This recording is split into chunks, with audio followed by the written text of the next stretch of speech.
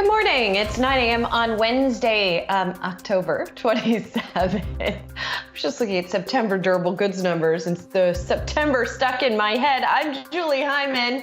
That much I know. And that's Brian Sazi and Brian Chung next to me on Yahoo Finance Live this morning. We are taking a look at stocks here that are indicating a very slightly higher open. One of the things indeed that investors are considering this morning are those September durable goods, which came in a little bit better than estimated, showing a smaller than estimated 0.4% drop in that month. Any gains again today would mean more record closes for the Dow and the S&P. What could fuel it there? Earnings, of course. Still learning the ABCs, though. Alphabet's overall revenue beats estimates, but a couple of weak spots are giving investors pause this morning, and the stock is down just a bit. Blue skies for Microsoft with a 50% gain in its Azure business. We're going to break down the numbers and get an analyst take. And perhaps abandoned by some merry men, Robinhood numbers miss estimates on a steep drop in crypto trading. That is sending those shares tumbling this morning by 10.5%. Let's start, though, with the tech biggies here this morning that reported after the close of trading yesterday, talking, of course, about Alphabet and about Microsoft. Our Emily McCormick is here to give us all of the important numbers we need to know. Emily, good morning. Good morning, Julie. And we did get some better than expected third quarter results here from Alphabet, that big tech company posting bottom line and top line results that exceeded Wall Street's expectations. And taking a look at earnings per share here, those nearly doubled compared to last year to come in at more than $27. And then revenues minus traffic acquisition costs were up 41% over last year to come in at $53.6 billion. Now, Google services revenue specifically, which includes its all important Google search ads business, grew 5% quarter over quarter to reach $59.9 billion. You can see that year over year increase was even more pronounced. And the company did also note that retail advertisers were the biggest contributors there, as were media and entertainment, finance, and travel advertisers. Now, based on these results, Google definitely saw more resilience in its ads business than we saw from Snap in its results last week, when that company had noted that Apple's iOS data privacy changes had impacted results and would continue to impact results into the current quarter. Now, Alphabet CFO Ruth Porat did say that there was a modest impact to YouTube's ad business specifically as a result of these iOS changes, but again, overall, still a beat on the top line. Now, that said, there were a couple of pockets of relatively less strength here for Alphabet. That could be why we're seeing the stock off just slightly in pre-market trading. YouTube revenues overall were up 43%, while cloud sales were up 45%.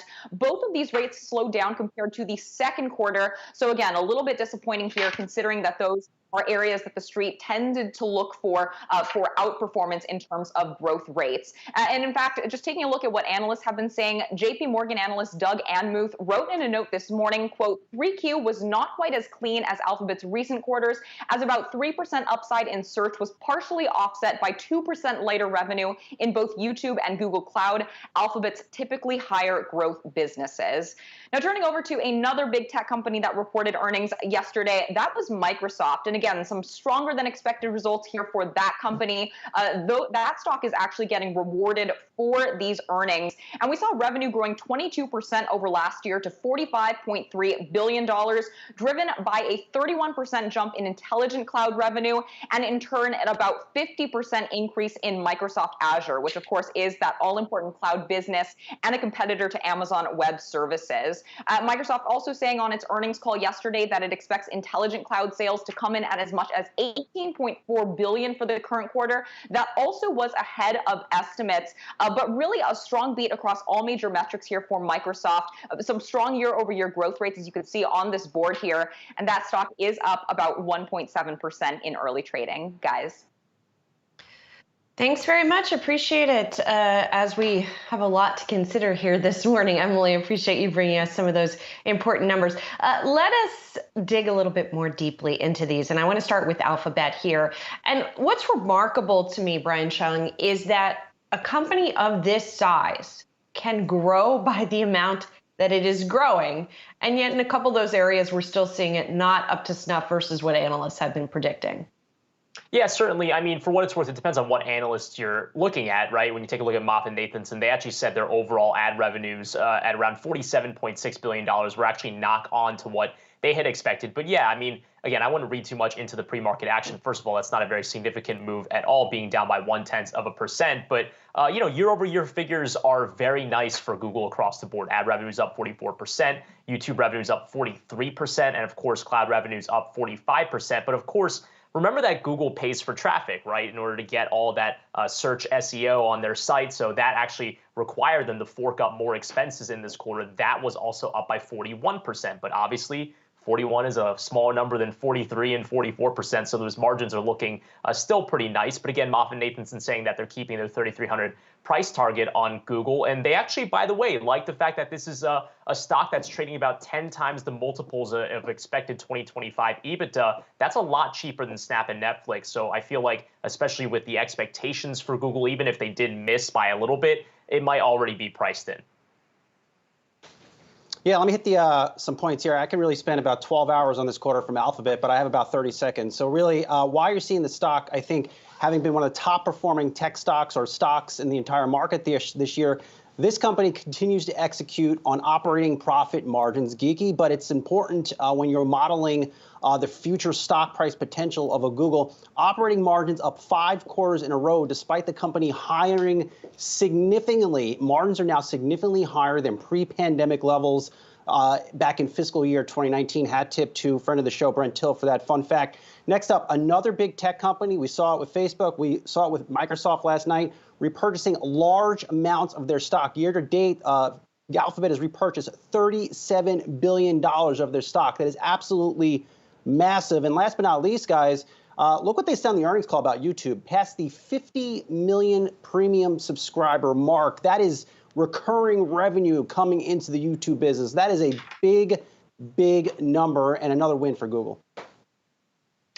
Yeah, and also something that stuck out to me, just to wrap up Google here, Ruth Port, the CFO, said that they hired 6,000 people in the third quarter. And she said on the call, we expect the pace of hiring to remain strong. So still adding people over there at Google. By the way, Microsoft, we're going to dig a little bit more into coming up later in the hour with Brent Bracelin, an analyst who covers the stock. So just wanted to note that. Moving on, though, to another company that reported, and another company sort of caught up in the Apple app changes is Twitter. Now, like we heard from Alphabet, the effect on Twitter seemed to be modest. In fact, they used the same word, modest impact on sales when it came to those Apple iOS changes. Third quarter sales and user growth pretty much in line with estimates here, as you see there. Looks like there was a loss versus a gain, but that's not really how people trade those Twitter numbers, right? And if you look at the daily users for Twitter, 211 million, that's up 5 million quarter over quarter, or about 13%. Twitter projecting revenue in the current quarter going to be as much as $1.6 billion. That too is about in line with what analysts had been predicting. And looking at some of the analyst commentary here, the analysts seem by and large to be impressed here, especially after the rough quarter from Snap and the effect of the Apple iOS changes there. Also, interesting commentary on another issue that plagued Snap, that is ad issues, because as we know, a lot of people experiencing supply chain issues, they're not going to advertise the products as much. JP Morgan's Doug Anmuth saying 50% of its ad revenue, though, comes from services and digital goods. So Twitter is not as exposed to some of the hard good advertisers that some of its competitors are, Brian Chung.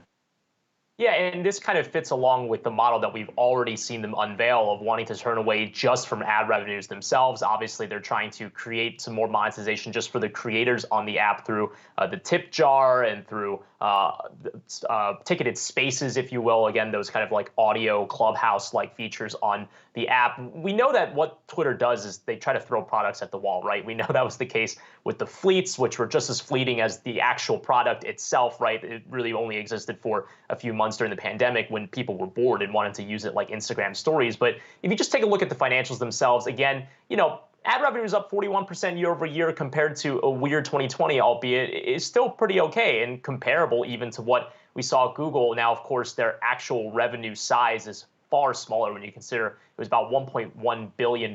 Consider that that's about 7 times smaller than just YouTube's revenue stream at Google. So we do like to talk a lot about Twitter and Google in the same breath, but they're very different scale. And I do want to note that in terms of the ad issue with Apple iOS, yes, they did say that it's going to be a modest impact into their Q4 guidance, but keep in mind, the real selling point for Twitter is the fact that their active users are just so much larger than, say, other comparable social media platforms, even though the monetization per user isn't necessarily as desirable as maybe those on Facebook or TikTok or Snapchat. Now, for what it's worth, the stock hasn't necessarily been a darling of the year. It's up about 13%, underperforming the market, but severely underperforming the likes of Google. Glad you mentioned users there, Brian. If you do want to poke a hole in this quarter, U.S. monthly active users were flat on a sequential basis or compared to the second quarter. But overall, two positive things here. One, Twitter had the most optimistic fourth quarter revenue growth outlook compared to Snap and Facebook. Twitter looking for about 23% revenue growth for the current quarter. Facebook at about 13%, Snap at 12%. So for some reason, Twitter's out here navigating these Apple challenges better than its two rivals. And secondarily, on the earnings call, and we've talked to Twitter CFO Ned Siegel about this before, they are out reiterating their 2023 sales guidance of $7.5 billion. I think the market liked to hear that. And finally, let's talk AMD as well. That company out after the close of trading also, and the company's third quarter net income coming in ahead of estimates. Revenue there up 54% to that $4.31 billion, and coming out with the fourth quarter revenue forecast as well that looks to be ahead of what analysts had been predicting. Brian Sozzi, data center sales in the third quarter more than doubled for AMD. Hey, this quarter, Julie, was old hat for AMD. If you've been following AMD under CEO Lisa Su for the past 2, 3, 4 years, and this is nothing new. I mean, this is another very strong quarter for AMD. And as we mentioned earlier in the week, that weak quarter and guidance from Intel when they reported last Friday and ultimately the stock got hammered, that was the tell that AMD was going to come out here this morning and report, or last night, I should say, and report a very strong quarter and an upbeat outlook. All parts of the business were very strong. I would, if I have to toss a red flag into this one, analysts are starting to poke around on what 2022 growth rates might look like for an AMD after a very strong year. I think there might be a little concern on how their gaming business, how that continues to grow after a record-setting run this year. But overall, I mean, this is a good quarter from AMD. Maybe a little profit taking here in the pre-market, but all in all, I mean, much more of the same from this company. Guys, we're just getting started. I hope you guys got a lot more gas in the tank, because we have a lot more earnings to cover coming up later. Look at that. That's so adorable. It's tea, ladies and gentlemen. We got McDonald's. We got Coke. We got Boeing to talk about later in the show. We got Robinhood still to cover. Let's hit it. And we got the overall market that is near records. You guys, hold your powder. We'll be right back. And we're going to talk to Mike Antolinelli also. Stay with us.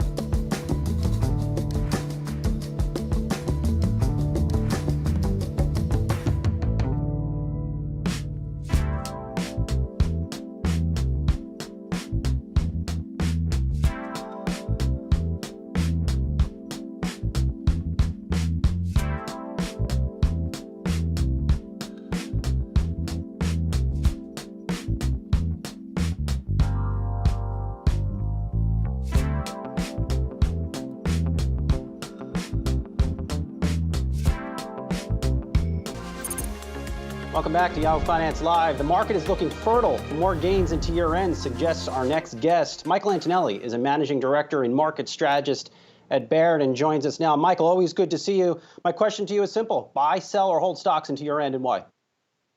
Yeah, Brian, great to see you, the whole team at Yahoo. I'm a buyer. I continue to be kind of flummoxed, perplexed by this notion that this environment that we're in is some sort of like dangerous waters that we need to tread. And I got a great quote. I brought you guys a great quote. Been reading through conference calls.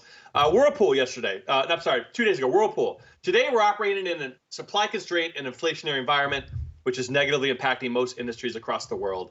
Yet we are on track for a year of record performance. And I think that quote kind of really sums up the environment that we're in right now, which, yes, it's supply constraint. There's ships in the harbor. It's inflationary, yes. But companies, let me remind you, can change prices. Companies can modify their business plans to get through these kind of environments. Whirlpool, a consumer company, on track for a record year, despite everything we're seeing here. So are we in a sort of kind of challenged environment from a consumer gas prices and grocery prices perspective? Yes. But I do want to remind you that I would consider this outcome, this fiscal outcome we had from COVID, a success. What's the alternative? That we did very little, and we're talking about month 19 of a recession here? Hey, Mike, Brian Chung here. So we're all over caffeinated today talking about the slew of earnings that we've gotten. But I'm just wondering, what's the preview for, let's say, 2 to 3 quarters down the line, right? If it is indeed the case that some of these supply chains abate, as the Federal Reserve officials have told us might be the case, does that mean that there's going to be this pressure valve? I asked this of Lori Calvasina yesterday. Is there going to be a pressure valve for the demand if it's still at the remarkable levels that we're at now to consume all those goods if the ships aren't stuck off the side of LA? How many shots of espresso should we be preparing in Q2 of 2022? Yeah, it certainly. Another thing that I love to talk to people about is what the market's looking at. And I don't believe the market's looking at 2021 anymore. I believe it's over. It's what you're saying. It's looking out into 2022. It's looking at what's going to happen when this demand shock, and mind you, we're in a demand shock. What's going to happen when we can finally meet those levels? And there's companies that are also mentioning these kind of things, like we're having a record year, but we're in good shape to meet demand going into the future. If you look at earnings for next year, if you were to look at 2022 earnings, it's looking at about $220 right now for the S&P 500, $220, and that number's been kind of fairly steady over the past week or two in terms of estimates. They really have not come down at all. You've not seen much of a pullback. The growth rate of next year's earnings have certainly slowed compared to this year, but right now analysts are thinking that next year will be good. And if we can get multiples back towards the 22, 23 level, that's S&P 5,000, right? A 220 with a 23 multiple, that's S&P 5,000. So we're in a demand shock. I think that demand shock is important to recognize. It's important to understand that companies are looking forward to meeting that demand out in next year. That's what the smartest people are asking themselves, guys. That's what the smartest people are asking themselves. What will inflation be when these supply chains get unclogged? Mike, I'm surprised you quoted Whirlpool and not some yacht rock band. That's what I've become accustomed to from you. Okay, if it is a demand shock, then once the supply chain stuff starts to unwind, that implies prices could keep going up. Maybe we could continue to see inflation. Is that something we should be worried about? And do you have confidence that the Fed can come in and get a handle on that? One of the things I always love to remind our clients, our wealth management clients, is that having a macro forecast can generally be a treacherous space to tread in. So I certainly believe that this demand that we're seeing it's caused by many things. Remember, it's always many things. It's never one thing. It's this kind of historic, aggressive fiscal stimulus. It's this boom of millennials who are all coming into their economic primes. So it's a lot of things that are going to cause this demand. Whether the Fed has kind of lost the narrative on inflation, you're starting to see rate hikes priced into June of next year, to summer of next year. We were maybe thinking that the taper would end, and then they talk about rate hikes. Now we have the market priced in rate hikes right at the end of the taper. So inflation, definitely something that not only wealth management clients, but everybody's kind of worried about right now. You look at 5-year break-evens, close to 3%. Yeah, yes, we are in an environment where inflation will probably stay near 3% for a while. That's not hyperinflation, though. That whole thing over this weekend that just drove me absolutely nuts. That's not hyperinflation. We are definitely in for a state of high inflation. You're not the only one, Mike. Yeah, that one, I have takes, but we can't do it all right now. But we are reminding our clients there are great ways to play higher inflation. Stocks, again, companies can raise prices. Real estate is a great way to hedge against inflation. I do think that we are in for a period of high inflation. I don't think we're going to just drop back down to a 2% level anytime soon. Mike, you and Julie trying to bait me back into our hyperinflation debate. I'm not going to take that bait today. I'm too earnings focused. But hard right turn here. I follow you on Twitter, so I know you couldn't cover everything. Is your phone ringing off the hook right now on crypto? People asking you, hey, Mike, how do I play this? I mean, the enthusiasm in the space, it seems to increase every single day. The inquiries are definitely going vertical. There's no doubt that the amount of people that are interested in just what is it? Like, how can I understand it? And I've tried to do a YouTube series for our clients on just the basics of it, right? Because when it comes to wealth management, you kind of want to explain it in a very kind of approachable way. And yes, those inquiries are going vertical. You know, firms like wealth management firms and people who deal with the average customer are still kind of constrained, right? We're still kind of constrained by regulation and not really good products. There's startups out there that are starting to work on those problems, but we are kind of constrained. We want to be thoughtful about if we foray into Bitcoin, how does that work in a plan, a financial plan? We just don't want to buy something because it's number go up. We want to buy something because it makes sense for our clients. So yes, it's absolutely a topic that I don't think is going away anytime soon for anybody in this industry. And it's a $1 trillion asset class that's been around for 10 years. It's hard to say that that's just going to go away instantly. But yeah, we're being thoughtful about it. We're educating our clients, but we're still kind of we're still waiting for more guidance from kind of the regulators.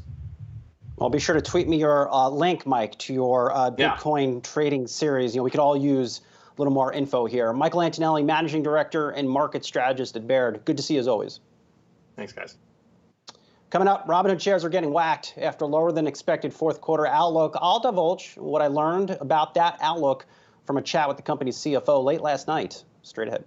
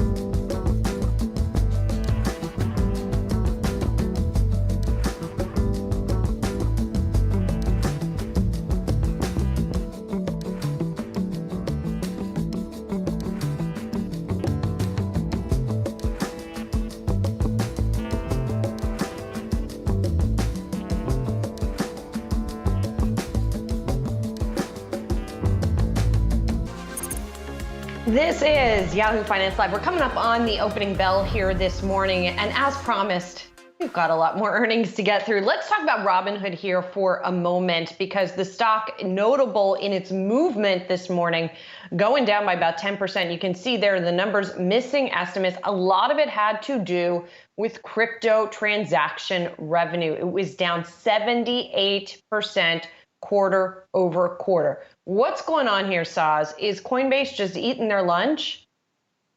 I think the way Robinhood explains it, there's a little bit of seasonality here. But to your point, Julie, there is disappointment in the crypto-related revenues, the transaction-based revenues. Also, the company hopped on the earnings call yesterday and said they were not, quote, not focused on near-term profitability, which is always, I'm sure, tough to hear if you've been a Robinhood bull, and there's certainly been many of them.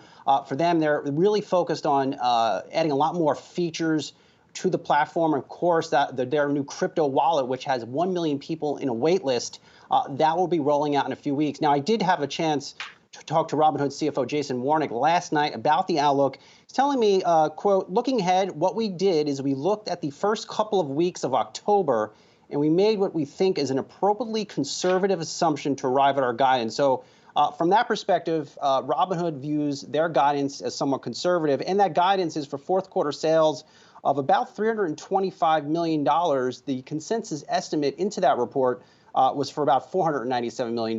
So Robinhood taking a cautious approach, given the trends they are seeing in their business. But Warnick is optimistic about the impact that this really latest boom in crypto is likely to have on Robinhood. And last but not least, I asked him, where'd all the retail traders go? Retail trading or sales, stock trading in the quarter for Robinhood, down 27%. He says they're still there. They're just dealing with seasonality. People are back out moving again, maybe not trading as much. And for what's worth, some of these comps are a little bit difficult because all the metrics for Robinhood really spiked in quarter one and then quarter two in the aftermath and during the meme stock phenomenon of earlier this year. But still, I mean, monthly active users, even though they were down quarter over quarter, it's still relatively comparable to where they were pre-2019. But there were some noticeable declines where their numbers didn't look so good compared to 2019. What you're looking at, again, monthly active users, again, not too much change from comparisons to quarter one 2021, but it was in the metrics that really mattered where you saw the real breakdown. Average revenue per user, for example, in the peak of the craze, it was about $137 per Robinhooder, if that's what you want to call them. But now it's about $65, which is actually substantially lower than pre-pandemic levels that we had seen in the fourth quarter of 2020, for example. So that is a top-line metric, by the way. That doesn't factor in the expenses, which, by the way, were a lot higher in this quarter, although, to be fair, that was often associated with the costs linked to the IPO. But again, Hood is a stock that hasn't been loved over the last month anyway. So even if you do see the stock move down on today's news, again, this is just kind of extending a trend that we have already seen over the last month. It's down about 11% compared to the S&P 500's gain of about 2.5% over that period. Bottom line, people not feeling good about Hood this morning, but they are feeling good about stocks more broadly as we set up for the opening bell in just over 30 seconds here. Very modest gains for the major averages, but because or I should say the futures linked to the major averages. But because the Dow and the S&P closed yesterday at records, if there is any gain, we will see record closes once again today. We just talked to Mike Antonelli of Baird. He certainly is still optimistic. Lori Calvasina yesterday from RBC was still optimistic. So there is still this sentiment in the market. You know, yes, you have these outliers like a Robinhood, but overall, people are still buying stocks. We are still seeing this upward movement. And you have there the opening bell this morning. Our opening bell coverage is brought to you by PIMCO. And there's an IPO Informatica ringing the bell. We've got a couple of other IPOs coming up, including Rent the Runway later today. Diving back into earnings, however, McDonald's also reporting this morning. And that company saying people ordered more stuff when they made their visits to McDonald's. Comparable sales up 12.7% year over year, which is better than estimates, although you have a bit of a wonky comparison, of course, because of what we saw last year. Brian Sazzi, you covered this company closely. So what are the metrics you're paying most attention to? Yeah, waistlines are certainly increasing, just judging by this McDonald's quarter. Really, same-store sales up in every single segment. U.S. up 9.6%. Can't say that I'm surprised. Chipotle, very strong quarter from them last week. We're going to be talking to David Gibbs, the CEO of Yum Brands, tomorrow. I suspect they also had a good comeback quarter, but really driven a lot by international markets coming back from the COVID-19 pandemic. So sales good for McDonald's, but also got to give them a shout out on operating profits or operating margins up in both their company-operated stores, despite them paying higher wages, also up in franchisee stores, despite franchisees having to pay higher wages. The company overall, they also said, buried inside of their 8K, that they're going to remodel, I believe, close to 1,300 restaurants globally this year. That's a very big number. All in all, investors have a good reason here to, I think, be eating up McDonald's shares. Good quarter from them. Next. Yeah, and I love the labor market anecdotes that you gleaned from an employer that's as large and substantial as McDonald's. They were saying that wage inflation is definitely the case. I want to read you this quote from the earnings call that's happening right now. They said, quote, "Our franchisees are increasing wages. They're over wage inflation year to date that we're seeing in our McDonald's operation. Restaurants were up over 15%, and that is having some helpful benefits. Certainly the higher wages that you pay, it allows you to stay competitive." And this is despite the fact that we're, 10 months into 2021 when people were expecting, hopefully, the labor market to be back to full speed. But we still have about 5 million people out of the labor force compared to pre-pandemic levels. What's the way that you entice them back in? It's not just by suspending that extra unemployment insurance. It's by offering them better pay at what is historically a low-wage job. So that's going to be a big story. And there have been price increases at McDonald's, which management has said people haven't necessarily been resistant to. But again, we're not seeing Big Macs at a hyperinflated price here of, $15, $16 in New York City, right? Again, they're raising their prices, but it's not at a substantial number that's necessarily signaling hyperinflation here. Oh, you're trying to get them. I have a feeling he's going to stay focused on earnings, though. Let's talk I already know that those Big Macs now. are going to hit $17. I already know, but we can keep them moving. It's okay. Okay, well, that's a bet. I'll write that down right now. $17. Okay.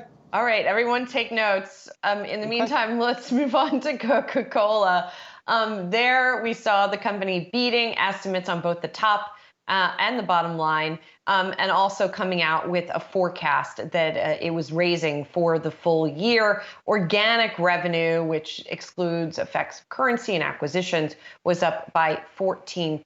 And the company's predicting by that metric to see organic revenue growth of 13 to 14% for the full year. Saz, I don't know how much Coca-Cola you got in your fridge. I suspect it's a lot. What do you make of the numbers here?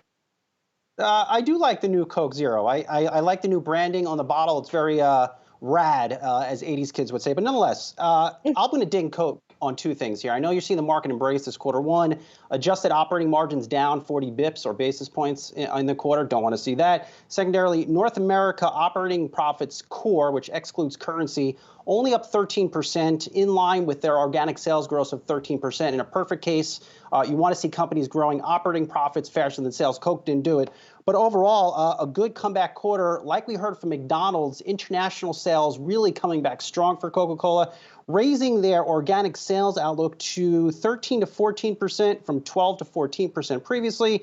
EPS, they're now looking for 15% to 17% growth this year. They were looking at 13% to 15% growth. So overall, another comeback quarter for Coke, in large part because we're seeing more events. We're seeing people go back out to sporting events, and in many cases, that's where Coca-Cola shines.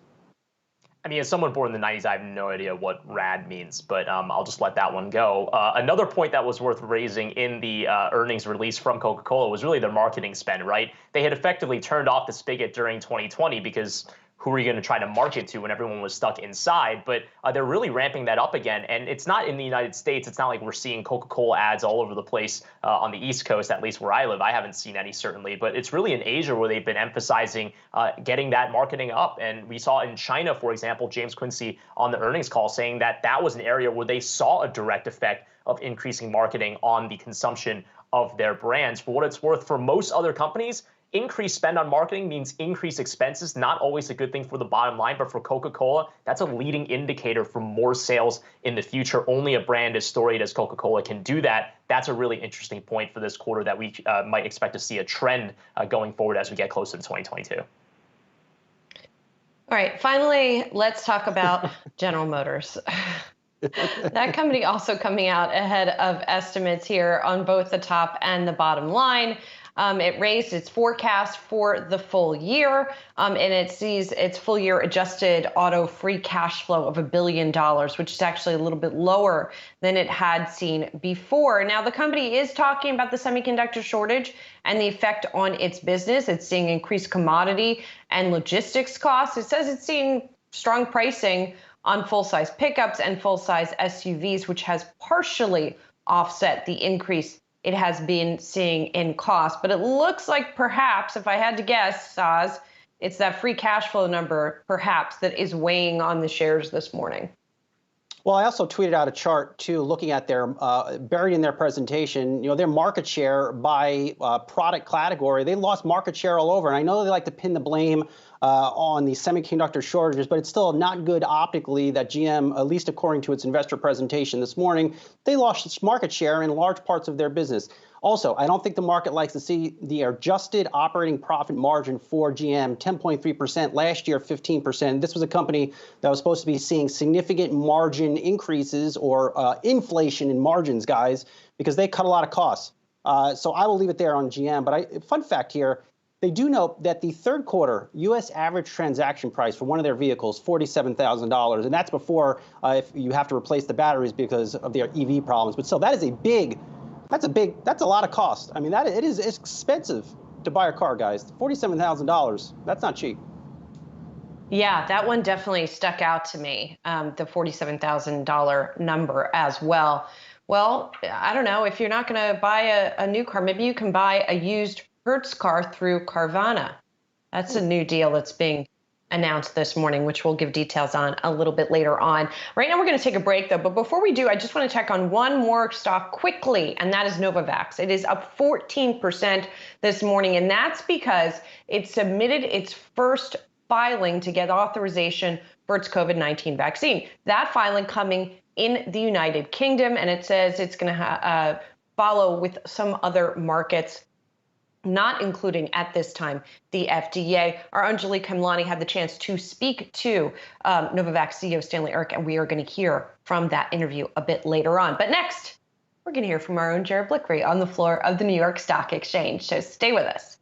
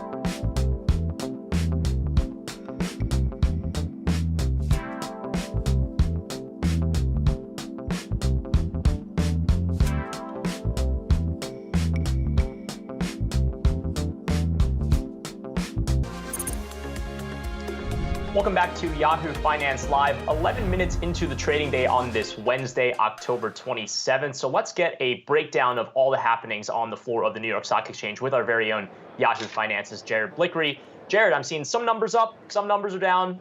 Give us a breakdown of which one's which. You bet. I think consumer staples, leading sector, not surprising given the Coca-Cola earnings. But the big story is the tech earnings, and we're seeing Microsoft and Google, Alphabet, both in the green, and that is lifting at least keeping the market afloat right here.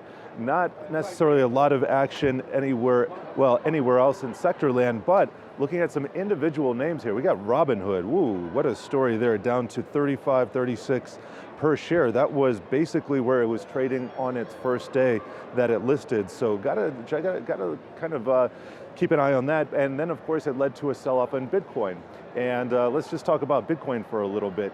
Below 60,000, not necessarily liking the price action. This is kind of reminiscent of the April-May period where it rose to new highs. I believe it was 63,000 at the time, but then it collapsed back to 30,000. I'm not saying it has to be the case this time, but when Bitcoin breaks to new highs, generally you want to see some, after a little bit of consolidation, you want to see that continuation higher within a few days, and we simply haven't done that this time.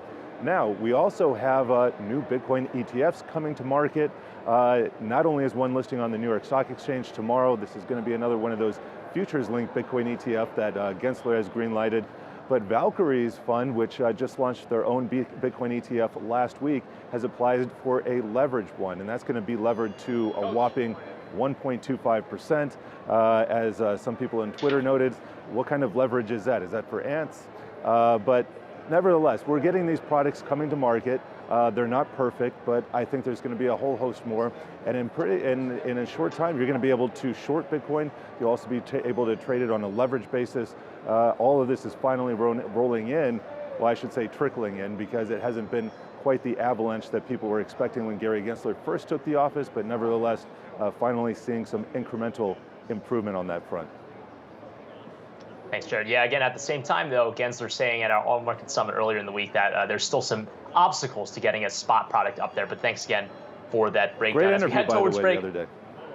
Thank you, Jared. Thank you for that plug there. Appreciate it. A lot of Yahoo Finance love here on this Wednesday morning. But as we head to break, I want to highlight shares of Microsoft right now. It looks like shares are currently up almost 3% after they reported earnings after the bell yesterday. But again, we'll have the full breakdown of what's going on with Microsoft stock and their story with Brent Braceland over at Piper Sandler. We'll have that conversation on the other side of this quick break.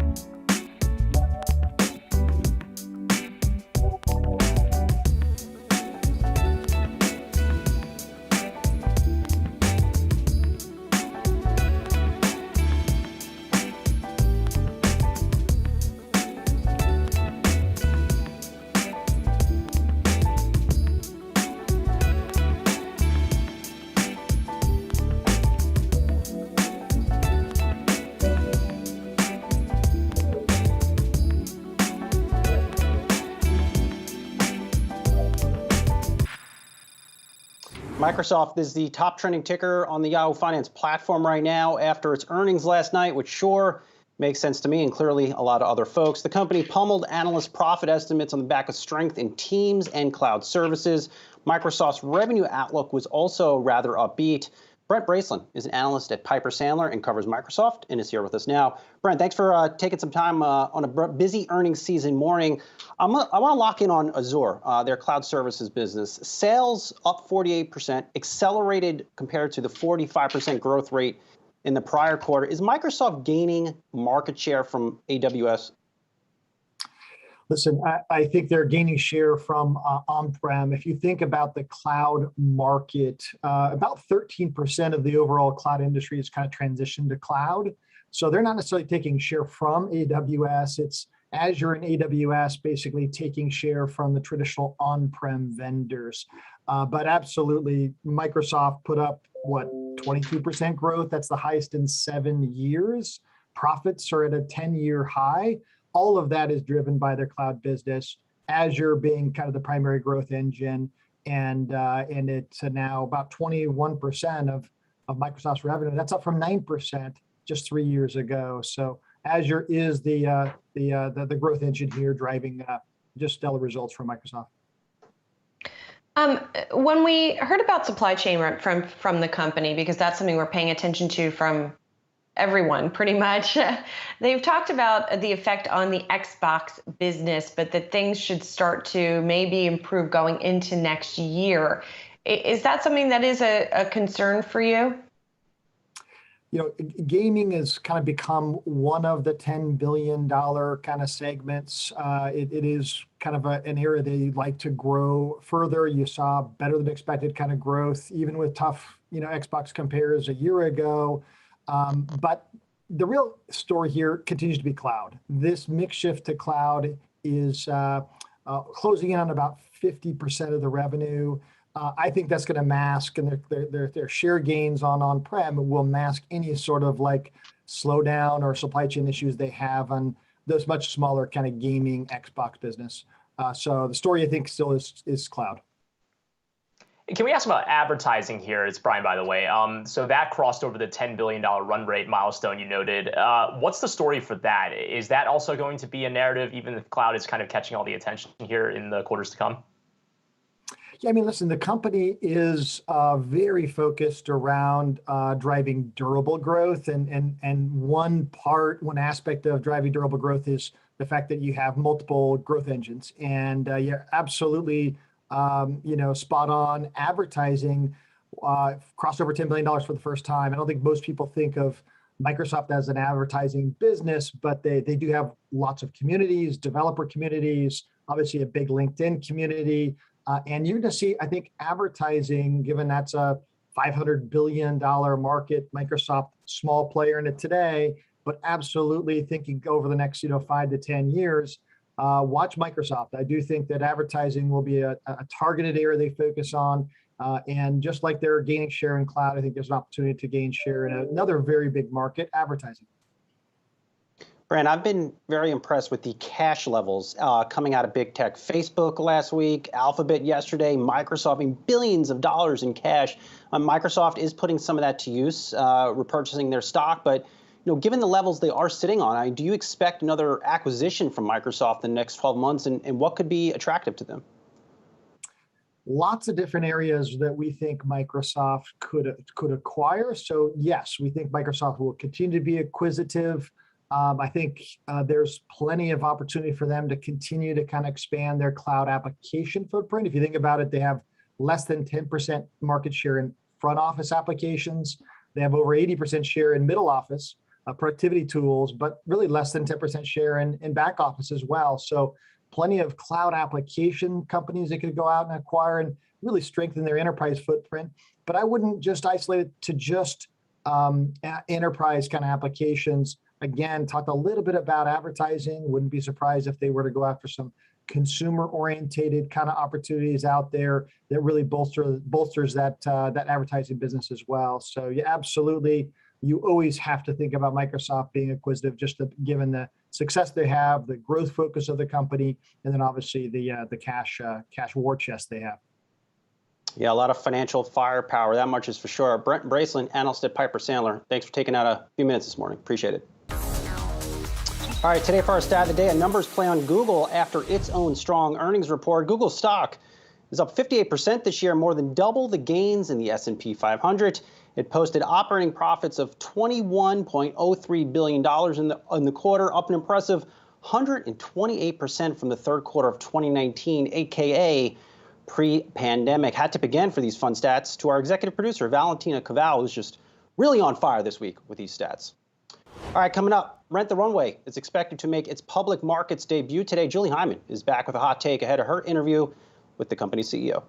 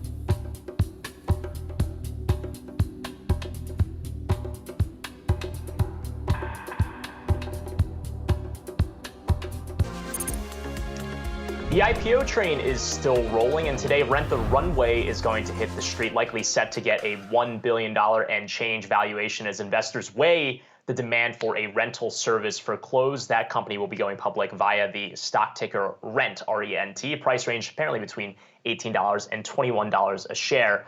Julie, you'll be speaking with the CEO of the company, Jennifer Hyman, no relation there, later today. Just wondering what's kind of going to be the main focal point of that conversation. Obviously, this is a service that was very hot pre-pandemic. A lot of questions during 2020 about what the demand for something like this might be. But interesting stat in their S1, 33% of women consider an outfit old after they wear it fewer than 3 times. So I guess maybe that's still unchanged. I don't know where they get those kinds of stats from, but I love that kind of stuff. Just to be clear, they did sell 17 million shares late yesterday for $21. So that's where they begin trading today. So sold at the upper end of that range. That means the total fully diluted value of the company is going to be around $1.5 billion.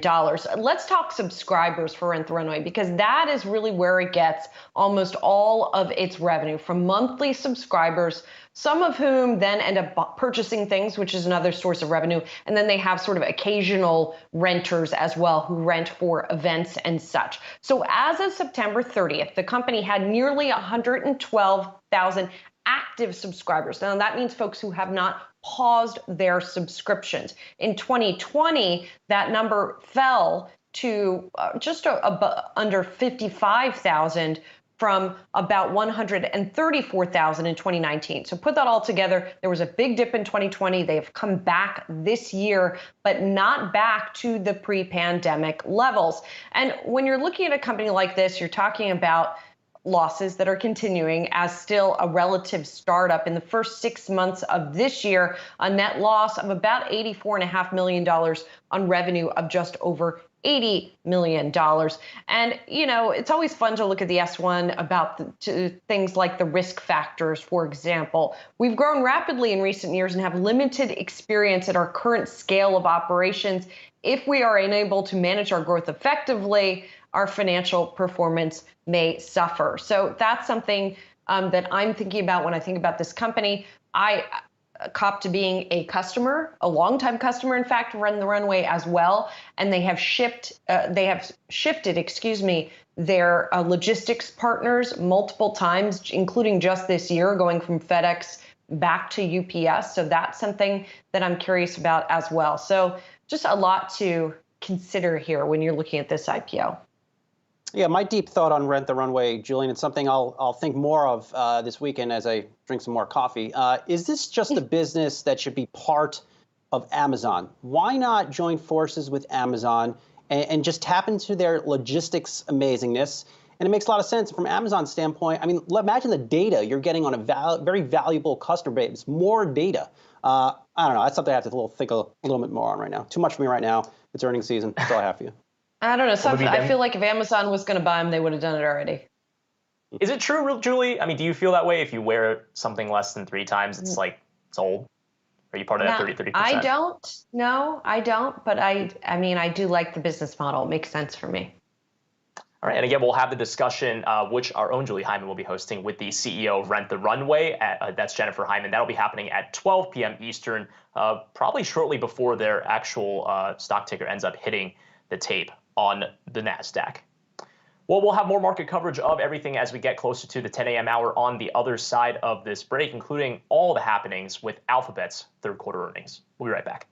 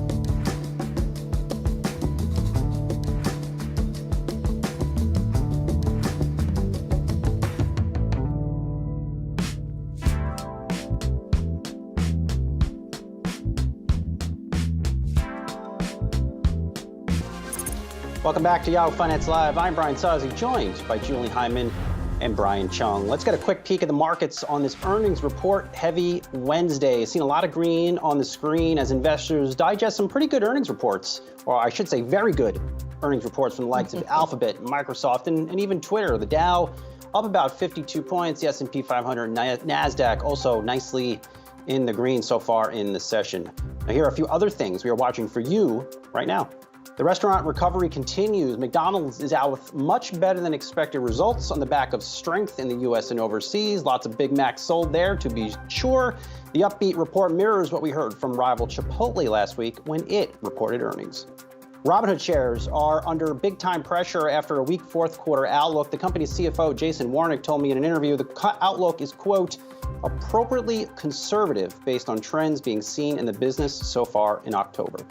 And despite the enthusiasm in the crypto space, Bitcoin has tanked below the $60,000 level. Dogecoin and the other major cryptos are also seeing a good deal of selling pressure this morning. But first, let's dive into those strong tech earnings with the latest out of Alphabet. Brian Fitzgerald is a senior analyst over at Wells Fargo and joins us now. Brian, we were just talking in the break. I mean, these Alphabet earnings reports this year have been very impressive. What impresses you most about Alphabet right now? And do you think these winning ways can continue? Yeah, thanks, Brian. It's a great question. Look, on the top line, they grew to 65 billion, right? That's 41% year over year. They beat the street. We like to look at it on a 2-year stack to isolate the COVID instances. And when you look at a 2-year stack, they accelerated. Search grew 24% versus 23% in Q2. The network business grew 23% versus 20% in Q2. Even YouTube, with a modest impact from headwinds from iOS 14.5, grew 38% versus 39% on a 2-year stack last quarter. So these are strong growth rates any way you look at it. Hey, Brian, it's Brian here. I wanted to ask just about where you see possible valuations here, right? Because no matter how you cut or slice, I don't know what your 2025 expected, EBITDA multiples might be for this company, but it appears to be cheaper than the likes of Snap, Netflix, peers that people like to compare to Google in terms of growth engines. What do you see as the story there, and whether or not this is a more valuable, kind of attractively priced asset relative to others? Yeah, it's a great question. So right at our price target of 3,400, it's trading at 19 times next year's EBITDA. It's growing that EBITDA from 20 to 23 at 27%. So on a growth adjusted basis, it's cheap. It's cheaper than the S&P even. And the number one question we get asked is this sustainable growth? Is this an anomaly? And our view is that, COVID and Apple changes are near-term tailwinds for the stock.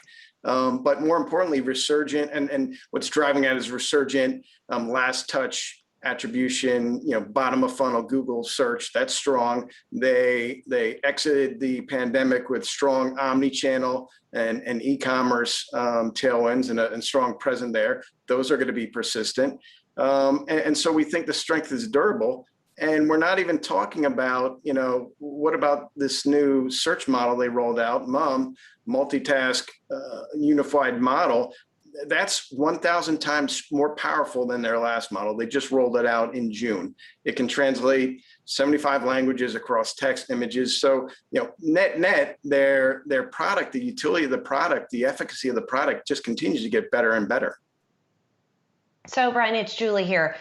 So as you look at their numbers, obviously they're much bigger, but if you look at what they experience versus what, say, a Snap experience in advertising, is it a matter of scale? Is it a matter of attractiveness of that product you're describing to advertisers that helped them withstand some of the supply chain driven ad spend drop that Snap experienced?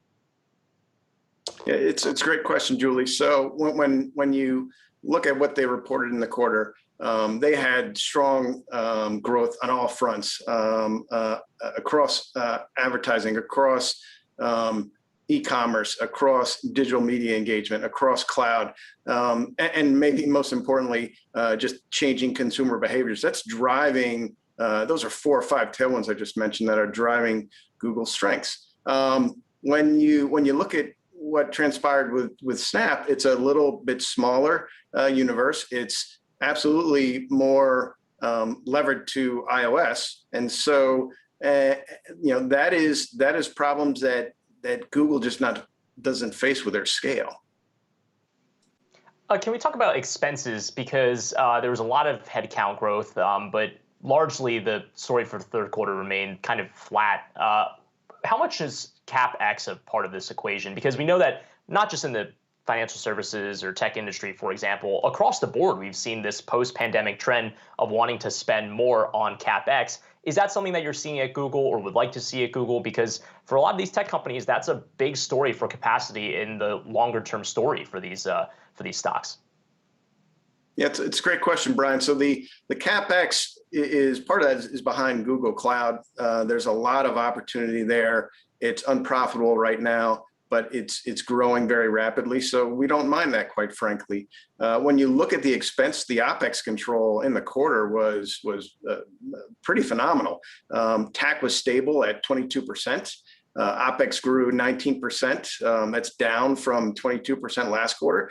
So when you combine that strong revenue growth we've been talking about with that great OpEx control, you're set up for great EBITDA profitability. As a matter of fact, we saw 53% margins that increased 600 basis points year over year. That's the fourth quarter of increasing year over year EBITDA margin growth.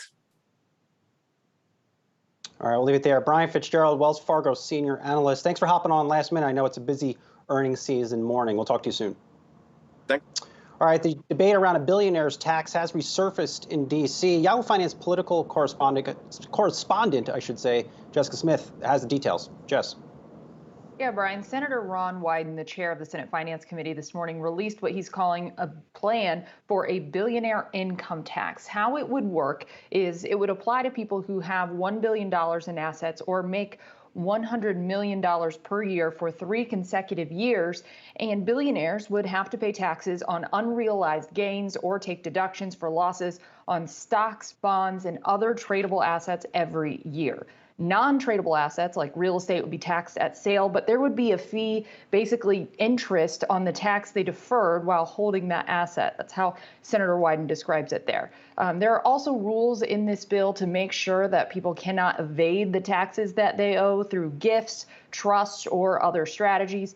And at first, when this is first rolled out, if it does pass, billionaires would have to pay taxes on their unrealized gains to date. So that would clearly be a hefty bill that they would have to pay at first, but they could do that over 5 years. Now, in a statement, Senator Ron Wyden said there are 2 tax codes in America. The first is mandatory for workers who pay taxes out of every paycheck. The second is voluntary for billionaires who defer paying taxes for years, if not indefinitely. The billionaire's income tax would ensure billionaires pay tax every year, just like working Americans. Now, Senator Wyden has been pushing for this kind of a plan for a while now, but this latest rollout is in response to Senator Sinema saying that she would not support increasing the corporate tax rate, the individual tax rate for high earners. So now Democrats are trying to come up with ways to pay for the reconciliation package, that $1 trillion plus bill with social programs and climate measures in it. So this is one way that they are considering paying for it, but there is not unified support around this yet. We still don't know how Senator Manchin feels about it, and we've already heard from people in the House who are skeptical about this plan. They would prefer a straightforward income tax rate increase. So we'll see if they're able to build enough support for this. They are hoping to get a deal on this reconciliation package by some point this week, but clearly there are a lot of issues still that have to be worked out. Guys? Yeah. I mean, it's amazing to me. This proposal has gotten so much attention, but as you say, if it actually gets through. I also saw a tweet from journalist David Gura this morning, former colleague of mine, who said there are no billionaires in West Virginia. Fun fact for the Manchin fans out there. Even if so let's say if it does get through, then what? Because there are other potential challenges, perhaps, for this measure. Yeah, and experts say that it would likely be challenged in court. The central question that would be considered here is if taxing unrealized gains on wealth is considered income, which the 16th Amendment allows the federal government to do. So that would be the question that the court would have to consider there. That's part of the reason that some Democrats aren't in love with this plan. They, again, want to do something more straightforward that they say they know that would work. Which is the income and corporate rates, raising those. So we'll see what happens here. Clearly, that group of 700 billionaires have the resources to take this to court, and I think that would be pretty likely if this were to happen. Yahoo Finance political correspondent Jessica Smith, thanks so much. Okay, coming up, your Uber driver may not be picking you up in a beat-up 500,000-mile Toyota Camry very soon. More on that straight ahead.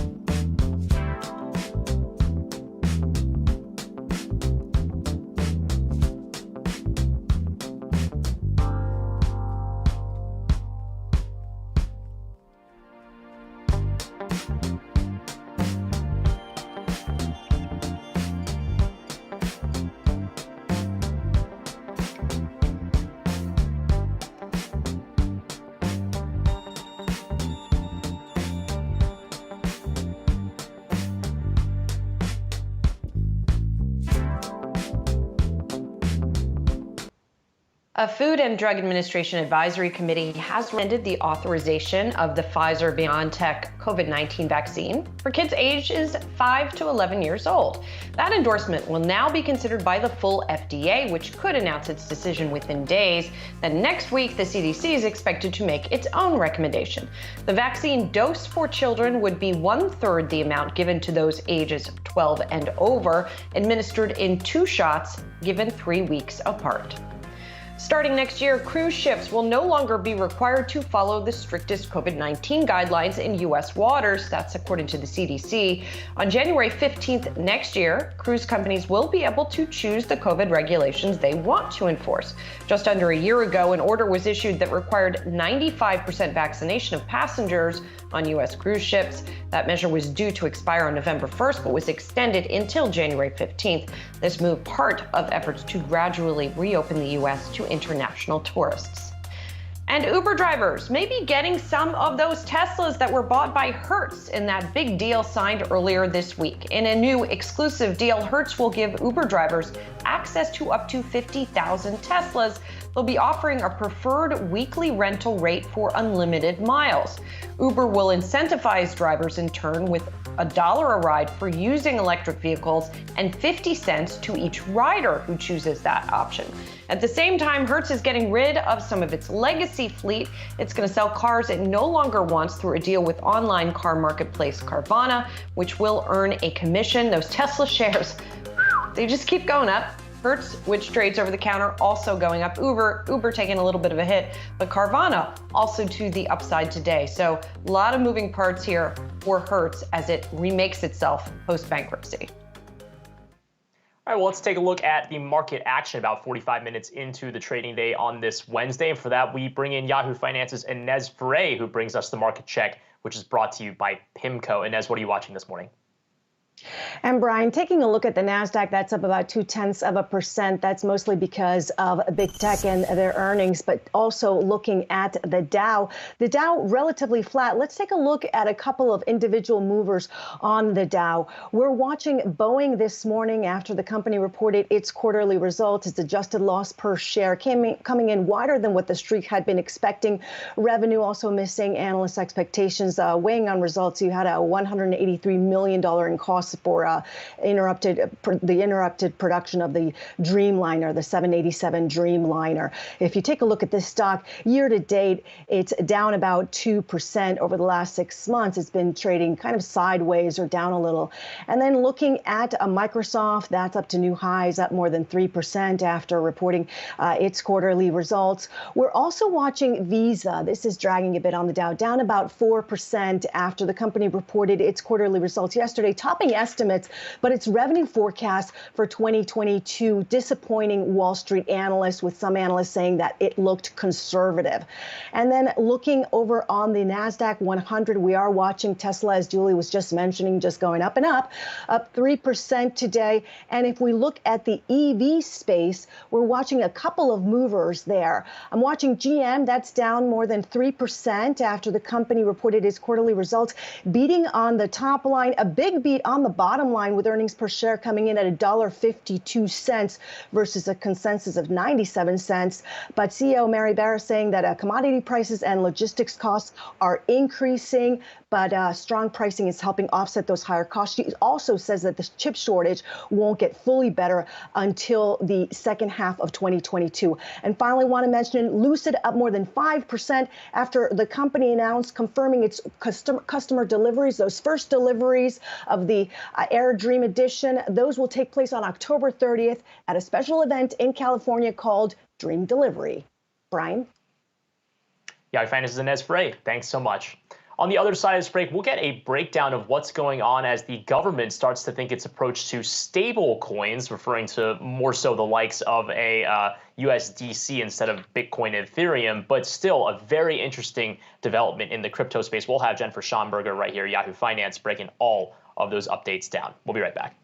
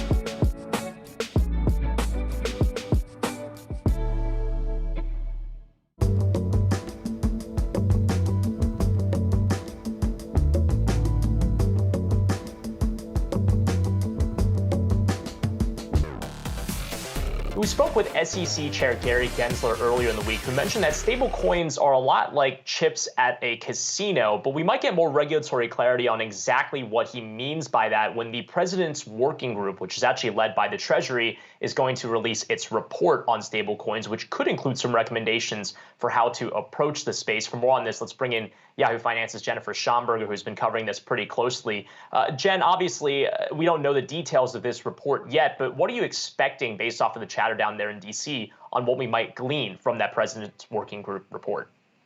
Hey, good morning, Brian. Yeah, so this report should be coming out soon. Officials had said late September or October, so should be coming out here soon. There were some reports that the SEC is going to garner significant new authorities to oversee stablecoins.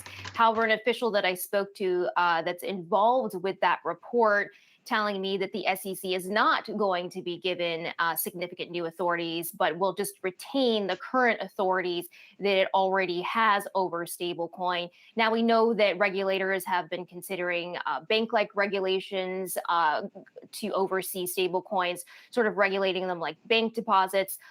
Money market funds have also been on the table. So we'll see what happens when this report comes out.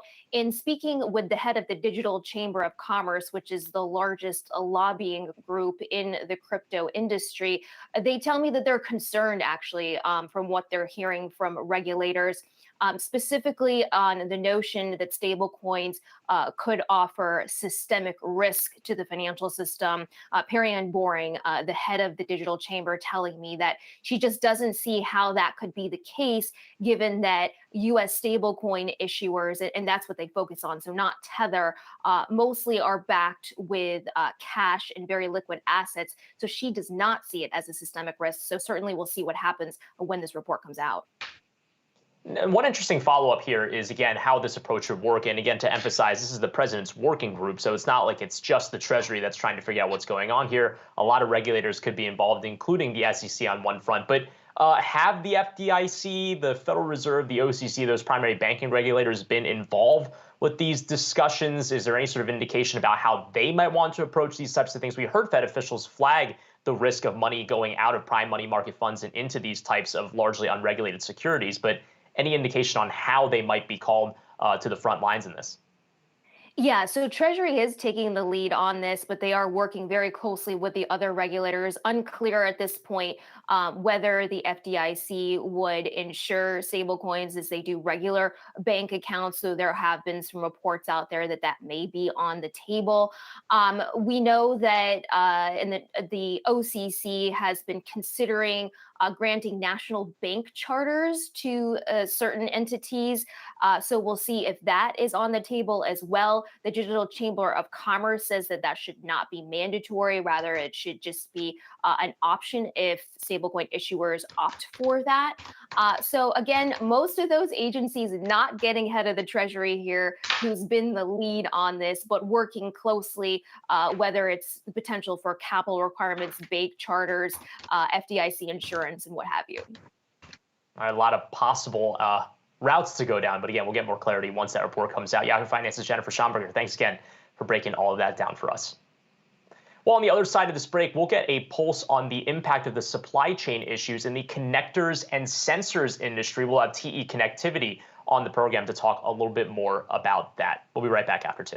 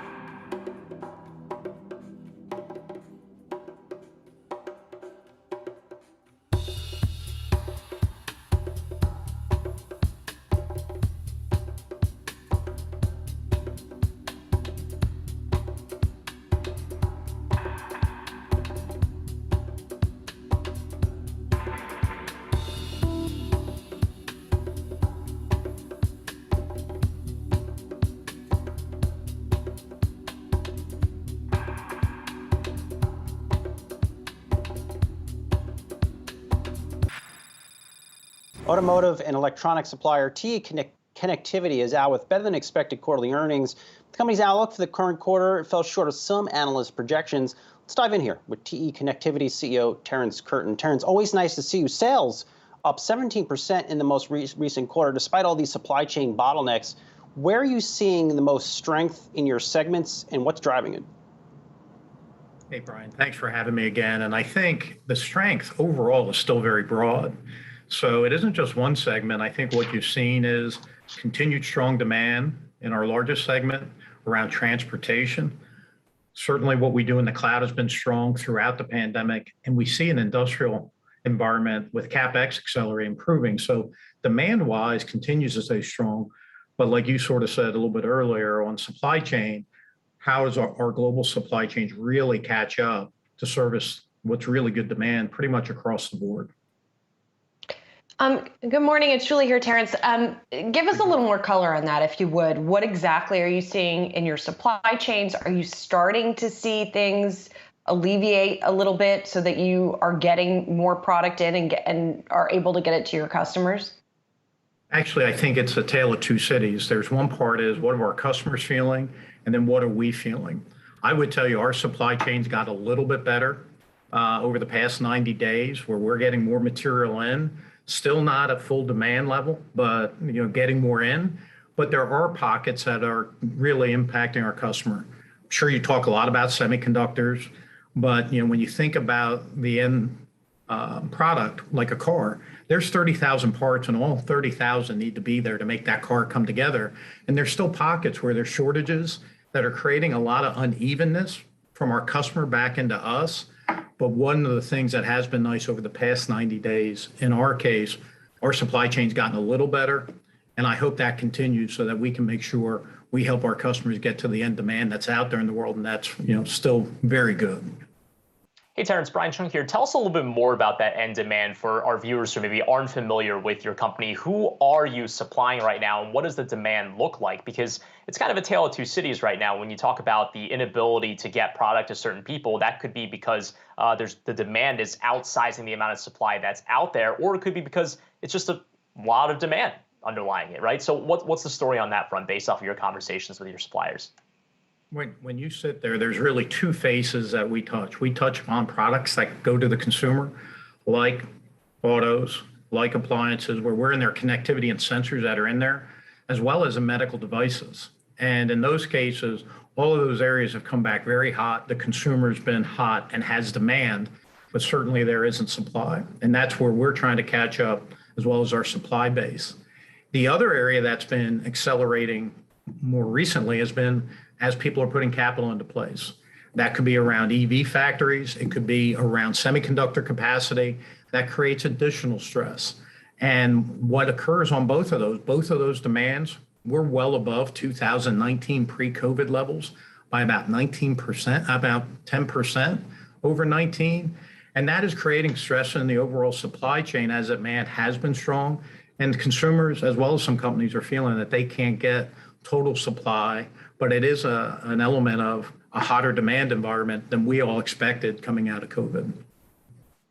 Terrence, I imagine you have a good deal of pricing power right now in a lot of the product lines that you do sell. I mean, how much have you had to raise prices just given the inflation you have seen in your supply chain?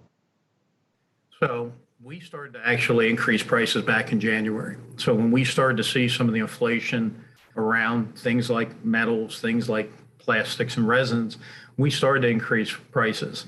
Now we're getting into other inflationary elements like freight and logistics that every company is dealing with. And we're going to continue to have pricing increases that's happening to our customers really based upon what we're seeing. And the inflation is broad-based. It isn't just one category. It's very broad. And with the demand, we expect it's going to continue into 22. And we're going to continue with making sure we're increasing prices to offset that material inflation cost that we can't manage on our own. Terrence, lastly, how are you playing in the EV market? The EV market is probably the most exciting market when it comes to TE. And one of the things we said on our earnings call this morning is, while auto production is still down 10% versus pre-COVID levels, our revenue is up about 10% over the same period. And what we actually play in that connecting, making that EV architecture work, have all the voltage going around, as well as making it safe. There's a lot of new connections that go in there. And this year alone in 2021, about 20% of our revenue in our automotive business was related to electric vehicles, even though electric vehicles only represent about 10% of production. So we're getting bigger market share, more content opportunities.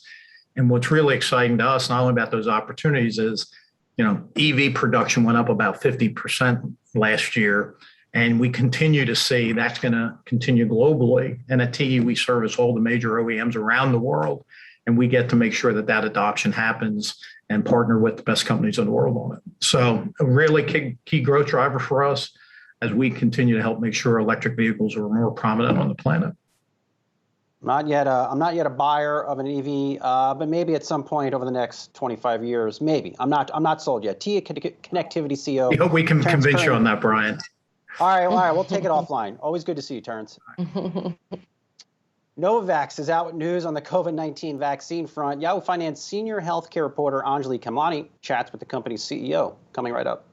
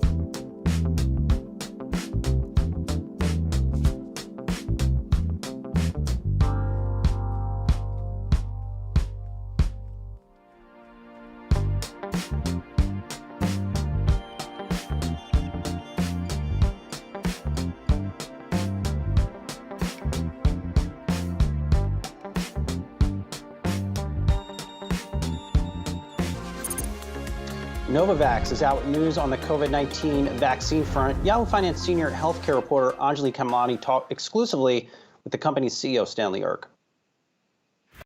Novavax has exciting news. It is applying for a conditional use authorization in the UK, the first filing ever for the company's COVID-19 vaccine. Joining me to talk about all of that and more is Stanley Erck, CEO of Novavax. Thanks for having me on. We reached a very big milestone for the company and hopefully for global health by preparing a package of complete package that is going to be filed with the UK today, and it represents just an enormous amount of work, particularly on the last remaining manufacturing data that we put together, and it allows us to prepare for not only this filing, but also for global filings with various regulatory agencies in Europe and Australia and Canada and other places in the U.S. And so it's a big day for the company. Very exciting. And of course, the schedule of when that goes forward is we'll know in some time. Meanwhile, let's pivot to the US, where I just want to know the updated timeline for that. Do you still anticipate filing with the FDA before the end of this year? We do. And in fact, we've harmonized all of part of the problem. We've been a very complex company because we're manufacturing in 7 or 8 different countries. And you have to harmonize all of the processes, and so we have been able to do that. And so the filings with the manufacturing data will be harmonized in the U.S. and similarly to what we're filing today with the MHRA. So we stick to that goal of filing in the U.S. this year. Great. Okay. So we'll follow up on that for sure. But meanwhile, let's talk about, how this moves forward. Obviously, we've been waiting to hear from the company about what your plans are in terms of rolling out the ramp up of production as well. Earlier on in the year, we had a conversation about how supply constraints were an issue. And has that cleared up? And what is left now to move forward with production of doses? It is. Well, the supply chain issue has cleared up a lot compared to what it was 6 and 12 months ago. So it's never perfect, but it's much better than it was. And so we are actually manufacturing product that can be used in humans in all of our plants now and putting it in stockpile. And so we're doing that in Europe in our Czech Republic site to a large degree in Pune in India with our partnership with Serum Institute. And globally so we're building up inventory now in anticipation of getting regulatory approvals, and when we get regulatory approvals, we'll be able to ship product. So and all of that that you just mentioned is the manufacturing that's going to go into the doses for delivery in Europe and as well as the UK once you get all of that approved. Talk to me about the conversations with the Serum Institute, because that is something that I think the entire world was watching. Last year around this time, it was certainly a different landscape that we were looking at, and the Serum Institute was supposed to be sort of the heavyweight of the world in providing doses, but the Delta surge seemed to have disrupted that, and they had to pivot to domestic distribution. So are they in play right now to be able to support global distribution for Novavax? They are, and so the strategy, well over a year ago, we knew this would be a global problem and it needed a global solution. We were a small biotech company and we needed to find a partner. We couldn't possibly have figured out how to distribute and get through regulatory processes in all of the low and middle income parts of the world. And that's what Serum Institute does. They distribute vaccines to 2/3 of the world's children every year, and so they're really experts at that. So we partnered with them, and that partnership has really paid off. They've built capacity that such that we can have as much as 200 million doses a month being produced starting in January, and we're ramping up to that level right now. And and to Serum's credit, speaking of India, Serum has made. I think they just announced, I think this week, that they shipped their 1 billionth dose of vaccine to India. And so they're making AstraZeneca's vaccine for India, and now they're shifting that production to Novavax. That's great. And I'm sure we're going to hear more about the global distribution. Do you have ideas about working with COVAX, or do you feel like bilateral agreements are the better option? Well, the answer is yes, both. So we did announce earlier this year that we and Serum together pledged to provide COVAX with 1.1 billion doses, and so much of our early production is going to go to low and middle income countries through COVAX, and I think that's going to be a big help to the part of the world that's been lagging in getting supplies. And so, but we also have important APAs, advanced purchase agreements in Canada and Australia and a few other places as well. So Great. Okay. One of the other things I know that we have to talk about is what the report that came out in the past week that talked about the setbacks that you're facing here in the US. Can you clarify and give us an update on what specifically has been an issue? Because I know there have been multiple reasons along the way why you've had to delay the EUA filing, and the report talked about impurity levels. Can you give us some clarity? Sure. The report was largely inaccurate. So, and I think that the only way we can address that and an answer to that report is by doing what we did today. You don't file for emergency use approval if you haven't solved all of your manufacturing issues. And so, we feel that the filing today and the other regulatory agencies this week should largely put to bed any of those concerns. Moving forward, looking at the global distribution, that's been a really big concern. Obviously, there are other companies that have been under a significant amount of pressure to share their technology and talk about, sharing the secret sauce, if you will.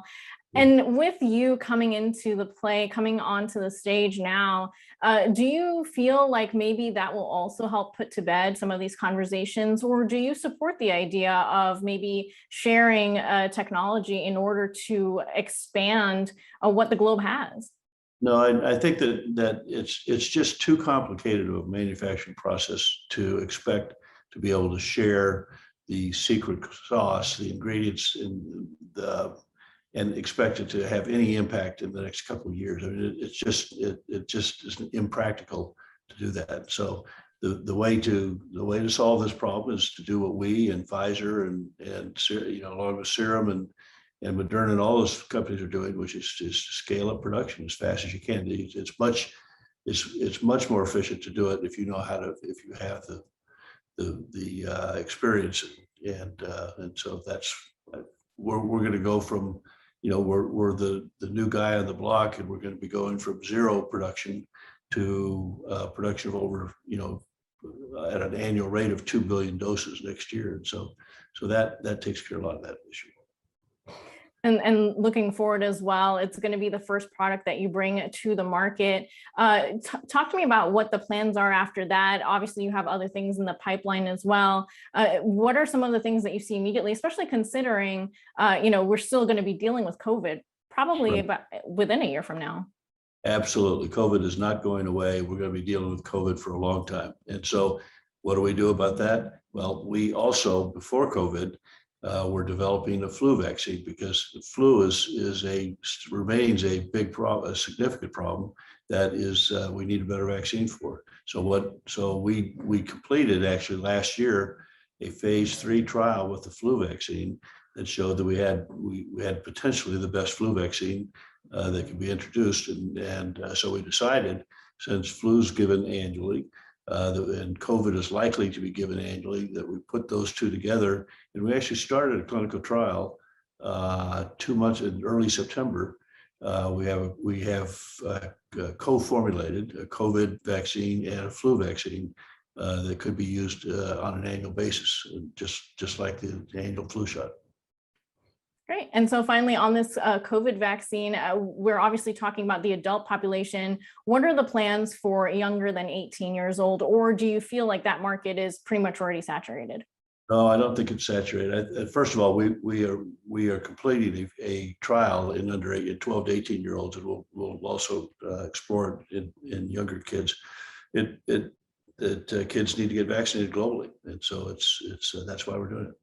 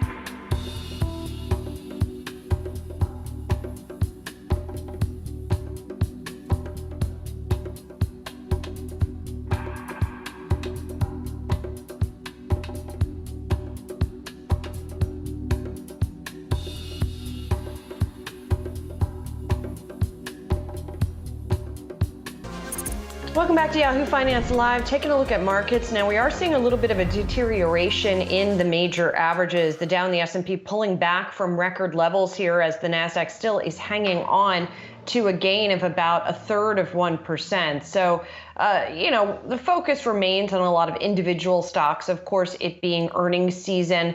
But in terms of some of the groups that we are watching here and what is down today, I'm seeing healthcare is taking a hit, as well as the financials as a group and materials perhaps dragging down on things. A couple other things we're watching. Got a headline, about 20 minutes or so ago, that Coinbase was experiencing some outages. And indeed, that looks to still be the case if you try to log onto your Coinbase account right now, or at least they're scattered outages at best. The stock is only down about 1/3 of 1%. But this gives us an opportunity, guys, to check in again on Robinhood, which is one of the top trending tickers on our site as well, after that company came out with numbers that missed estimates. And I'm looking at some of the analyst commentary now around this stock. Now, one of the folks who's the biggest bears on the street is Kenneth Worthington over at JP Morgan, who has an underweight on the stock. And he says Schwab has been adding more gross new accounts this quarter. And he says also that the company's earnings and guidance will continue to weaken going into next year. That stock is still down by 9%. Yeah, Julie, quickly, I mean, it's interesting because the, obviously Down Detector is picking up that Coinbase is having some issues this morning. Now, I don't want to tie this directly to anything, but there's been enormous demand for Shiba Inu coin, which is the parody of the cryptocurrency, right? Because it's supposed to be making fun of Dogecoin, which is making fun of Bitcoin, which itself is making fun of fiat currency. So it's just kind of like this chain, this telephone game, if you will, of these assets making fun of one another. But maybe that's linked to that. I mean, this underscores some of the cybersecurity and also just kind of cyber resiliency risks that exists with a lot of these types of companies. They don't talk about it too much on these calls, but you remember what happened with the meme stock craze when a lot of these stock brokerages locked up. I'm not even talking about restrictions on the trades. I'm talking about the inability for users to even log in because of the massive demand that was coming in. That's really going to be a big story for the long-term future of a lot of these brokerages and accounts.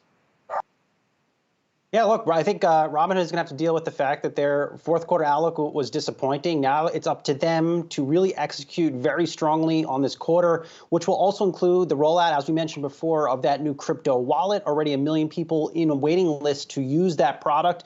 Also, too, there continues to be this pushback, guys, on Robinhood not adding new cryptos to the platform. And when I talked to the CFO last night, and I can't argue with them. I mean, there's a lot of suspect cryptos out there, so why not be careful before you add this to your platform? But nonetheless, I think a lot of Robinhood traders and users want to see more coins on the platform. I think they're just going to have to wait, though.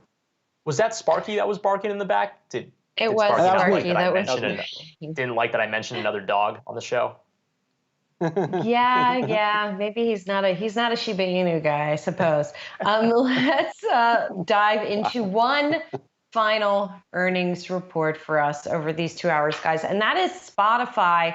And that's another top trending ticker on our site. By the way, the stock is up about 5%. Premium subscribers there up 19% to 172 million. And the company reporting revenue from ads up 75% to 323 million euros. Guys, I got to say, a mea culpa on this one. I was not convinced about the podcast strategy, right? Just throwing enormous amounts of money at acquiring every podcast under the sun and starting a lot more. It seems like for now, the strategy is working to some extent. The CEO, Daniel Ek, telling Reuters, we're seeing a lot of demand on the podcasting side, which is bringing more advertising in. So there you go. We'll see if that continues to work. You guys, Saz, you checking out a lot of podcasts on Spotify? I'm not there quite yet, Julie. Just not there. I'm holding my banana here. I'm very excited about eating this after the show. But they're going to need one more quarter before I say everything is great at Spotify. This quarter, to your point, I remember we sat here when they reported their second quarter results and really took them to task for a lot of disappointment on the profit line and also the user line. I need to see one more quarter here. Good to see this. Perhaps some of that podcast strategy is working. Nonetheless, let's see what they do in the current quarter. Yeah, and again, according to Edison Research, I mean, Spotify is now the #1 podcast platform. And for what it's worth, though, it's not just the podcasts that are driving volume. We have to remember that, it's really all about the pipeline and new music that comes in. And I don't know if you guys are the target demo, but Drake dropped Certified Lover Boy at the top of September. Apparently, that broke the Spotify record for the most streamed album in a day. I was certainly one of the people that tuned into that, although I think Kanye West's Donda was a little bit better. But again, these are all things that factor into Spotify's numbers. I think that's a big reason why they're able to get their numbers up in terms of the active Brian, users why that they wouldn't have we this be quarter. the target demo? Me and Julie are pretty cool here. I mean, I know we're not necessarily born in 1993, but we're cool peeps. I don't know what your deal is today, Brian. Well, you guys aren't still listening to Christopher Cross and ZZ Top? I mean, Oh my God! Wow. You don't even know what rad is. Wow. You know what Christopher Cross and ZZ Top are? I have a feeling like I Brian won't be invited back next week. I have a feeling like I won't be invited back next week. Wow. I don't It's know. the youth, If you Julie. keep Like throwing the shade. youth, they're just. Our producers I are don't now know. mad I about don't the know. ZZ Top shade there. All right. Whatever. Wow. I don't know. Wait. But is Drake cool? Drake is cool. I mean, he's going to be the Michael Jackson of our era. I'm dead serious. I'm dead That serious. is a However you feel bold, about his bold music. statement.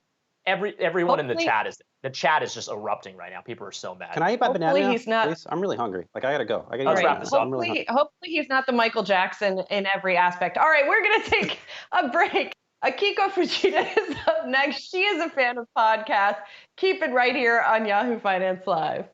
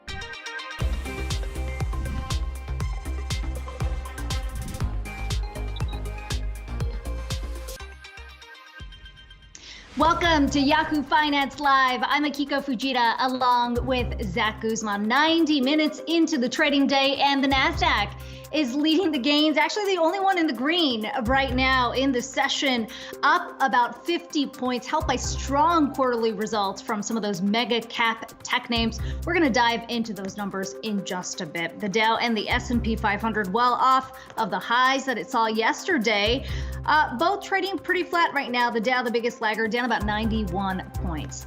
Robinhood just getting crushed in the session as a crypto slowdown drags down the trading activity on its platform. The stock dipping below its IPO price, now down deep in the red. And billionaires, be aware. Democrats unveil a new tax plan to get President Biden's key legislative policies across the finish line. We are beginning this hour, though, with some of those big tech earnings. And Zach, it's sort of like a take your pick because we've got so many big names reporting. I want to start with Microsoft, though, and I wonder if we can show the stock chart because it is hitting a new high in the session today, up about 4.5%. The story very similar to what we've heard from the company in previous quarters. Q1 revenue up more than 20% to $45.3 billion. Microsoft's cloud quarterly revenue surpassed $20 billion for the first time. That's a growth of about 36% year on year. Of course, Azure, their other cloud computing services, growing about 50%. In its Q1 for the company. Some interesting nuggets to pull out here. Of course, Microsoft, I mean, there's so many divisions you look at, but want to draw your attention to LinkedIn. Because, Zach, I thought that was an interesting story here. We're talking about 42% growth in revenue. And we heard from the company saying hires on the platform increased more than 160% year on year, nearly 800 million members there now, and ad revenue was up about 61%. So a company firing on all cylinders, and the stock price really reflecting the fact that investors are liking what they see. Yeah, and that's kind of an overlooked aspect of Microsoft's business, too. I mean, we've talked about LinkedIn in China and maybe some of those issues there, but we really hadn't talked about LinkedIn very much, which is, maybe something that was overlooked given the fact that we've seen so many quits, right? In this pandemic, we talk about the labor market so much in the wake of kind of the start-stop recovery and how many people have been quitting their jobs at historic levels. It's a big boost for LinkedIn, and that's playing through there. You wonder how much that's going to be able to continue. Shout out to Ryan Payne, though, on yesterday's show, talking about his best pick amongst the big tech names, Microsoft, one of them. I guess credit where credit's due there, seeing the nice pop today. But you're right to point out, impressive growth really across the board, beats across the board, too, not just on the top and bottom lines, but as you dug into those numbers there. I would highlight the Azure growth there, because that's something we're going to get into with Google. In terms of how slow their growth has been there, but 16.96 billion versus the almost 13 billion a year ago. And analysts there only expected about 16.5 billion. So, I mean, that one's a pretty serious beat there in what is a very fast growing piece of the business. You want to flex your strengths and show investors you're delivering on the fastest bits. And the LinkedIn's a nice little, cherry on top. Yeah, and we haven't even talked about their PC business overall. We did hear CEO Satya Nadella saying, when you consider the future of work, things going more hybrid, in his words, the PC will be more critical than ever. Tough to find weakness in this quarterly result, although we should point out CFO Amy Hood did talk about the supply constraints. She said they experienced that in Q1, and she expects that to continue into Q2, sort of similar to what we've heard other companies talk about. Let's move on to another stock that is moving in the opposite direction. Twitter down about 8% there. And let's walk you through the numbers here, because total revenue was up 37% year on year to $1.2 billion. Ad revenue up 41%. The big concern, Zach, going into the quarter about the impact from Apple's privacy features, not as reflected here, but it looks like the stock's getting hit on concerns about user growth. Yeah, I mean, we've been seeing that stay stagnant for a while too, right? I mean, they keep flexing, I guess, growth in other markets, but here in the U.S., we've seen that kind of, stall out over the last few quarters. And that, of course, is not a good thing when you think about social media companies really trying to grow what they're doing there at Twitter. On the plus side, as you mentioned, maybe less of a negative impact when it comes to what we've heard from the other social media giants and Snap, as well as Facebook, when it comes to Apple's privacy changes, just because of the way that Twitter functions in feeding its users ads. But overall, though, I mean, I guess coming in line with expectations, not terrible. But I think people are really starting to stress at least about the way that they have not been able to grow users as much. We saw Pinterest get absolutely smacked down the last few quarters on that and not delivering on their membership growth as well. So I think, it's a grab bag in terms of metrics that people have been focusing in on, maybe not so for Snap that continues to add users, but definitely becoming, I think, an issue for Twitter, particularly when you think about which products they're going to be able to build out. They flex Spaces and talked about kind of the way that they took down their stories feature that took on, Instagram and those other apps that did have that. So, I mean, I think there are a lot of questions when we look at Twitter in terms of where that company is going. Yeah, and we've seen the company sort of, dabble in a few things to try and get that engagement up. But it feels like there's still a lot of concerns among investors on that front, and they haven't done a whole lot to quiet some of those fears of further slowdown. Last stock we're looking at in terms of the big tech names is Alphabet, and that is also up in a big way, nearly 4% there. Revenue was up about 41% here to $65.1 billion. We should point out that is the largest growth we've seen in 14 years.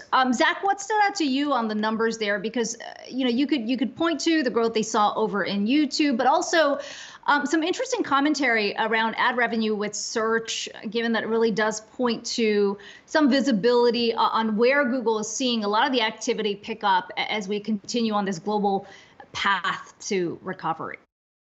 Yeah, a miss on YouTube ad revenues, a miss on Google Cloud sales, both there, I guess, weighing. Initially, we saw the stock trade a little bit lower, so recovering there. I think another piece of that could be what we heard from CFO Ruth Porat talking about Apple's privacy changes there, too. Only a modest impact on YouTube revenues in the quarter, but probably more than what we saw out of Twitter. And when you think about, I guess, the competition here, too, right? We had talked about how some of these businesses were going to differ in terms of COVID pandemic impacts on their businesses. We talked about the YouTube side being the strength for Google in terms of people staying at home and streaming more video content.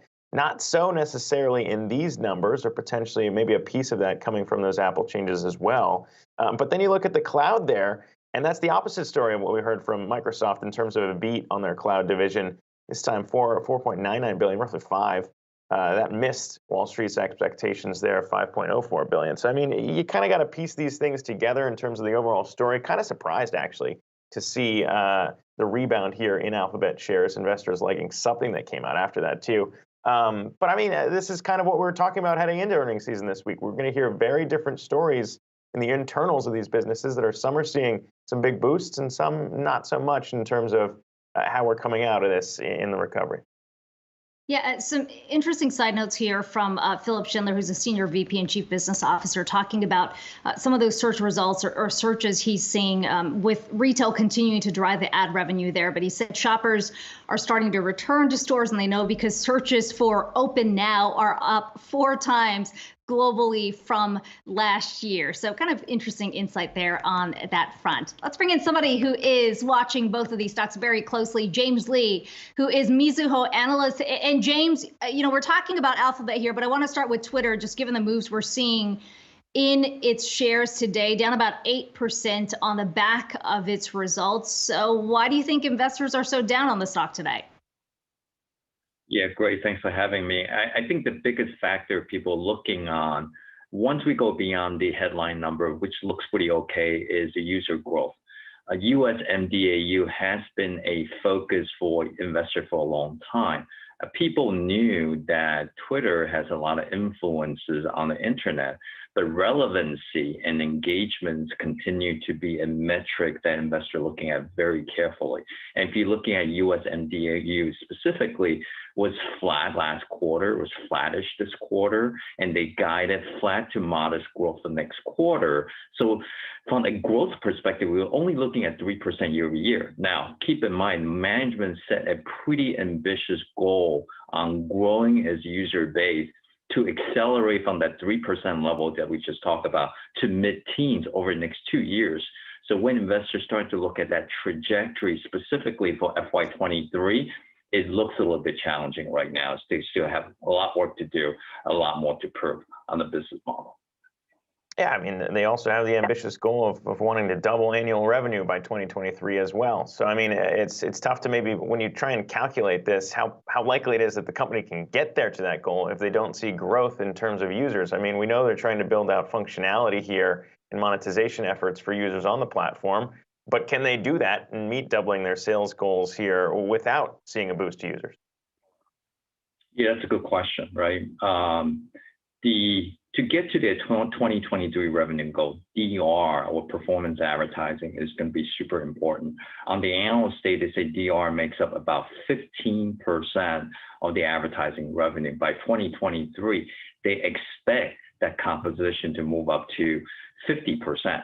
And the reason DR is important is once you're able to master performance advertising, you can drive meaningful pricing leverage, similar as what we've seen in Google and also in Facebook as well. And product so far, they're still developing it. It's a little bit of work in progress. I think people are disappointing. They haven't really put a lot of resources developing workaround solutions for iOS specifically, indicating maybe, in terms of product development, it's a little bit of work in progress. So that's another level of, concern, people looking at trajectory of revenue growth, above and beyond the user growth that we talked about before. James, let's talk about Alphabet now. The stock up about 4%. You've got a price target of $3,100. So you're almost there. $29.05 is what we're looking at today. What stood out to you in the numbers that we got?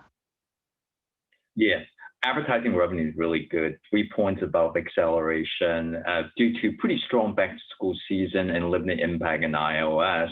And a lot of benefits in advertising is really coming from what they call omni-channel. People looking to buy online and pick up at the store. They saw adoption of that channel specifically up 2 times from last year. And also continued mix shift on advertising from TV going to YouTube. And keep in mind, in the US right now, about 30% of the media spending is still at TV. So therefore, there's a lot of opportunity. I realized on your prior segment talking about cloud slightly missed.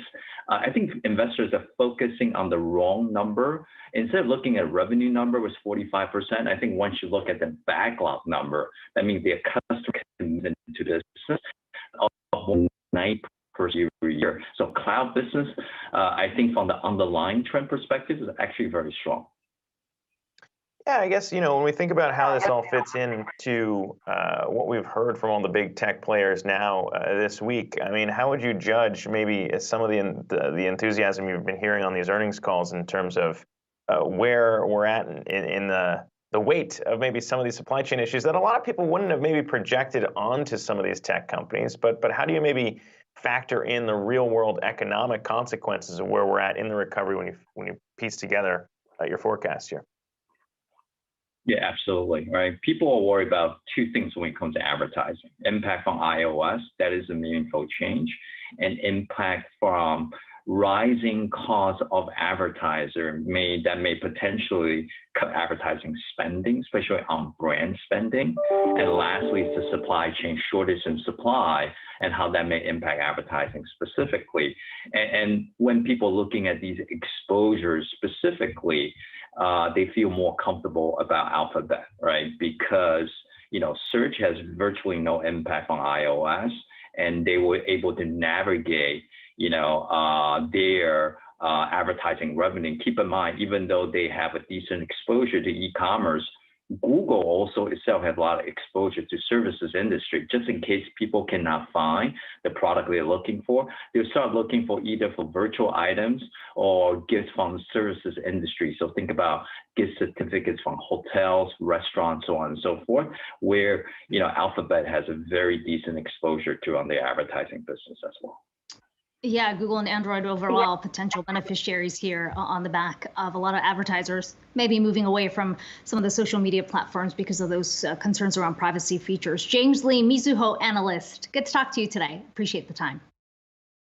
Coming up, going under the hood, a big sell-off in Robinhood shares today after crypto trading slowed down in its platform in the most recent quarter. We're going to dive into those results on the other side. We'll be right back.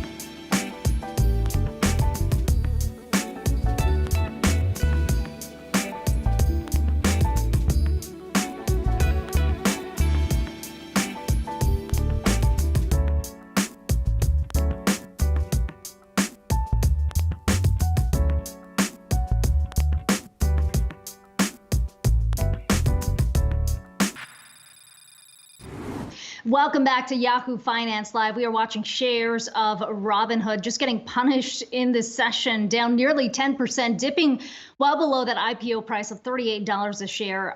This coming on the back of the trading platform's quarterly results. They missed on the top and bottom lines, largely dragged down by a slowdown in crypto trading. We saw total revenue coming in at $365 million, but out of the transaction-based revenue, less than a fifth of that came from crypto trading. Let's bring in Devin Ryan, JMP Securities Senior Research Analyst. Devin, it's good to talk to you today. You know, in many ways, Vlad Tenev had kind of messaged this even before they went public to say that peak that we saw in January from GameStop, and then of course in the second quarter, the company would struggle to keep at those levels moving forward. Why do you think we're seeing such a sell-off on the back of that? Given that that was pretty well messaged. Yeah, you're right. It was well messaged. I think Robinhood's a name where there's always excitement around it, right? In all directions. And so you're seeing that again today. But the reality is, third quarter shouldn't be surprising to people. Very a seasonally slow quarter typically. Actually, the trading results that they reported were less than 1% away from our model. So really on top of what we had been thinking, because we were looking at the data around equities and also around crypto. And Dogecoin was a huge driver of activity in the second quarter. That dropped precipitously in the third quarter. And the reality is that the first half of activity wasn't sustainable. I don't think many people thought it was sustainable, but Robinhood rode the roller coaster up, I think higher than some others. And so they're coming down a little bit more in the third quarter. The bigger question, and I think we're talking to investors and our clients about, is what's the outlook going forward? Everyone's trying to understand, what does normalization in trading look like? Where are people going to engage, whether it's in equities or crypto? And what does that imply for both activity, new user account growth? And then, longer term, the story around kind of the development of other products and services. So that's where I think people are focused. But the fourth quarter guidance, I would argue, is a little bit disappointing. And so then it's a question of, was that conservatism because they don't want people out over their skis like they were in the third quarter for whatever reason? Or are they actually truly seeing maybe something different in their customer cohort where things are a little bit slower? I think it's the former, that they're being conservative and that the environment potentially could be decently better as the quarter progresses, but that's something that has to play out here. Yeah, out over their skis is a fair way to categorize it, I think, here, because the miss was rather large, 364.9 versus 423 million. I mean, it's a big gap there in terms of where the street was. But when you look at, I guess, overall funded accounts too, when we're talking some of that Doge boost there, actually down from the prior quarter to 22.4 million. I mean, when you think about maybe catalysts out there, right, and we've been hearing maybe a few in terms of drawing back the retail crowd, which Robinhood is much more dependent on. I mean, you got Shiba Inu coin out there, potentially, and you got their wallets coming, which I think is actually a service that could boost some maybe crypto native users. So, I mean, how important is that to look ahead to those Q4 numbers? Yeah, so I think Shiba's a good example. They haven't launched that yet.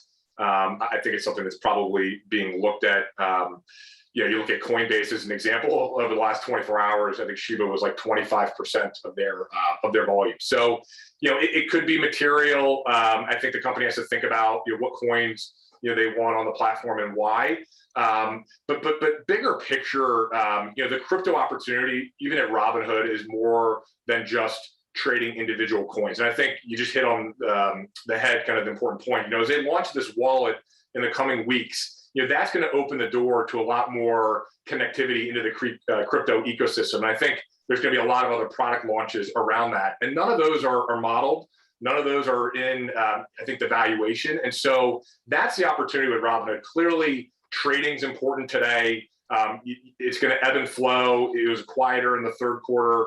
But the bigger picture here is what type of connectivity do they get launching new products? 25% of their clients are now using their cash management product. Tremendous momentum on their IPO access product. They're rolling out other products like fully paid securities lending, over time in retirement accounts, and there's numerous more. And so I would just say that this past 3 months, slower trading activity, it was the most active 3 months of new product development that Robinhood's ever had. And that's, to me, the bigger picture, but it's kind of that near term versus long term dynamic, and people are going to care about the short term volumes. So Devin, you've got a $58 price target on the stock. It's trading at $35 a share right now. Those new products that you just alluded to right now, is that what's going to get you to that number?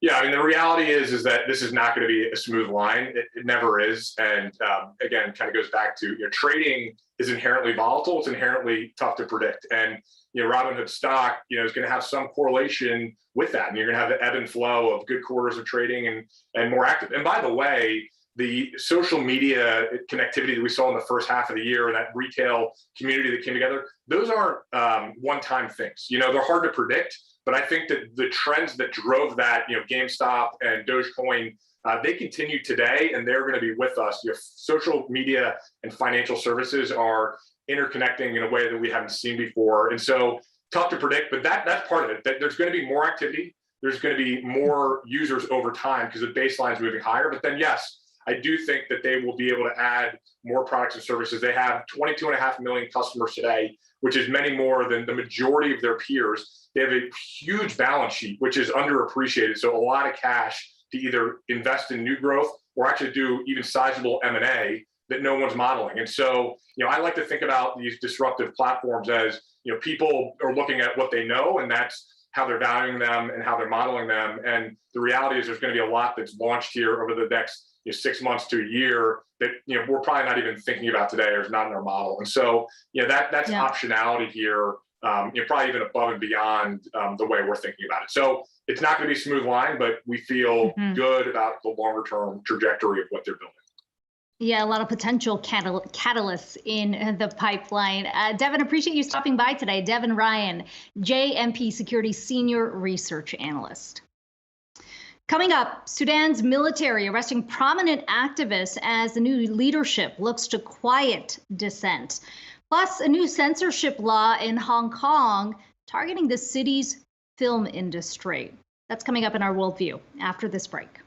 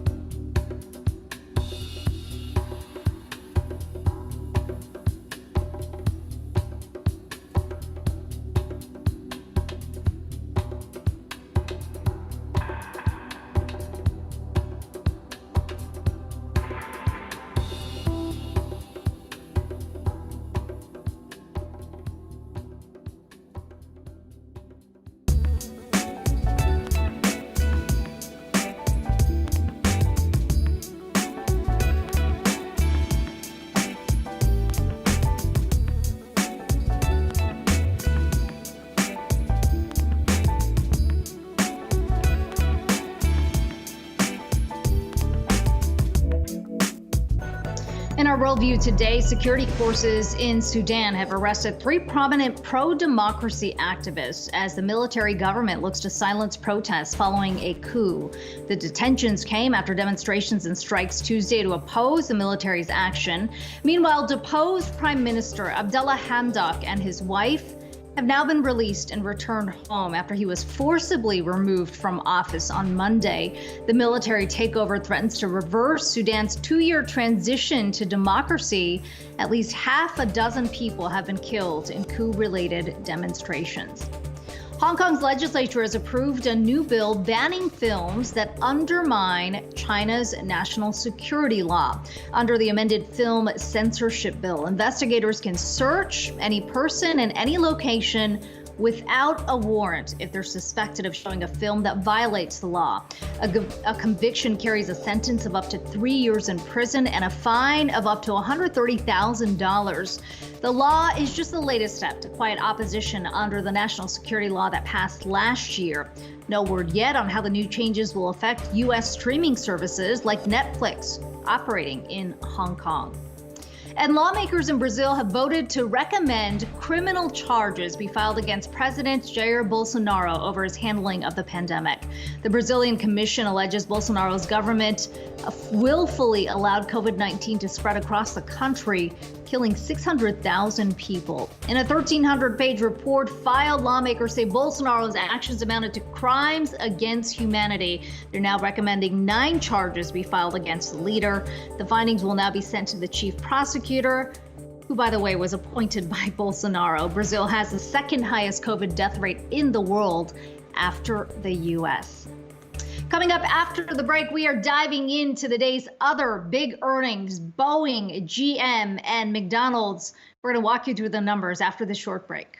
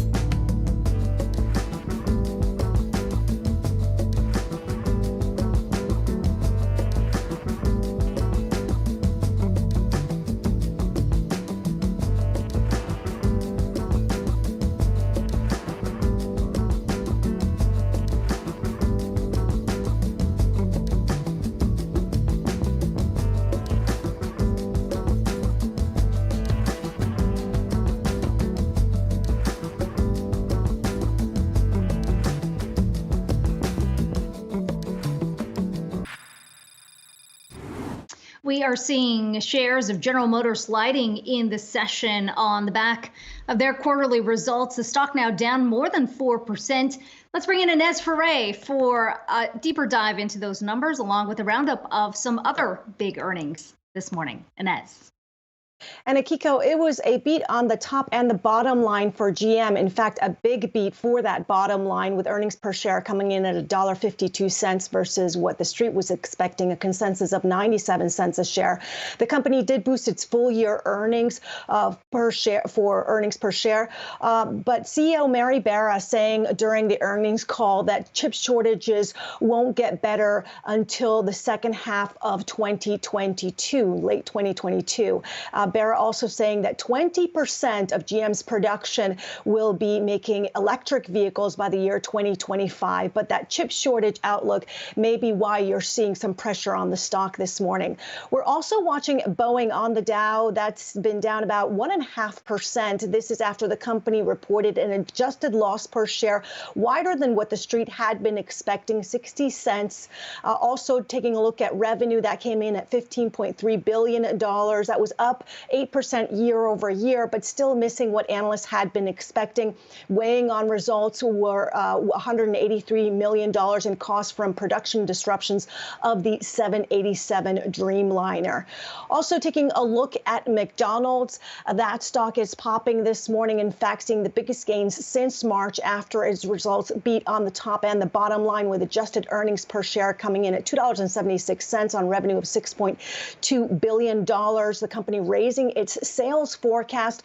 Also, international sales bounced back. The big takeaway is that despite higher prices, people are still ordering. They're absorbing those higher costs. Now, CFO Kevin Ozen said that restaurant margins may moderate because of higher labor costs and commodity costs, but still expecting mid-40s percentage margins overall. Akiko.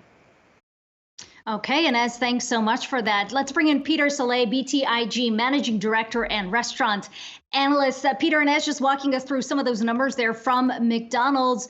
The overall growth story, certainly a good one, but like so many other competitors, McDonald's also looking at higher labor costs and also commodity prices. How do you see the company balancing those two? Yeah, great. So thanks for having me on. Yeah, no, you're right. I mean, I think the entire industry is dealing with a lot of inflation. Look, this was a good quarter for them.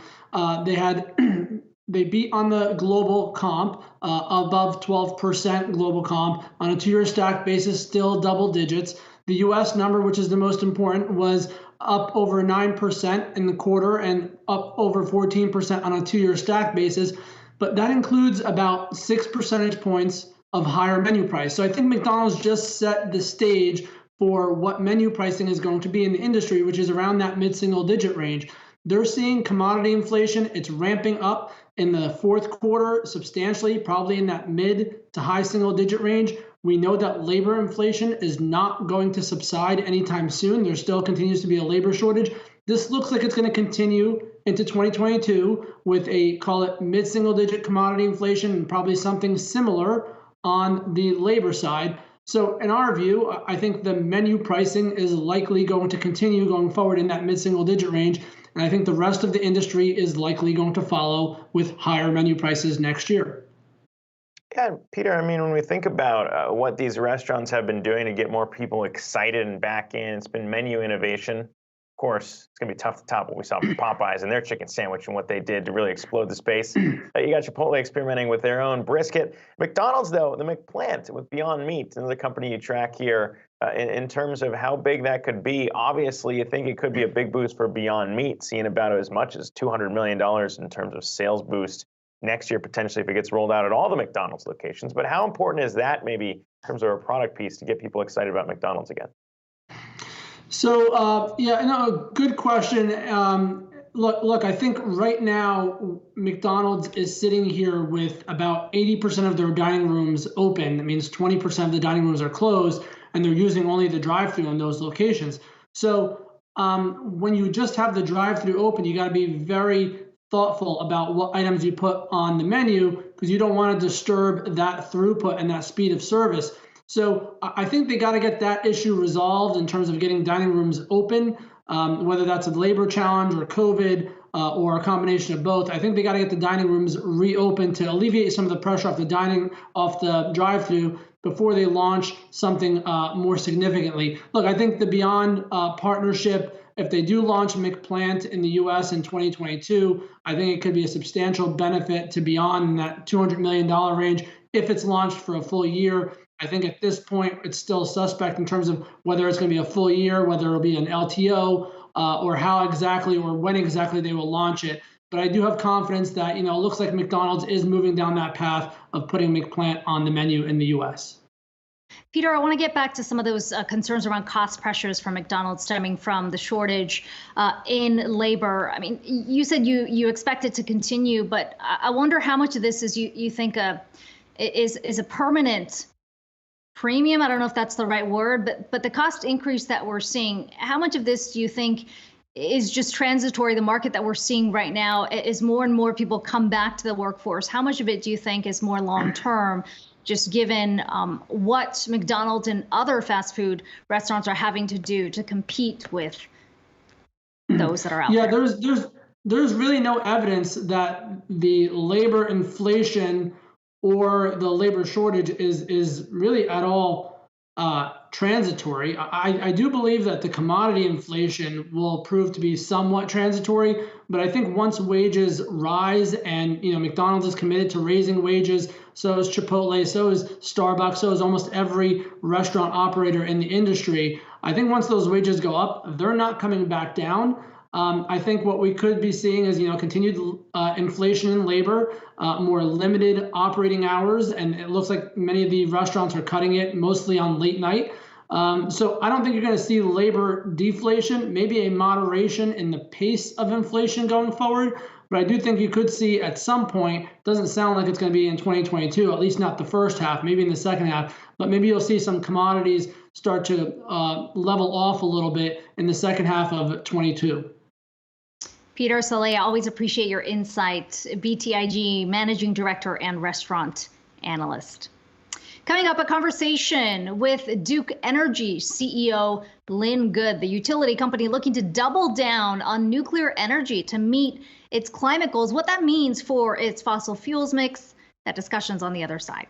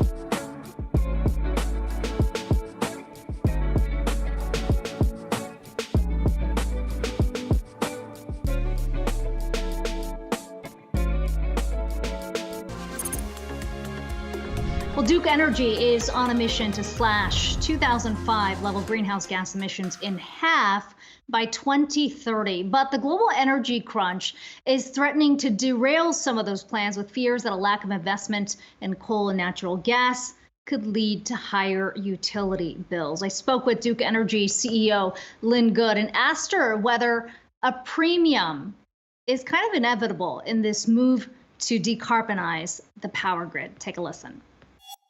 It's an interesting hypothesis because there's always an opportunity for supply and demand imbalance, Akiko, no matter what kind of transition you're talking about. I think about, as you're raising that question, we're experiencing some supply demand imbalance on solar panels right now. As you think about, not only the demand for the product, but some of the challenges of outsourcing or insourcing from overseas. And so I do believe there's going to be price volatility that could exist as we pursue this transition. And what we try to keep our eye on at Duke is let's have a long-term vision. Let's introduce some flexibility. Let's make sure we keep an eye on price. And let's be thoughtful about the pace, the technology, and the approach, recognizing that at any point you can have a shock that could impact your plans. Inflation, interest rates, you've talked about commodities. These are all things that have to be managed as we think about this multi-decade transition. Roughly 40% of your energy mix is still in fossil fuels, natural gas or oil. What do you replace that with? And what's that timeline look like? Natural gas for a very long time has seen as this transitional fuel, but it still is, the source is still fossil fuel. So how do you, what's that timeline, and what is that 40% mix? What is it going to be replaced with?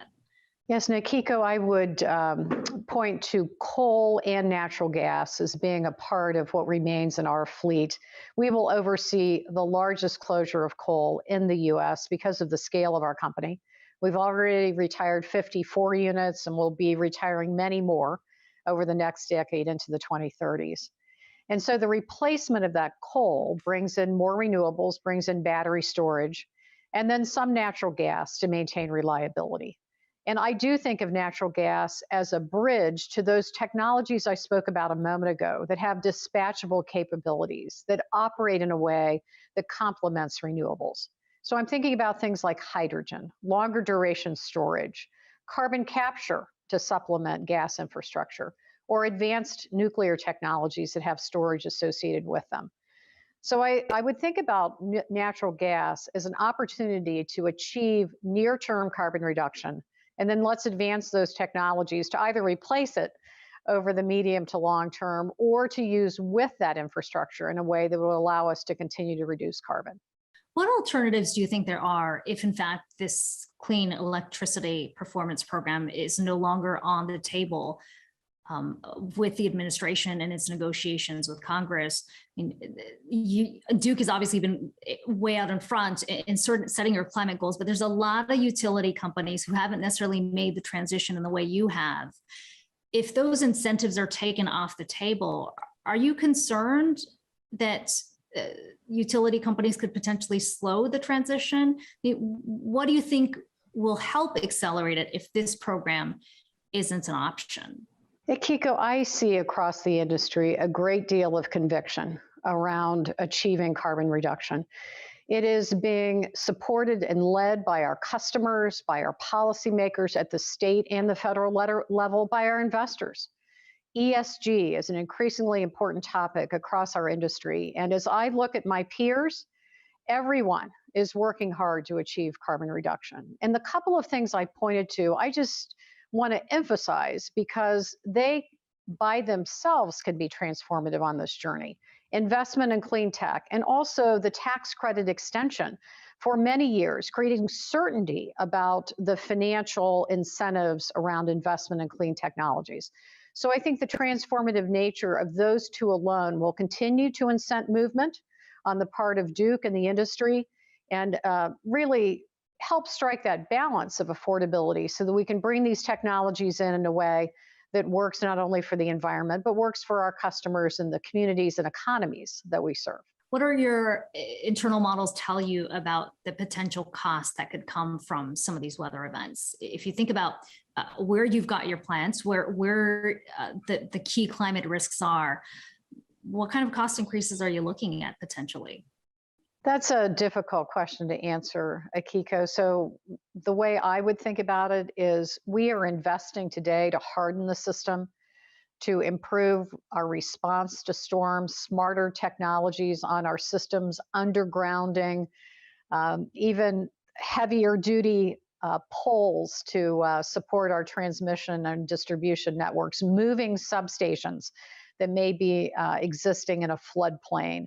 Of course, a lot of investment around our generating facilities to withstand not only wind and hurricanes, but also extreme weather, learning from events like Texas and the polar vortex. So there are ongoing investments that we make to really prepare our system for what may come.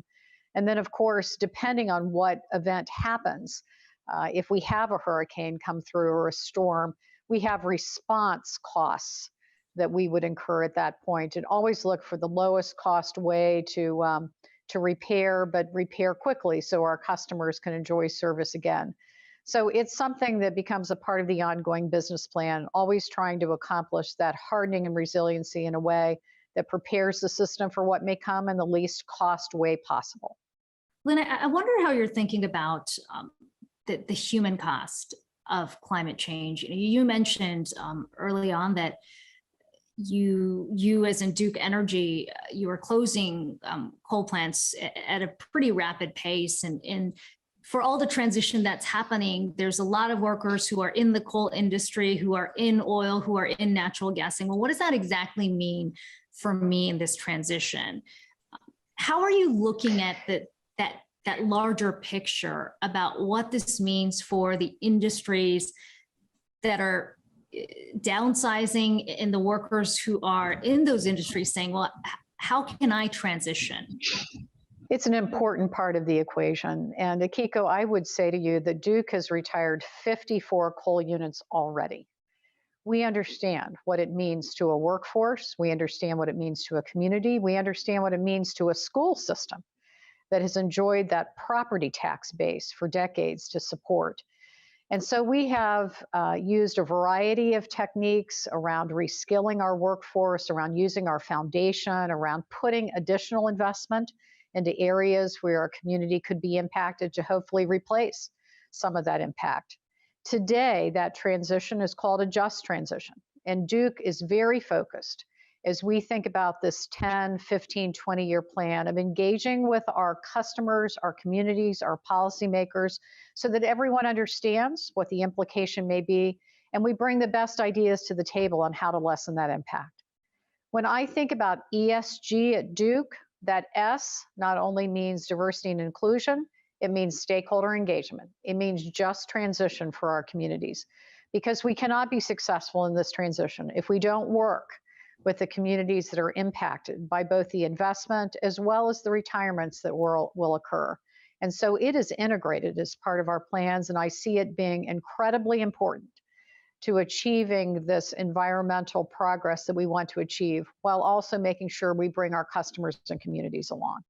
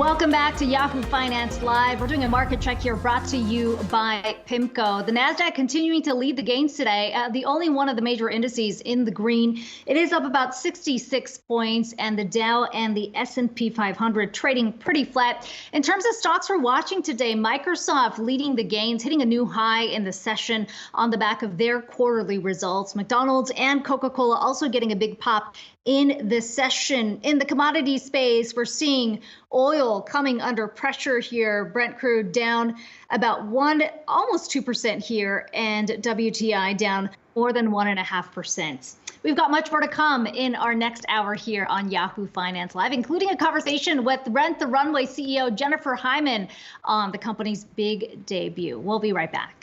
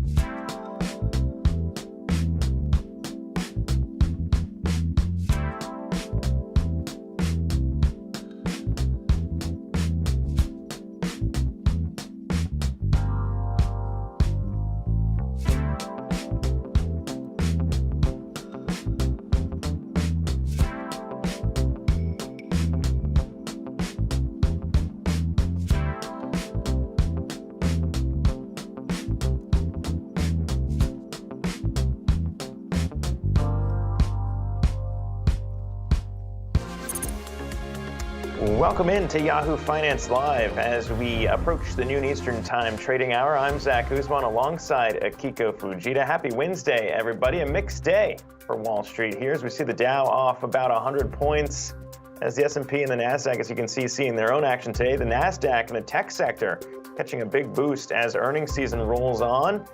Juice for Microsoft and Alphabet as the latter sees its best day since February of last year. We'll break down what we saw in those reports in just a second. Plus, IPO action in the fourth quarter staying both hot and out, as the French say, as rentable fashion company Rent the Runway makes its debut. CEO and co-founder Jen Hyman will join for a chat as shares are up about 10% in the early trading action on the NASDAQ.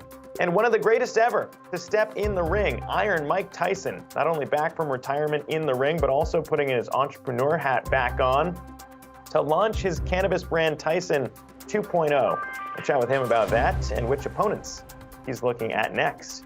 That one maybe more in the ring than the boardroom. But first, I want to chat what we are seeing today in the session. Some big moves to spotlight in tech. Of course, we got the updates from Microsoft and Google. We'll start here with just highlighting some of the moves from Microsoft, given the beats that we saw, not only a beat on the top line and the bottom line, but pretty much everywhere at that company. As we highlighted last hour, a big pop from LinkedIn sales activity as more employers look to get employees back into the roles they have to offer there, as well as a beat from its cloud division, $16.98 billion. That topped what the street was expecting at about 16.5. And even its PC shipments coming in despite a slowdown. They beat expectations that Wall Street had there too. We can go through all the other numbers here among the tech players at Kiko, but I want to bring in a voice here to get us started in the noon hour because we're trying to tie this back to where we are in terms of wrapping up 2021. And for more on that, I want to bring on Michael Aroney, State Street Global Advisors U.S. Spider Business Chief Investment Strategist here. And Michael, I mean, Microsoft's just one to kind of point to here. You can go through Google, also seeing a nice pop in the session. We can get into the laggards later. But I mean, what are you seeing in terms of these tech earnings and the rest of earnings season as Alphabet hits a session high, an intraday high here? Talk to me about what you're seeing.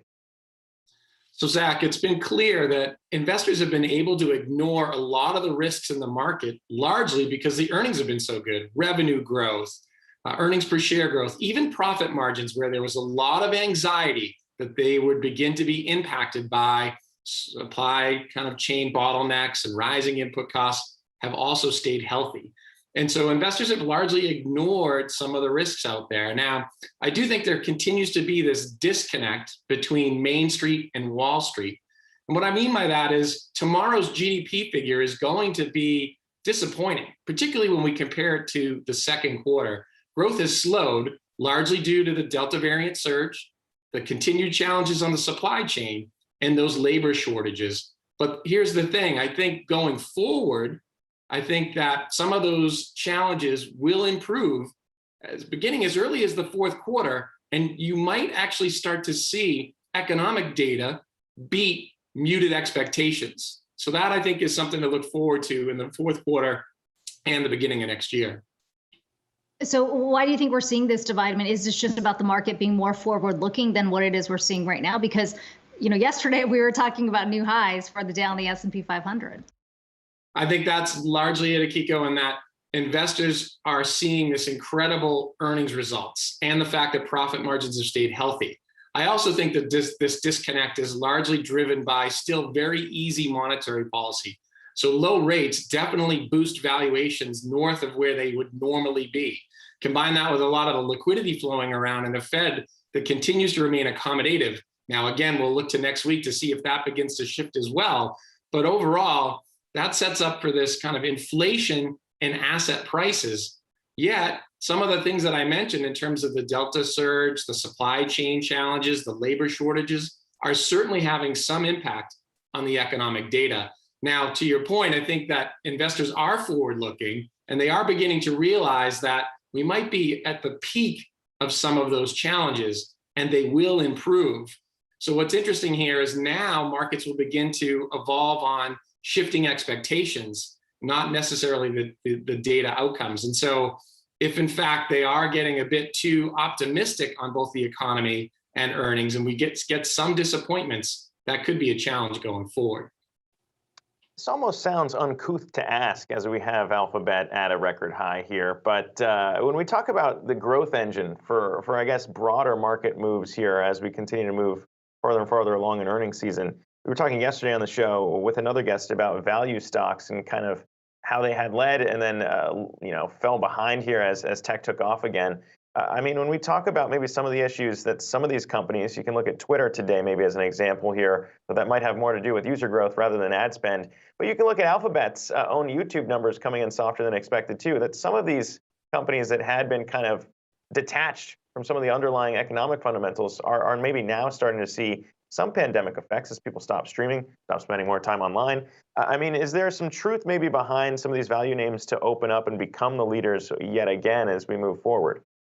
So I think my thesis kind of proves out in that you do see a rebound in the economy. You see a resurgence after a temporary setback brought on by the Delta surge and the supply chain and the labor shortages. So if in fact you start to see an economic rebound, Zach, I do think that lends itself to both cyclical value sectors of the market doing well as interest rates climb, as inflation stays around a little bit longer than anticipated. Even Federal Reserve Chairman Powell has suggested that this has lasted longer and been a bit more prevalent than he would have thought going on earlier this year. So as that starts to play out, if this thesis comes to fruition, I do think those cyclical value sectors will continue to perform well. Your energy, your financials, your materials, your industrials, particularly as the economy rebounds and perhaps beats expectations. We'll see how that goes. At least for today, some of those tech names enjoying some new records, Alphabet being the main one we're keeping our eyes on. Michael Aroney, State Street Global Advisors, U.S. Spider Business Chief Investment Strategist. Thanks again for the time. Be well. Meantime, if you're a billionaire, it's time to start paying attention to what's going on there in Washington, D.C. If you're not a billionaire, still probably time to be paying attention as Democrats in the Senate try to push their spending goals here in terms of taxing billionaires and the rich to fund President Biden's spending goals, both on the climate and building it back better plan. For more on that, I want to bring on Yahoo Finance's Jessica Smith, who's been watching that play out for us in D.C. Hey, Jess. Yeah, Zach, Senator Ron Wyden, chairman of the Senate Finance Committee, did unveil this proposal today. This billionaire income tax is what he's calling it. It applies to people with $1 billion in assets or who earn $100 million or more per year for 3 consecutive years. Senator Wyden says that's roughly 700 people. Now, billionaires would have to pay taxes on unrealized gains on things like stocks, bonds, other tradable assets. If this were to become law, that would happen every year. Non-tradable assets like real estate, other business interests would be taxed at sale, but there would be a fee, basically an interest charge at that time as well. There are rules in place or in this bill, Senator Wyden says, to make sure that people cannot evade the taxes they owe through gifts, through trusts, or other strategies. And at first, if this bill were to become law, billionaires would have to pay taxes on their unrealized gains to date. So a very big bill there. They could pay that first payment over the course of 5 years. In a statement, Senator Wyden said, there are 2 tax codes in America. The first is mandatory for workers who pay taxes out of every paycheck. The second is voluntary for billionaires who defer paying taxes for years, if not indefinitely. The billionaire's income tax would ensure billionaires pay tax every year, just like working Americans. Now, Wyden has been pushing a similar plan for several years now, but this latest push comes after we heard from Senator Sinema saying that she would not support raising the corporate and individual income tax rates. So this is one of the ideas that Democrats are putting out there to try and pay for the reconciliation package, that big social spending and climate package that they're trying to get through with only Democratic votes. But we did hear from Senator Manchin just a short time ago saying that he does not like this plan. He does not like the connotation of targeting people, he said. So we'll see if supporters of this proposal can convince him otherwise. There's also some opposition on the House side as well. So we'll be watching to see if they can work out some sort of a deal. Democrats are hoping to reach a deal on the reconciliation package at some point this week, as soon as today, some have said, but there are still many issues that still have to be worked out. Guys? And just on that point, we've already heard chatter about potential constitutional challenges this plan could face. I mean, what are some of the legal hurdles, legal hoops they're going to have to get through to actually get it across the finish line? Yeah, experts say if this were to become law, that it would definitely be challenged, or it would most likely be challenged in court. The key issue here is whether taxing unrealized gains and wealth would be considered income, which the 16th Amendment allows the federal government to do. So that would be the central question. Is this income? Is this an income tax? Both sides say there's a legal argument to be made. So we would have to see how this plays out. But clearly, this group of 700 or so billionaires would take issue with this and have the resources to fight this in court. Yeah, and I guess, obviously, I don't think there are a lot of people who are watching this who are billionaires here. That's one of the things. The numbers aren't that large, and that's maybe some of the push that we heard from Republicans around, how much impact is this really going to have, though it's a lot of wealth, few people here to really siphon that off of. When we talk about what it means, though, You are hearing pushback from first they'll come for us from the billionaires. I think Elon Musk, I don't know if he was saying this, but first they'll come for us. Then you've got everyone else to worry about if you're going to be taxing unrealized gains is kind of, I guess, the idea out there that some are talking about. I mean, how realistic is it that some of this could sprinkle down or that the yardstick could be moved farther and farther down below, $1 billion in net assets?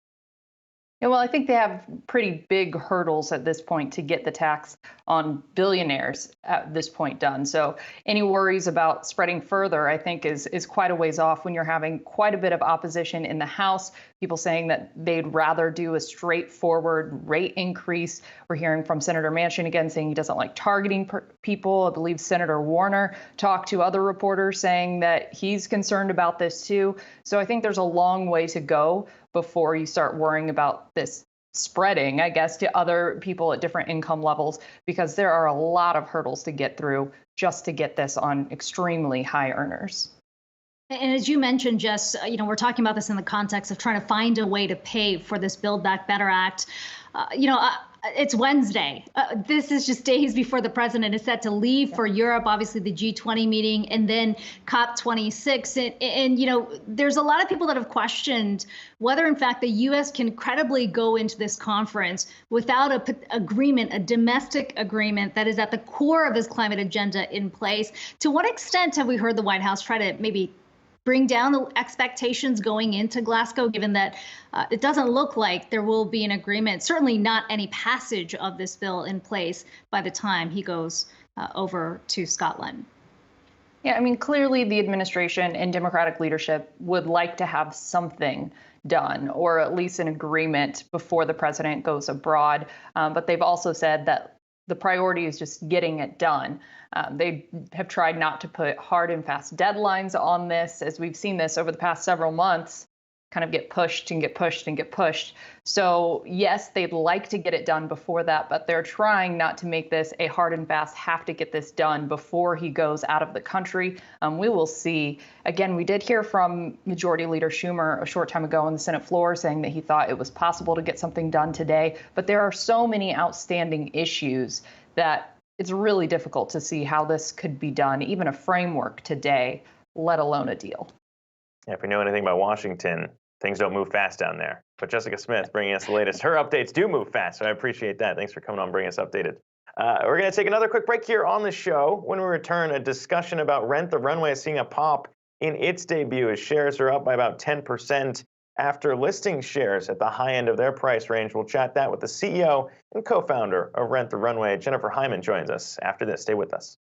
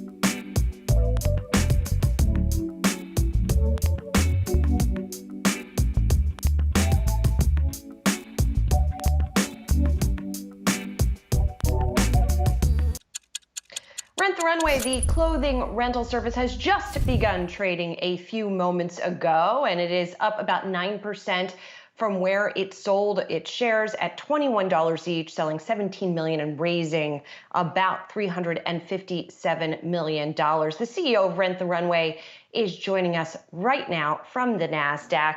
That is Jennifer Hyman. No relation, by the way, to me, Julie Hyman. Jen, thanks so much for being here. And first up, I should mention I'm a longtime customer of Rent the Runway, so I know the service well. Thank you. And what you guys do. So talk to me here about growth. Now you've gone public, big step, obviously, in your growth process. What is the game plan now in terms of further growing the service and further reaching more subscribers?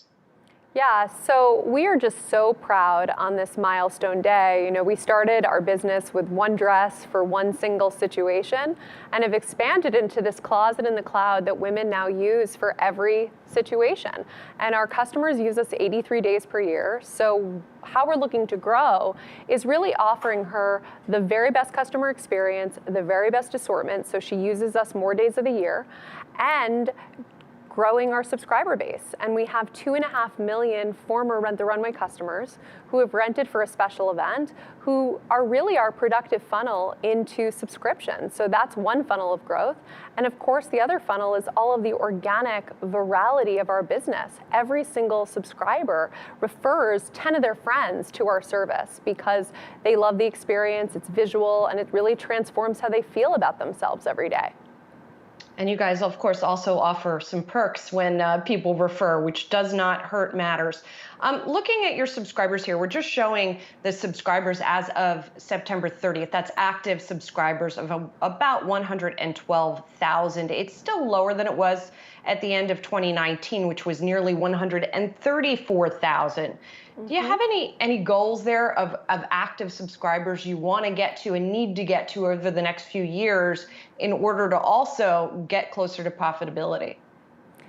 Yeah, so we're really proud that our subscriber growth on the active basis has been up 104% in just the first 7 months of our year. We have been experienced continuing momentum throughout the year. And what is amazing is that women did not have to return to the office in order to return to Rent the Runway. 90% of our customers continue to work from home, and we're seeing that our total subscriber count is actually back up to 97% of where it was at the end of 2019. So we think that we will continue to scale beyond those 2019 levels. One of the exciting things about the subscriber base is who they are right now. It is a subscriber base that's more geographically diverse.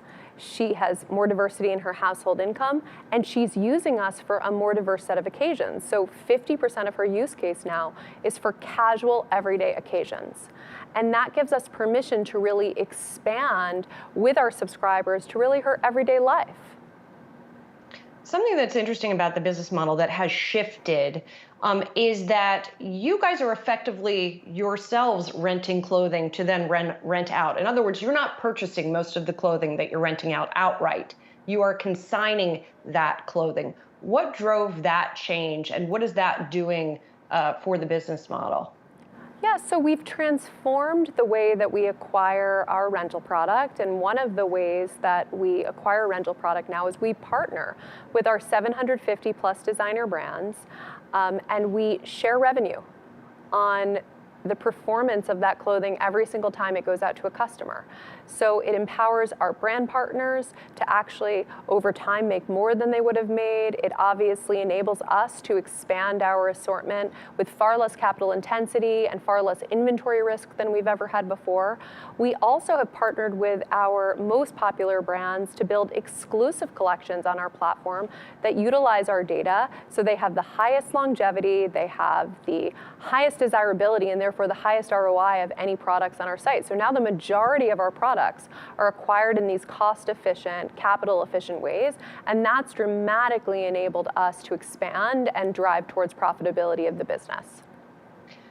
One of the challenges for Rent the Runway, even pre-pandemic, was fulfillment, was supply chain, was getting the stuff to people and then getting it back to Rent the Runway. That was something that was a challenge for you all going back to 2019. Even earlier this year, you all switched your fulfillment provider from FedEx to UPS. And that's a switch I believe you've made several times over the lifetime of the business. What drives those changes, and how do you get your arms around that delivery issue? Well, there haven't been delivery issues. We, in fact, have over 10 delivery partners and have expanded to many more throughout the country. We try to deliver in every single region of the country the very best customer experience as it relates to speed, as it relates to accuracy of delivery. And we found that as our scale increases, it really enables us to innovate how we get our clothing to and from the customer. When you think about our subscription, what makes it different than a Spotify or a Netflix is the fact that it's a physical subscription. So the better and better we drive our customer experience, the more friction we reduce from our experience, we see that in dramatically higher loyalty rates over time. So as an example, our new subscription programs right now, which have more innovative transportation offerings, such as cross-ship, all have higher loyalty across every single customer cohort than our subscription plans had before. Finally, I want to ask you something about ESG, which is a risk factor that you guys highlight in your prospectus also. Again, as somebody who's used this for a long time, obviously you're using a lot of dry cleaning here, and the stuff comes in the Rent the Runway cloth bag, but each individual item is still wrapped in plastic. Any plans to change that? Any concerns, any pushback on the ESG front? So the goal of our business has always been to get women to buy less clothes. That's really the only way to solve the enormous negative emission issue in the fashion industry. 70% of the negative emissions come from the purchase of new clothing and the production of new clothing. So we're in this cycle of overconsumption, overproduction. We've actually proven that when women rent the runway, they buy less clothes. So we've conducted an LCA analysis that really takes into account the impact of rental and nets out what could be negative impacts of transportation or negative impacts of cleaning. And we have found two things. Number one, that we've displaced the production of 1.3 million units over the past decade, which means that because of Rent the Runway, this clothing didn't have to be produced in the first place, which is really the heart of the problem. And second, on a per rental basis, it is more sustainable to rent than to buy across water usage, energy consumption, and CO2 consumption. So we are very proud that our sustainability goals and our financial goals are perfectly aligned. When we rent this dress an additional time, it helps our bottom line and it helps us to further utilize our shared closet, which is exactly what our sustainability goals are. Jennifer Hyman, thanks for being here. Rent the Runway CEO on the IPO day. Appreciate your time. We'll be right back.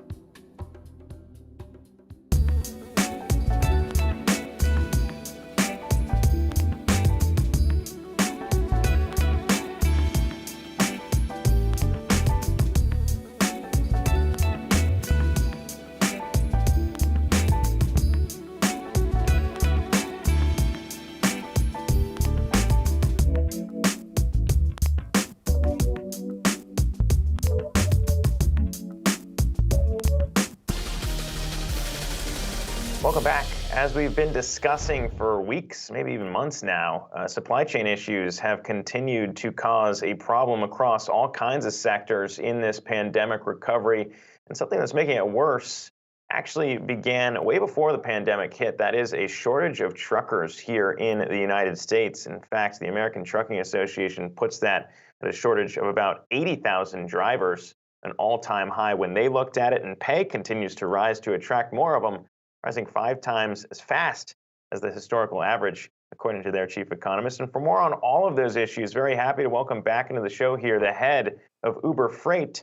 Lior Ron joins us here. And Lior, when we're looking at the issue, obviously Uber has a lot of technology to help in kind of the supply chain issues in terms of freight, and that's what you guys are working on. But if the main cause here tends to be human shortage of labor, how bad are things right now, and how tough is the stack right now against the technology trying to help? Thanks for having me again discussing this super important topic. It's bad. There's a lot of shortage because, as you just covered, and the Runway and other companies, we're all accustomed now to order more and more and more goods and shifting a lot of our spend as consumers from services to goods. And in the end of the day, there's a truck driver behind that box that we're ordering, and the system is just completely overflooded with demand. We're living now in a 2x more demand compared to last year, with less truck drivers compared to pre-pandemic. So as a result, there's just a lot of demand for those services, and there's just not enough capacity to go around. Yeah, 2 times more demand. I mean, that certainly speaks to the real supply-demand imbalance that we're seeing play out. You mentioned the shortage that we saw even going into the pandemic. I know more truckers have pulled back during the pandemic as well, but there's also this competition between long haul and short haul. And I know that Uber Freight has focused more on long haul. How many of these drivers are you losing to more competitive prices that can be found in this last mile delivery? That is a great question. Truck drivers are choosing to go to last mile, they're choosing to go to construction, they're choosing to go to more local jobs because life on the road is hard. Being away from the family 250 days a year, being stuck in facilities, waiting to load and unload for 8 hours a time, driving empty because the system is inefficient. We see that we had a drop in truck driver capacity over the pandemic. A lot of them chose to do other jobs. A lot of them chose to maybe accelerate the retirement. The average age of a truck driver is 55 in the United States. A lot of them are choosing to stay home because of health concerns. So there's definitely ample of choices out there in terms of labor. And if we want the economy to keep moving, then we need to invest in those truck drivers, and we need to equip them with the best of breed technology to allow them to be more efficient and to allow them to be more competitive. Yeah, I wonder how much of that really is convenience versus also, I guess, some of the realities of where technology is maybe eating into the share of what the future of trucking looks like for these drivers, given the fact that we are seeing the rise of autonomous driving in the longer haul kind of highway portions of these drives. Of course, Uber sold off the self-driving technology piece of the business a while ago, but I mean, how important is that still in terms of the top endeavors there at Uber to really tackle it and maybe solve it in terms of what you're working on at Uber Freight? Autonomous will happen, and we're excited to be part of the future when that happens, but we're still far away from full commercial reality at scale. So I don't think it impacts truck driver choices on their profession. What impact is those challenges. So what we're focusing now is how can we help those challenges by providing them better tools, by allowing them to minimize their empty miles, by allowing them to have more committed capacity to utilize their trucks. It's about helping them with technology now to make it more bearable on the road. Autonomous will play a part, but it will play a part in the far future, and it's not really impacting their choices today. In terms of the problem we're seeing play out right now, you know, we have seen the ports in LA and Long Beach move to this 24-hour operation, but the criticism on the back of that was that, well, if you don't have the trucks standing by, you're not going to get the pipeline going. To what extent are you in communication with some of the ports to try and accelerate the deliveries and maybe facilitate some of this backlog or help facilitate and process some of this backlog? Super important. There's a massive long, basically jam into the ports in Long Beach and other ports. And although we're not operating directly in the port, we focus on how can we move those containers as fast as humanly possible once they exit the port into inland. There's actually 2 or 3 truck movements from the port to a distribution center just outside of the port, and then from there to a host of other destinations across the US. So it's really about finding how can we just move those containers as fast as possible outside of the port to the destination, and how can we get those containers as fast as possible back to the port so they're available for the next unloading and to send them back over the ocean. And we do that by, first of all, just tapping to more and more truck drivers. We now have the largest digital network in the United States with over 1 million truck drivers, and equipping them with our technology that allow them to not run empty and minimize empty miles so they can actually go back from wherever they're going. We can find them the load to go back to the origin and to the port as fast as possible. Or it's about allowing them to actually pay past there. We actually just launched a wallet product to allow to pay those truck drivers within 2 hours so they can get their earnings and be on the road faster and have that financial stability.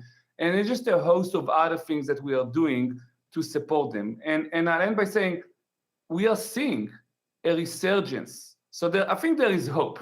We are seeing a resurgence of small owner operators that are coming back to the market massively because the prices are elevated, because it's easier for them to do business. We're actually now at a 3x higher registration of new authorities, of new trucking companies compared to any year in the history. Yeah, so some of that optimism there in terms of things getting addressed and problems getting solved. But Lior Ron, the head of Uber Freight, appreciate you coming on here to chat with us. Thanks again for the time. Coming up, chatting with one of the greatest to ever step in the ring, if not the greatest, depending on which era you're looking at here. Mike Tyson joining us on the other side of the break to chat, not only stepping back into the ring, but also his new endeavors in terms of launching Tyson 2.0, the cannabis company. We'll chat with him on the other side. Stay with us.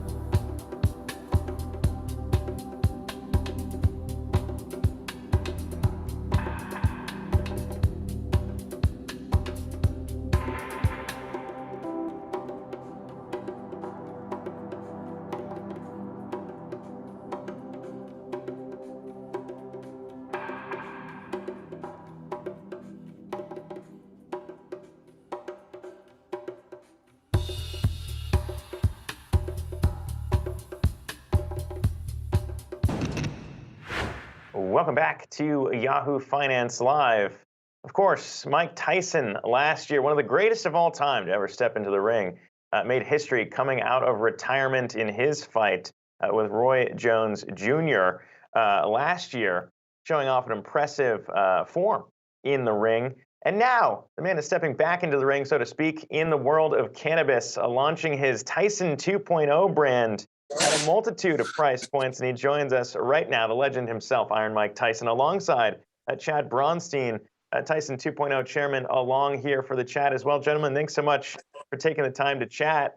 Mike, we'll start with you, though, because, you know, there are a lot of, I guess, celebrities, sports icons getting into the cannabis space right now, and it's taken a long time for politicians to legalize at a federal level. But why did you want to launch Tyson 2.0 right now? Hey, Tyson 2.0 is the way to go, and it's just the history of cannabis, which I believe, and I believe I have a dream team of candidates of the cannabis world, and Chad's one of them. Yeah, Chad, I mean, when we talk about what Tyson 2.0 is trying to do, there are a lot of companies, obviously, in the cannabis space. It's been growing. A lot more states have been legalizing. You guys are teaming up with multi-state operator Columbia Care. Talk to me about what the brand is going to try to do to differentiate itself. Yeah, so I think what Mike said, Mike didn't do himself justice, but Mike has been very vocal in the cannabis space for several years. And so we met through a company called Wisana, and with Tyson 2.0, Mike has a clear vision to really treat people the same way he's been treated, both from psychedelics as well as cannabis. And so we partnered with Columbia Care to really give us national footprint. Columbia Care obviously has licenses in several markets. And so we'll be working with Columbia Care to really, and our CEO, Adam Wilkes, to really bring Tyson 2.0 products to market. We'll be doing some exclusive drops here in November and December, and then going and doing a full launch come January and February. So our differentiation is going to be obviously our products, the focus on what we're bringing to market, as well as Mike's input and Adam's input on really what we believe our consumers are looking for. Mike, to Zach's point, there are clear business opportunities in the cannabis space. That's why we've seen so many big names getting into the space. But you've talked about your personal story and the role that cannabis has played in your life. Can you talk a bit about that and why it was so important for you to bring this product to market? Well, listen, let me tell you my experience with cannabis. I stopped smoking cannabis at 18 years old. And but I kept drinking, and my life was just miserable. I was out of control. I was fighting with anybody. If somebody came to ask for an autograph, I'd punch them in the face. I was just a mess. And then after I retired, I started smoking. And what a mistake that was. I should have smoked my whole career. I should have smoked when I was fighting. And because it put me in this different state of mind, I'm very relaxed, and the more relaxed you are, the better fighter you are. At least in my case, I am. And so I always started using marijuana and cannabis, and plus my family will tell you I'm a totally different person with or without. Yeah, I mean, it's interesting to hear you say you should have started using it earlier, but I think we've heard from a lot of athletes talking about the regenerative effects, NFL athletes talking about it as well. The thing is, you're 55. Listen, you came out of retirement. Allow me to say, in one of my fights, I did smoke marijuana. It's called with Andrew Galata. I broke his cheekbone, his eye socket, his rib, and I should have been doing this from the beginning. And I said, wow, why didn't I? I got fined for that, of course, but it was worth every bit of it. Well, times have changed. I guess in terms of how people look at cannabis, it's obviously changed a lot. But in terms of your longevity, people talk a lot about Tom Brady still playing in the NFL at age 44. You stepping back into the ring and fighting at age 55. So, I mean, I'm not sure how much cannabis played into that, but I mean, do you think you deserve more respect for still being there fighting at 55? Well, listen, I won't say cannabis, but I think psychedelics have a big role to play in that. It's just inconceivable if I tried to explain it, and I can't explain it. I think for some reason, excuse me? Mike, I'm gonna let you finish your thought. I was saying, I don't want to say anything disrespectful. I think it's an enhancer. It makes me better, even in the ring. The punches doesn't even hurt as much. You can hardly feel them. So it has a lot to do with my comeback, the psychedelics. Chad, let's go back to the business part of the discussion here. I mean, you talked about the opportunities that you see. Can you elaborate a bit more on how you see yourself scaling this business and the upside that you see in terms of the specific markets you're looking to target? Yeah, so I'm the founder and CEO of a company called Philo, which is in the big technology company in cannabis.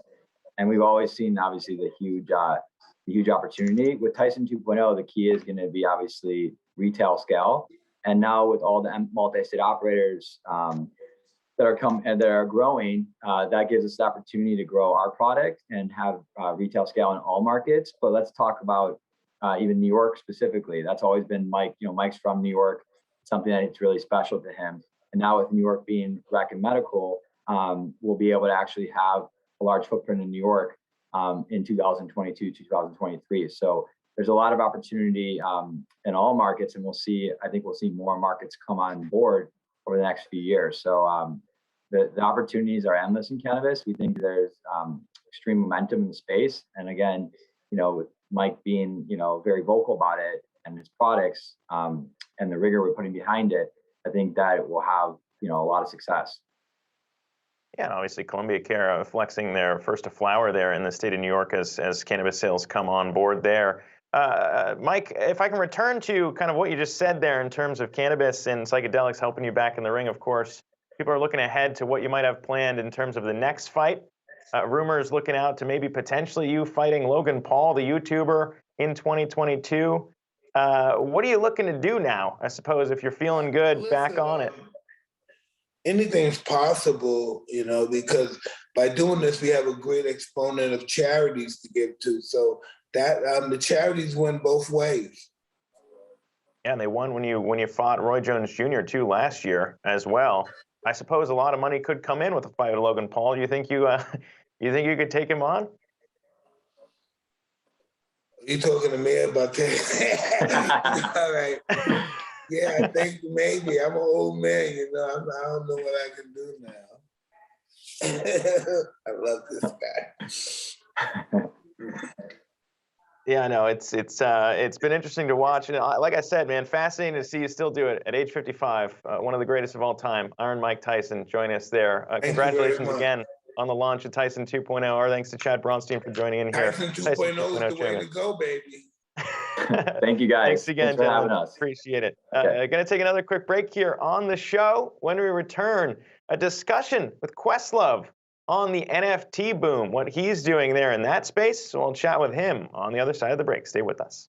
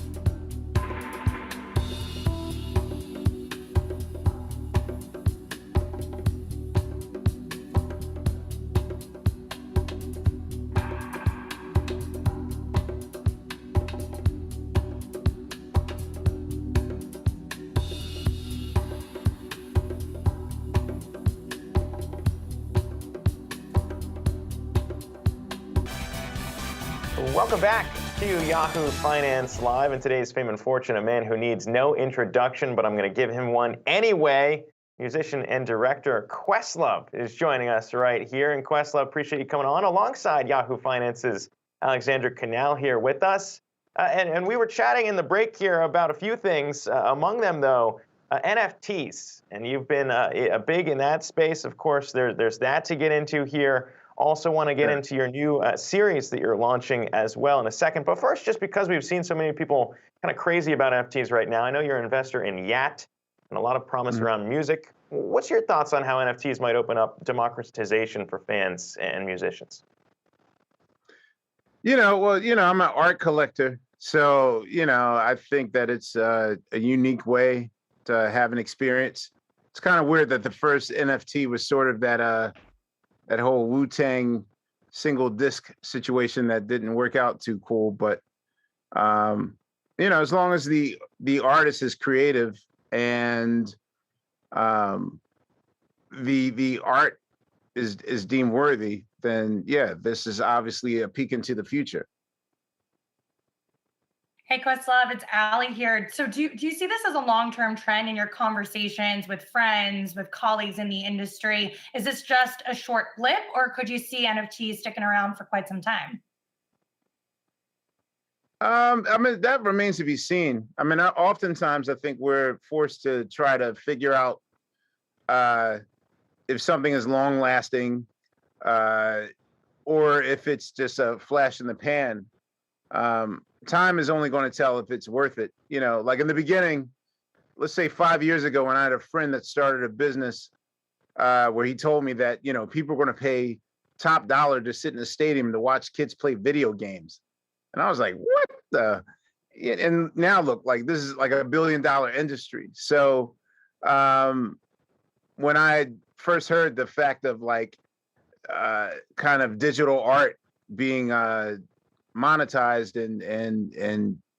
and sold and becoming big business or whatnot, I was head scratching, but oftentimes revolutions that usually start with a lot of head scratching in the beginning, but then they just become the norm. So I'm almost certain that 10 years from now, I think the idea of almost tangible art might be a thing of the past. Like, wait, you actually paid money to put that thing on your wall? You don't own an NFT? Like, NFTs will probably be the norm by 2040, 2050. I know, I definitely find myself scratching my head when it comes to NFTs, but we talk about it all the time, and it's definitely a big thing. Some other changes, though, in the music industry have definitely been the streaming boom. I know some artists have mixed feelings about streaming services like Spotify, for example, due to that payment structure, but you've also been able to reach fans through some curated playlists. So what are your thoughts on that? Well, I got into playlists just as a means to, I don't know, doing playlists to me is sort of like, that's my version of the New York Times crossword puzzle. Like that's my level of creativity, which is basically why I started the series that I'm doing on YouTube, the Quest for Craft thing, because, people have to find different levels of creativity. So oftentimes, like after I meditate, on my way to work at 30 Rock to the Tonight Show, which is about a half hour's drive, I do these little games where like I'll make a playlist of songs about blue, or I'll challenge myself to see if I can come up with 100 songs that mention numbers in the first line of the song, or that sort of thing.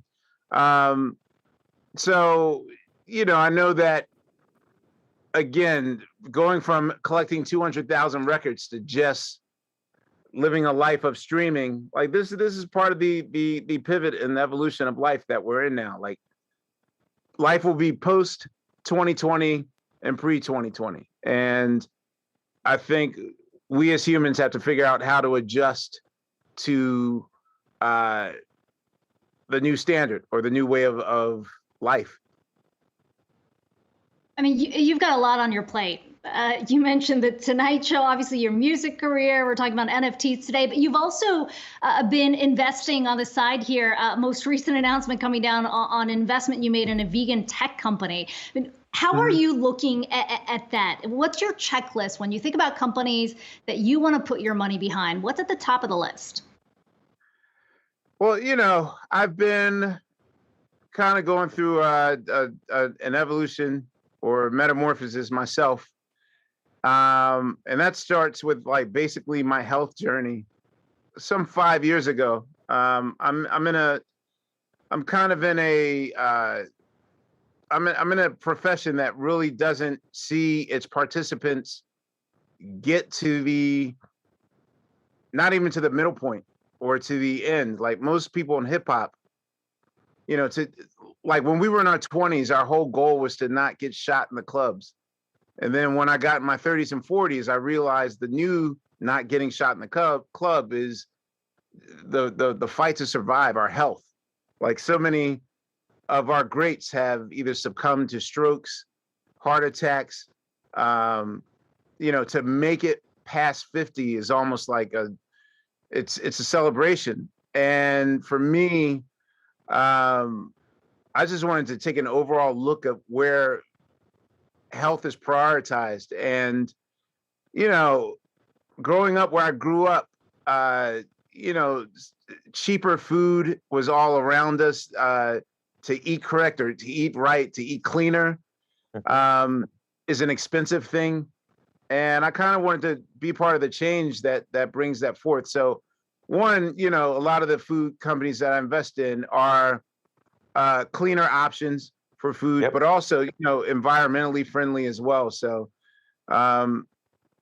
people have like two halves of their lives, their morning and their evening half. And now that I'm 50, I'm on my act of leaving the world better than I found it.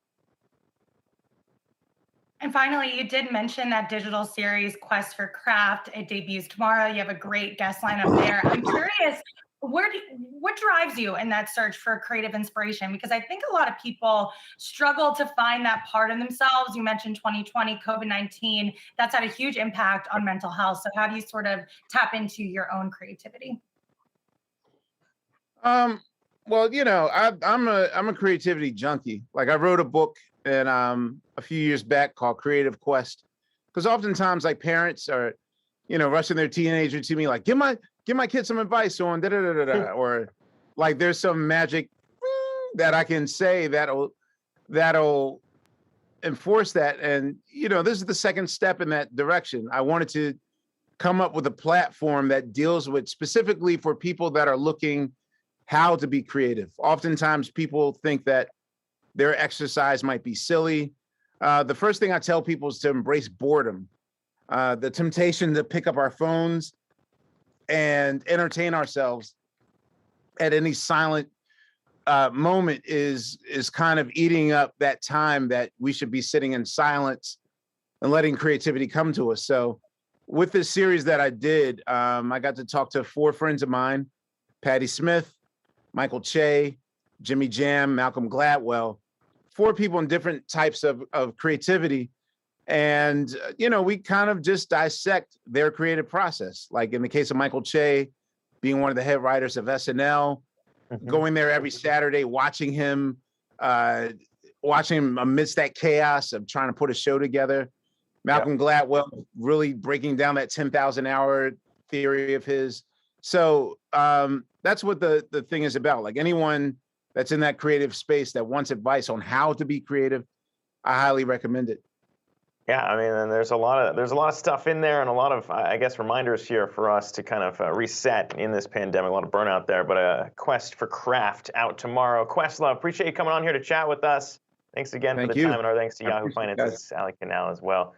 We're going to take another quick break here. We'll be right back after this.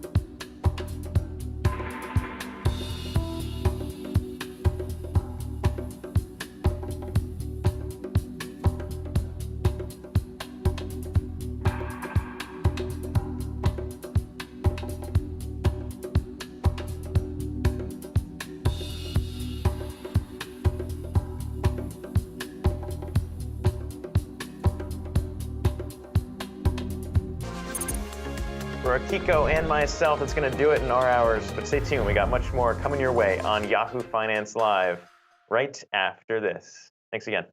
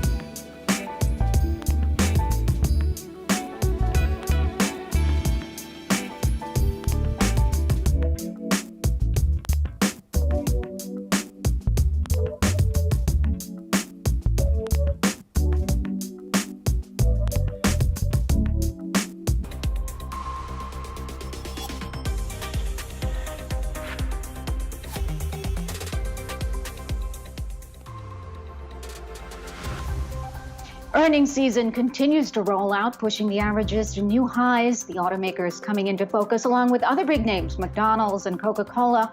We'll break down the results to get a read on the health of the consumer and where the market is headed. October is National Cybersecurity Awareness Month, and cyber threats continue to become a growing threat to businesses. A new report from Deloitte dives into the challenges global organizations must overcome to win the fight against hack attacks. Plus, the global pandemic has altered the economic and the employment landscape, with more women forced to bear the brunt of job losses than men. But as the number of jobs far exceed the number of applicants, we look at why more Black women are turning their back on corporate America. Welcome to Yahoo Finance Live. We've got a packed show ahead. I'm Karina Mitchell with my co-anchor, Jared Blickery. He is in today for Alexis Christoforous. Jared, it is shaping up to be another big earnings day with companies across multiple sectors reporting also big moves in the bond market. That's right, Karina. And let's get a check of where the indices are right now. You can see the Dow is off about 100 points. The S&P 500 up just about 1 basis point. We're going to call that break even. And the NASDAQ up 95 points, or about 0.6%. And you said the bond market is moving. Bonds are moving higher. Yields are dropping. In fact, the 10-year yield is down 7 basis points, 8 right there, to 1.54%. That is the biggest drop in 3 months. And some of the biggest beneficiaries are the mega caps. And the consumer discretionary sector, along with communication services and tech, are the leaders for today. Biggest laggard is energy and then financial. So the value trade really selling off today. And we want to bring in Yahoo Finance's Ines Ferre for more on the markets. And Ines, I know you have your eye on a number of big movers, not the least of which are some huge moves by Microsoft and Alphabet. We got trillions of market cap changing hands right now. What do you have your eye on? That's right. Taking a look at those big mega caps that you were just mentioning, Jared, if we take a look at our NASDAQ 100 chart, you can see that Microsoft is up more than 4.5%, touching new highs. Google, Alphabet also up more than 6%. We're watching Tesla up more than 3%. And if we look at the Dow, we have been watching some of the movers on the Dow. Of course, the best component right now on the Dow being Microsoft, as I mentioned, but the big laggard on the Dow being Visa, down 5% after its quarterly results, beating on estimates, but its revenue outlook for 2022 disappointing the street. Also looking at Boeing, that stock is down more than 1% after its quarterly results, with a wider adjusted loss per share than what the street had been expecting. And then we're watching McDonald's, another Dow component, beating on the top and bottom line. The big takeaway there is that higher menu prices, still people are ordering, absorbing those higher costs, even though menu prices have gone up about 6%. Looking also at the EV space, I had mentioned Tesla earlier, but we are watching also GM after beating estimates for its quarterly results. But that chip shortage, CEO Mary Barra saying that it won't get fully better until the second half of 2022. And then finally, I just want to mention Lucid up 2%. It was up more than 5% earlier. Lucid Motors confirming that its customer deliveries for its first customers deliveries will take place on October 30th for those electric vehicles that they had pre-ordered. It'll be at an event in California called Dream Delivery, the Lucid Air Dream Edition, and that'll be on October 30th. Jared, Karina? All right, Inez, thank you so much. I'll take it from here. We're going to stay on the markets and bring in our next guest, Brent Schutte, Chief Investment Strategist at Northwestern Mutual Wealth Management. Thank you so much for being here, sir. So earnings continue to roll out, and they continue to be, for the most part, pretty good. We have some hits and misses. But how long do the good times continue? Where is market sentiment right now? Because you say there are three types of traders. Explain who they are and what they're thinking. Yeah, so we've really been in a trendless market since about mid-May, where you had these three worries type emerge. And so if you think back to May, you had an economy that was reopening and strong. You had COVID going down and you had vaccinations rising. And over the summer months, people began to think about what's next. And that's where the three camps of worry came in. You had the too much camp, the inflation camp, which is still very much out there. You had the too little camp, which was really worried about economic growth rolling over. And you have seen growth slow. And you will see it in Q3 GDP reported tomorrow that it has slowed quite a bit. And last but not least, you had the people who are worried that stocks had gone up so far, therefore they could not go up any higher. We do believe, and you're already seeing it, I believe, we do believe that as you move towards the end of the year, these worries will actually begin to subside.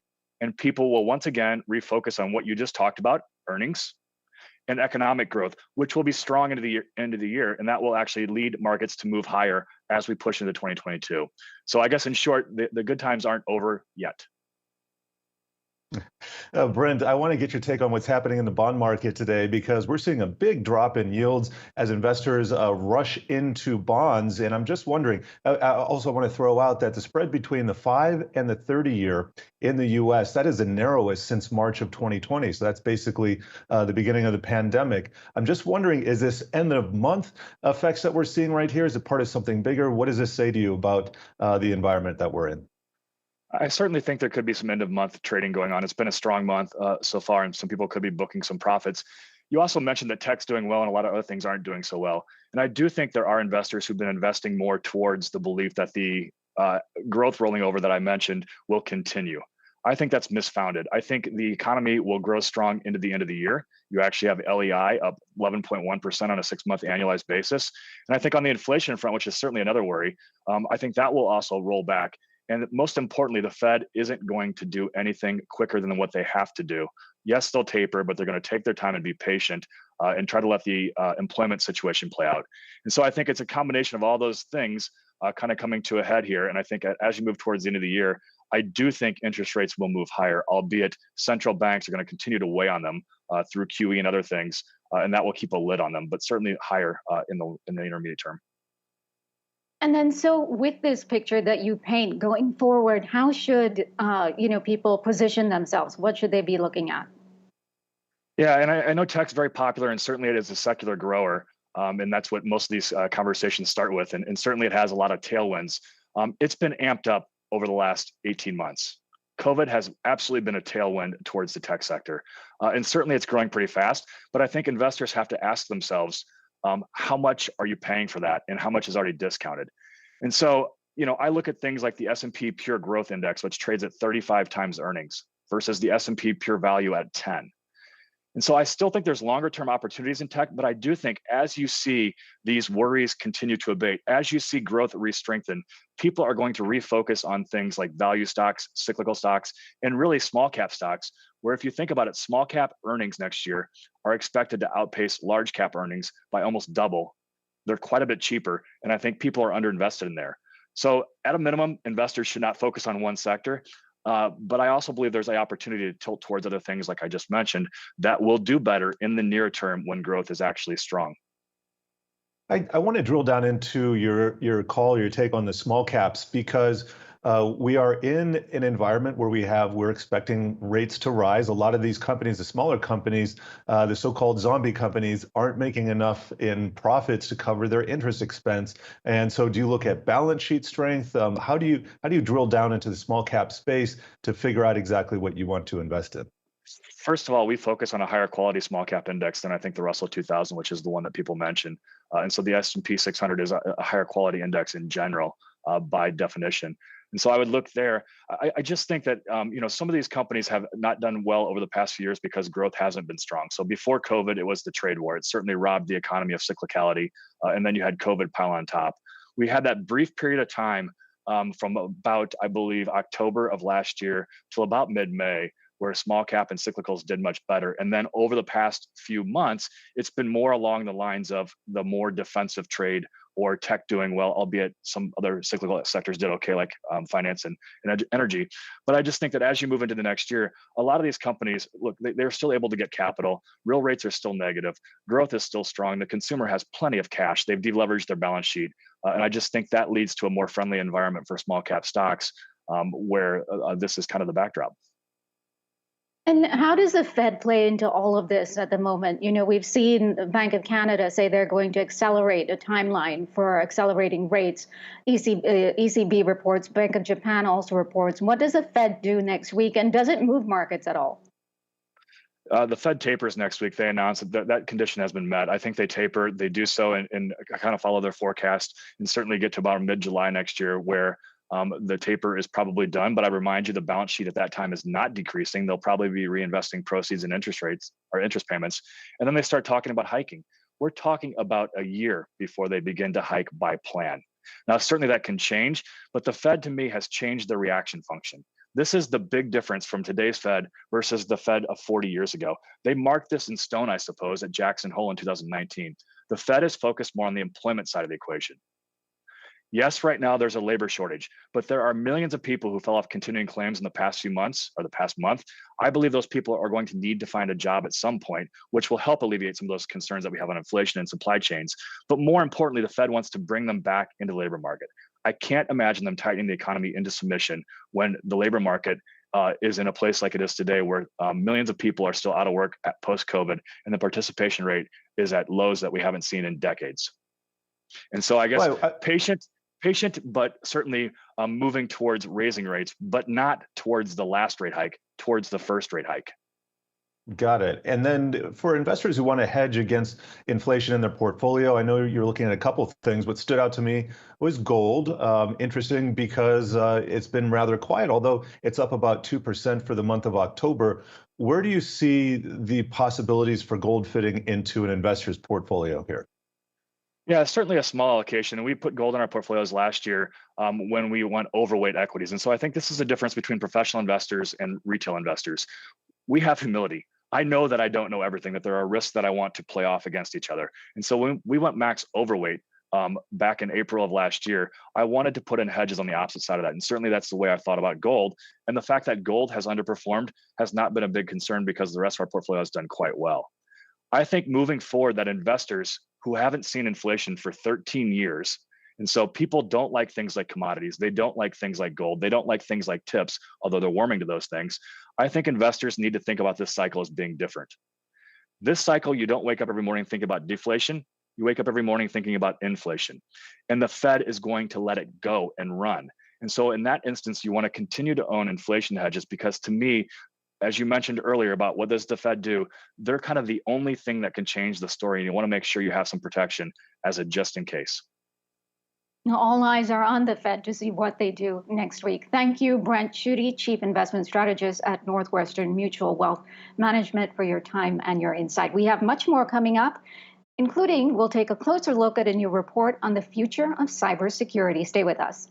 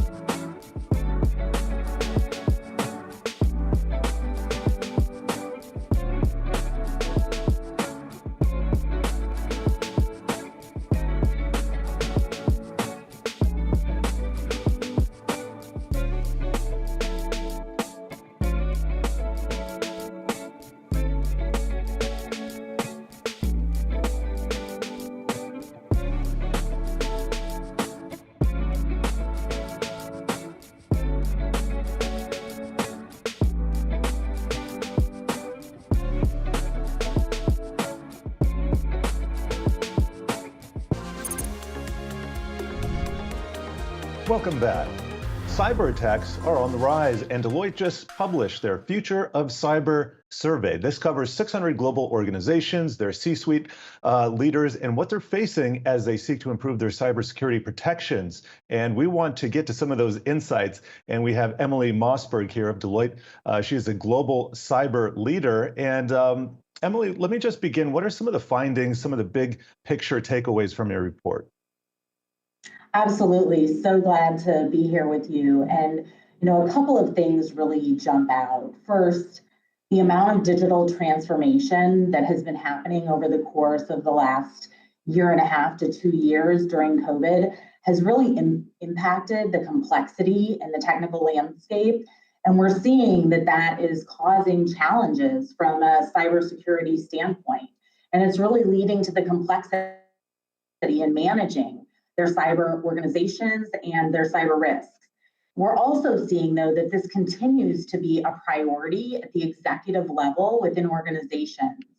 We're seeing an increase in reporting of the Chief Information Security Officer to CEOs, with a third of CISOs, or Chief Information Security Officers, reporting to the CEO at this point. We're also seeing that the boards are really getting involved in overseeing and understanding organizations' cyber risk posture. And 70% of organizations reported that their board is speaking about cyber on the agenda on at least a quarterly basis. So we're definitely seeing a raise in the level of focus and executive attention in this space. How much of a threat are these risks posing across companies, and what are the different types of threats that they're looking at?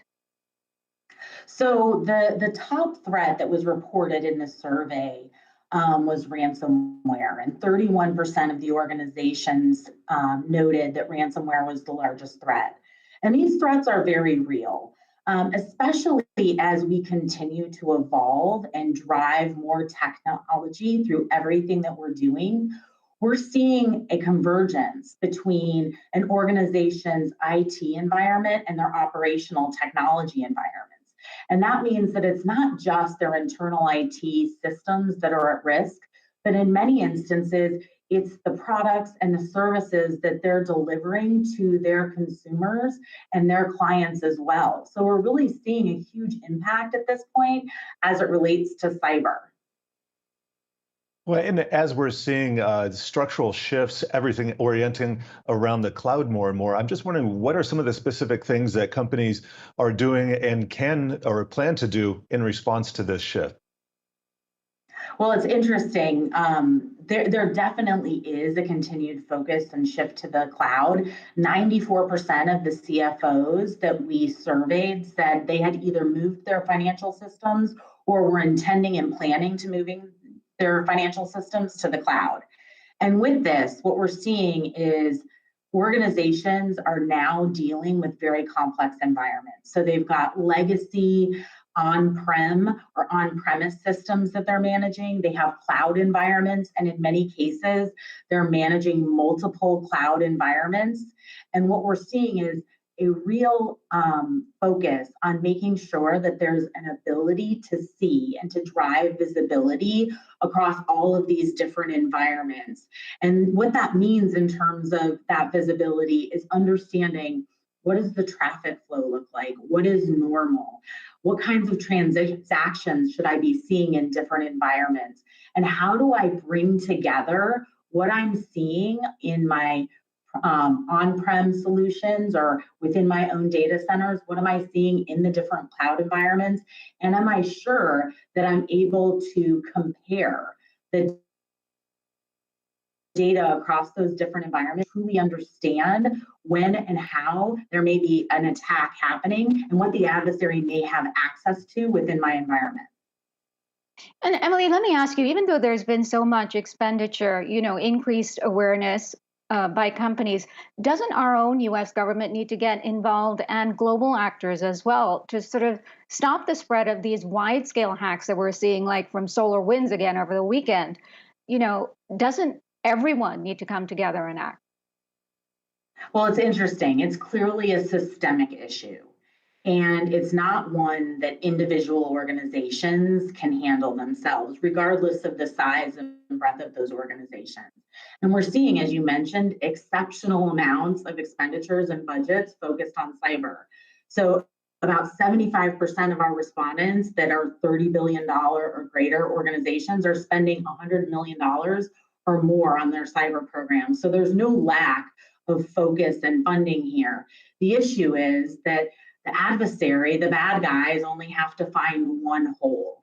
And organizations have to focus on securing the entirety of not only their environment, but their extended enterprise and the entirety of the ecosystem that they're connected to. And so I think, to your point, this isn't a singular battle. This is a place where industries need to bind together and come together. And there are several groups and ISACs and organizations that focus on that. And then they need to come together with the government. This definitely needs to be something where there's coordination across industries, across governments, across the entirety of society, focused on keeping us as individuals and organizations and society safe. And it seems like we're only at the beginning of this process. Emily Mossberg, thank you for joining us, Deloitte Global Cyber Leader. Coming up after the break, we have a conversation with EY Global Chairman and CEO, Carmine DeCivio.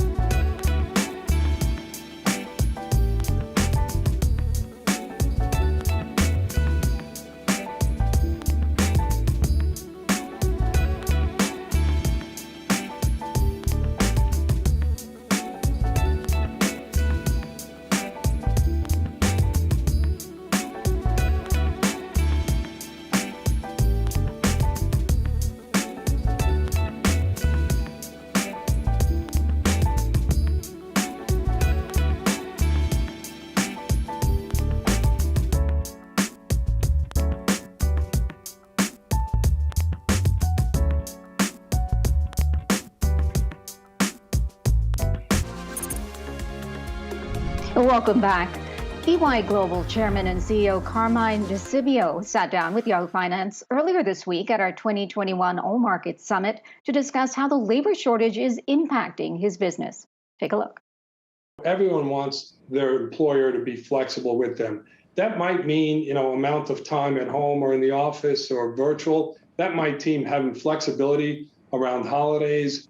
Those are all really important to people. And probably the most important thing is that people are learning. They're learning a skill set, especially younger people, Alexis. And we're telling our clients, you have to be laser focused on your people, laser focused on making sure they're getting trained and they're getting upskilled. That's one of the most important things today, because many of our workers, many people have to be upskilled in terms of what are the jobs of the future. And obviously a lot of that is around technology, it's around artificial intelligence, it's around different technologies around the world. And so that is important, and we're telling our clients that that's got to be a major focus. And many of them are going through a transformation. They're going through a transformation in terms of their talent, their focus in terms of what their people should be looking at. So there's a lot to be done, and it's a time where we're going to have winners and losers when it comes to talent. Another big challenge, of course, for companies right now is the supply chain disruptions affecting companies across a lot of different industries. Again, what are you hearing from your clients, and how are you able to assist them during this time, Carmine? Yeah, so this is obviously a huge topic, and it ties into the labor shortages that our clients are going through. But just before COVID, we did a survey of our clients globally, and we found out that only 25% of our clients actually had a digitized supply chain. And so obviously, people learned during COVID that without a digitized supply chain, you really can't operate in a world that we've been operating in because of the pandemic. So the number one thing is companies have to get their technology up to speed when it comes to their supply chain. Number two, there's been a lot of geopolitical issues. There's been issues disrupting supply chain, including labor shortage. So this is all, and we've also been helping clients de-risk their supply chain, in particular in terms of countries that they're in, making sure that they have a backup type supply chain going forward, making sure that they're not susceptible to one country, when it comes to their supply chain. So this is critical. We are going through a place right now where I think labor is incredibly important to people's supply chain. So we have to do everything possible to make sure that companies are allowed to hire, are attracting people, and are able to produce the goods that need to be produced. We are in a state of really disruption, but also a state of crisis when it comes to our supply chains around the world. And I think this is going to be incredibly important as we go into the holiday seasons around the world. And it's something that obviously the more planning that can be done, the better. And the more planning around people's supply chains that have been done are going to be helpful. I want to switch the focus to what's happening in Washington, D.C. right now, because a couple of days ago, President Biden admitted he doesn't have the votes he needs to raise the corporate tax rate to pay for his infrastructure spending bill.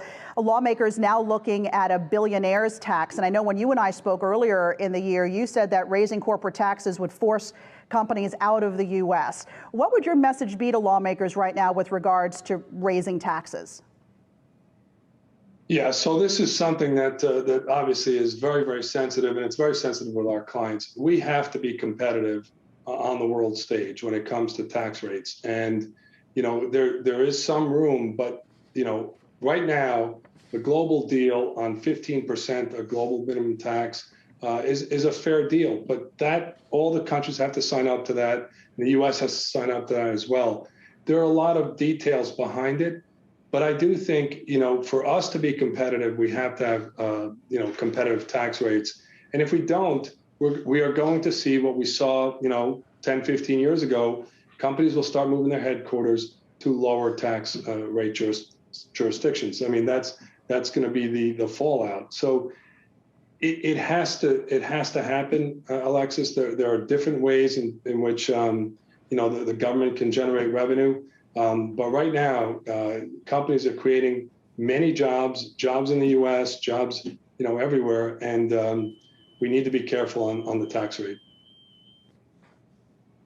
Now, certainly at EY rather, you audit companies' financials. That's what you do. But I know that has expanded recently to also include auditing a company's efforts when it comes to environmental, social, and governance issues. And I know you've been calling for a global ESG standard to help you better measure the progress that these companies are making. How are you doing with that progress, Carmine? Thanks for asking, Alexis. So I think, as I mentioned to you before, we, as well as the other big four, have been involved in creating 21 core metrics around ESG. We did this with the International Business Council of the World Economic Forum. We have over 100 companies that have signed up to this. We at EY have disclosed these 21 metrics. We call it EY Value Realized. The other big four have disclosed them as well. And we're private companies. We don't even have to disclose them. But we wanted to do that to really show the world that we're serious about these metrics. The metrics really hit all the different pillars of ESG. And it's incredibly important that we all get moving on consistent metrics. This was our way to really create building blocks in terms of metrics. There are 21 metrics. They're relatively simple. They might not be simple to gather the data, but they're simple in terms of the metrics, because at some point, regulators and standard setters are going to put in, regulations and/or standards. So that's one of the projects that we've had going on. We are very involved around the world with different standard setters. We are trying to push, and when I say we, I mean all the big four. We are trying to push for global standard metrics. If you ask me, I'm not sure that we're getting there. It looks like, IFRS is moving a little bit faster, but they're very focused on climate and sustainability. I was talking to one of the CEOs at a conference I was at recently, and frankly, he said that Europe is really focused on sustainability and climate. The United States is really focused on social issues, including diversity and inclusiveness. And then Asia is more focused on governance because of worker rights and so forth. So we have to try to bring all this together. And right now, I would say we're heading down the path similar to accounting standards. We'll end up with two different types of standards, one more similar to US GAAP and one more similar to IFRS. Hopefully that won't be the case, and we're trying to put up the good fight to get everyone on the same page globally. But right now, it's not moving as fast as we'd like to. Now, our own the metrics that we did produce, like I said, we have over 100 companies already disclosing. Every client that we talk to, we're talking to them about these metrics. So we feel like we're making progress, but there's a long way to go, Alexis. And that was EY Global Chairman and CEO speaking with our Alexis Christoforous at our All Market Summit on Monday. Coming up, we take a look at our latest installment of Funding Our Future on how women can recover from the pandemic. Stick around.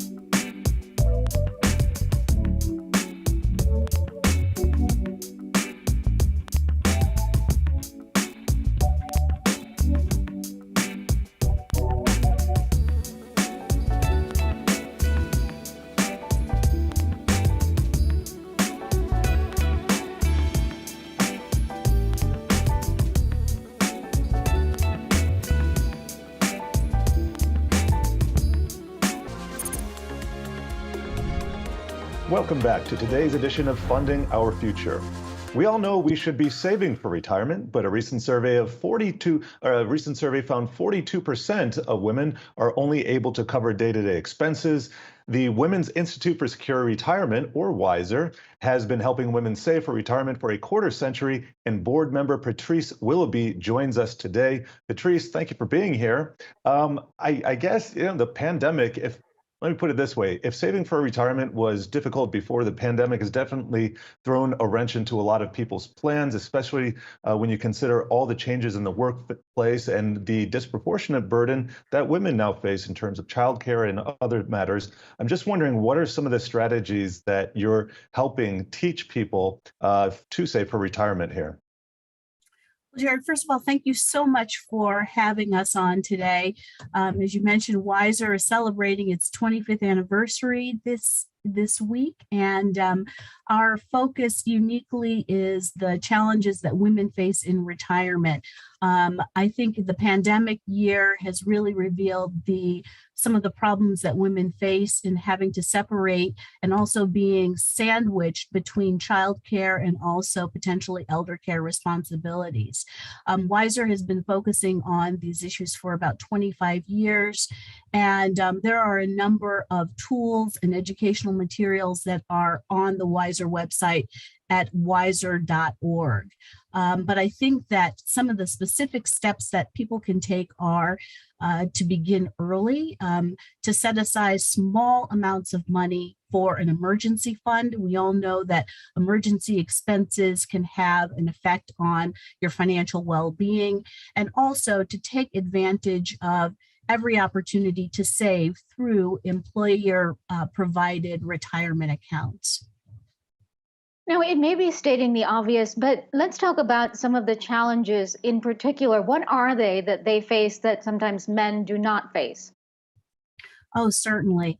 So women live longer than men. And so that in itself means that women have to have their retirement savings last for a longer period of time. We also have fewer years of earned income, often because of childcare and elder care responsibilities. Women who separate from their work life in midlife lose on average $300,000 in both salary and retirement and Social Security benefits. So those are issues to think about when facing the challenge of caregiving. We also earn less on average for comparable work, which means that we make significantly fewer retirement benefits than men, and we're also more likely to work part-time. All of those factors can have an effect on women's retirement security in later life. We talk a lot here about the wealth gap and especially the racial wealth gap. When you break it down by demographics, are there different strategies you're using and teaching to help people of different ethnicities face their unique burdens here? Certainly. I think it's really important, and WISER has focused on meeting women specifically where they are. We partner with a lot of community groups. For example, we worked with MANA, which is a national Latina organization, to discuss our Latina Savings Project. And this is a model program for increasing emergency savings among low to moderate income Latinas. Because financial security includes not only long-term security, but also those emergencies that pop up. We have also conducted projects for low and moderate income workers, and we found that people who are interested in savings will do so when there's a low cost and easily accessible savings account, which is partnered with an incentive to save. So it's important to think about all of those different ways in which you can meet people where they are and make it easy for them to save. We also know that younger people are very interested in being technologically oriented and engage with their financial systems most often through financial apps. They want their financial institutions to provide that because that's one way of reaching them to encourage them to save for retirement. Well, Patrice, we thank you for sharing your thoughts on this very important issue. Patrice Willoughby, Women's Institute for a Secure Retirement, that is WISER, and we thank you again for joining us. By the way, Funding Our Future is an alliance of organizations dedicated to making a secure retirement possible for all Americans. Joining us after the break, a familiar face, at least for me, Mandy Woodruff. She's joining us, and she is a current YF contributor here and co-host of Brown Ambition podcast. Look forward to talking with her after the break.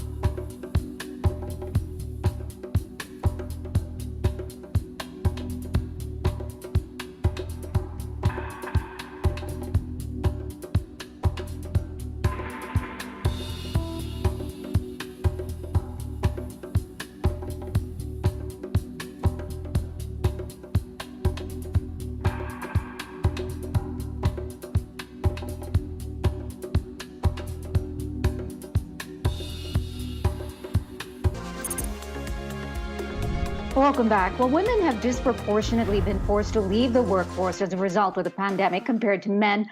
But even within that demographic, Black women in this country are exiting corporate America at an astounding rate. Mandy Woodruff Santos, Yahoo Finance contributor and co-host of the Brown Ambition podcast, joins us now. Mandy, thank you so much for your time. I don't know if this applies only to Black women or to other minorities as well, but you do say there are 5 major reasons Black women are leaving. And the first one is our jobs were ravaged by the pandemic. Can you explain that? Yeah, absolutely. I mean, of course, a lot of minority women were impacted by the pandemic. Women in general were ravaged by the pandemic, but Black women in particular are in the jobs that were most impacted by the pandemic. We're talking about service jobs, travel and tourism. You know, you think about restaurant workers, childcare providers, healthcare providers. Those are often Black women. So, you know, whether it was from our choice or not, often we were finding that the industries that we were in just were completely susceptible to the repercussions of the pandemic, which was truly unfortunate. Yes, and Mandy, great to see you back here. What are some of the solutions here? We were just talking to a previous guest about some of the wealth gap, especially along racial lines. Do you partner with any other groups? Do you just raise awareness? What are you aiming for here? No, I'm just here to cause controversy, Jared. That's what I do. But no, honestly, the first step to the solution is understanding why Black women are fleeing corporate America and what can they do. Yes, I don't think the onus is on Black women. Listen, we tried to make it work. It's like any toxic relationship. It just, we had to put our own life vest on, our own oxygen mask, and get out. Because honestly, corporate America, it can be a wonderful place. I built a wonderful career myself working for corporations, but it gets mentally, emotionally draining to be the only one, to feel like you are constantly underappreciated, undervalued. Black women, one of the many reasons why we are quitting corporate America is because we're just tired of not making equal pay for equal work. I mean, we don't have a century, which is what experts say. That's how long it's going to take for Black and brown women to reach pay equity. We don't have a century to wait. Like, I got kids I need to feed now, or one kid and a dog. She counts too. So that is one of the reasons why we are leaving. We're not leaving to do nothing. We are leaving for higher pay elsewhere, because I think the pandemic has really helped to solidify in our brains like where our value is, and to also become more brave and courageous in asking for it. It also helps that the job market these days is on fire. So a lot of Black women in particular, when you feel underappreciated, when you've been underpaid and mistreated, when you've been the only one for a long time, we are a textbook flight risk. And it's a shame for the companies that are losing us. But at the same time, I completely see why we are, reaching for new opportunities. I actually love one of the reasons that you pointed out that women are leaving, and that is because they're starting to get more savvy, right? They're launching their own businesses and they're taking on side hustles as well. So that is really taking some ownership there, right? Absolutely. Black women are among the fastest growing group of entrepreneurs. I am one of them. I'm a newbie business owner myself, but it's because honestly, when you look at the opportunities for growing wealth, to own our time, to take back the narrative of our own careers and to really control our own destiny, I think a lot of Black women, we are just very well suited to running our own businesses and to becoming entrepreneurs. So I share one stat in my story that shows that Black women-owned businesses grew at 50% between 2014 and 2019. I wish I had more recent numbers. I did try to find them, but I can only imagine it's gotten even more substantial in the wake of the pandemic. Well, at least one is sitting before us right now. And congratulations on your entrepreneurship, by the way. I'm just wondering, if you look across different industries, maybe even specific companies, some are doing this better than others. Where are women leaving from, and where are they heading towards that you're seeing? Yeah, I think it's, for me, I do a lot of career coaching. I actually posted a free link to sign up for career coaching from me to my Instagram followers, all 8,000 of them. I had nearly 300 people pour their hearts out to me about why they were looking to leave their job. And the majority of the women I'm talking to, they are not entry level. They are people who are mid-level, and they just don't feel like they can crack that next rung on the ladder. And they're just tired of waiting for that opportunity. They come from the education sector. They come from travel and tourism sector, healthcare sector. These are industries, like I said, that even if you were fortunate enough to keep your job in the wake of the pandemic, because there have been people who have been leaving, the more pressure put on those who are left behind. I'm seeing this high rate of burnout, especially among the women that I'm talking to from those sectors that were hardest hit by the pandemic. They're just truly burnt out and looking for a change. Mandy, I truly love to see women mentoring women. Mandy Woodrow-Santos, Yahoo Finance contributor and co-host of the Brown Ambition podcast. Thank you so much for your time. That was a really fascinating discussion. We have much more coming up after the break. We turn our attention to politics and look at one Democratic lawmaker's push to raise taxes.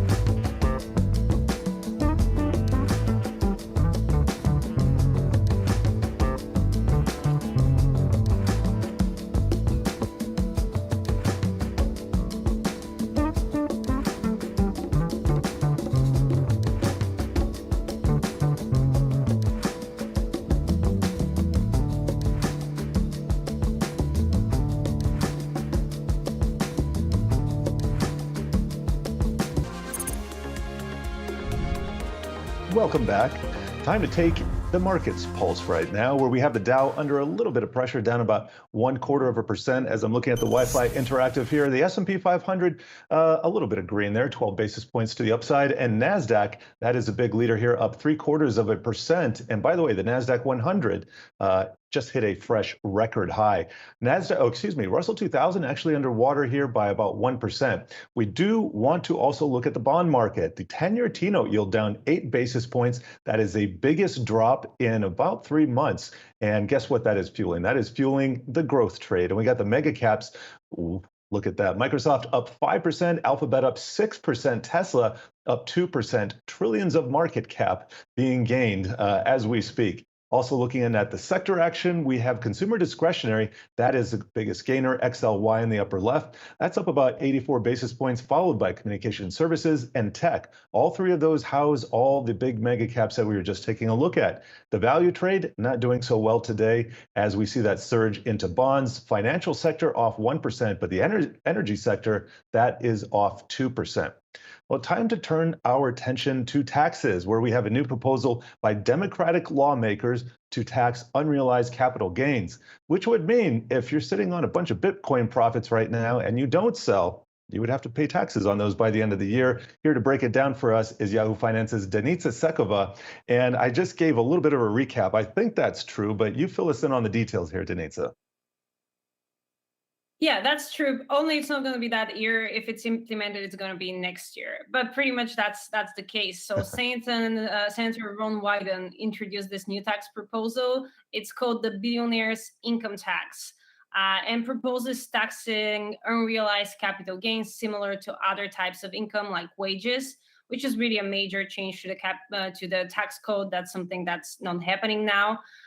It's going to affect a very small fraction of taxpayers. We're talking 700 taxpayers, according to the text of the proposals. And this is really people that have more than 1 billion in assets already, or their income is above 100 million in annual income for 3 consecutive years. So this is going against the capital gains tax deferral. There have been proposals like this in the past, but the idea is that other income like wages, taxes are paid on it regularly, either monthly or quarterly or annually, while investors pay tax on capital gains only when they're realized or sold. So this type of proposal is trying to tax them and trying to go against things like deferring capital gains allows Americans to earn returns on untaxed money, use their untaxed gains as collateral, and it's really high-income individuals that are going to be affected because the top 1%, their income, around 40% of their income comes from capital gains, while for the bottom 80%, it's a really small fraction. It's like 3%. But Denise, the way I understand it, the way they look at this tax is the current value of tradable assets, such as stocks and bonds, right, will be calculated every year. So why don't they look at real estate as well? And every great rule has a way around it. So isn't there a way to sort of transfer this wealth to, let's say children or grandchildren to avoid this? Yes. So there is different treatment to stocks and real estate.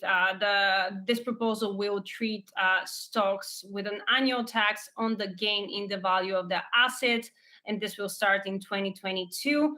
Of course, this will apply to unrealized losses, which could be carried to offset some of the gains for up to 3 years. But then obviously with real estate or a business interest, it's such annual tax is very complicated to implement because such assets are harder to value on annual basis. So they would not be taxed each year. They would be rather subject to capital gains when sold or transferred. And there will be an interest charge that will approximate how much the tax would be owed if they had to pay it annually each year. But it's important to say that this is just a proposal. There are many proposals that have been facing a lot of opposition. This is one of them. They're trying to introduce this as part of the reconciliation bill. So they need each and every Democrat to support that proposal. And we've already heard some Democratic members being against it. So we're yet to see what happens with that proposal. And a little bit of breaking news here. Denitza just got a tweet from Jake Sherman, NBC News. Because of Senator Joe Manchin's opposition, the Dem leadership and White House sources tell us that the billionaire tax is all but dead. Yahoo Finance's Denitza Sekova, thank you for joining us today. And across the break, we got a brand new hour trade talk going on. Stay tuned.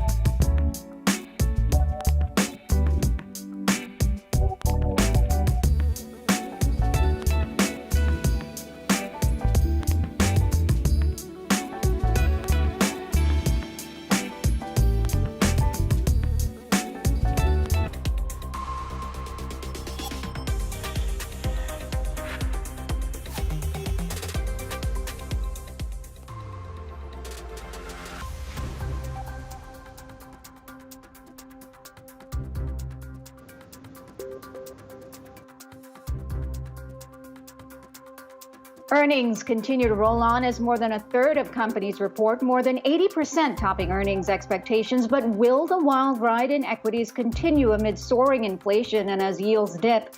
Hot on the heels of news of a mammoth investment in Tesla, Hertz now says it's partnering with Uber, an exclusive deal. We'll look at what's driving that deal and what the stock is doing as a result. Plus, consumer staples and restaurant earnings come into focus with results from McDonald's, Coca-Cola, and Kraft Heinz. We'll look at how they are weathering supply and labor challenges.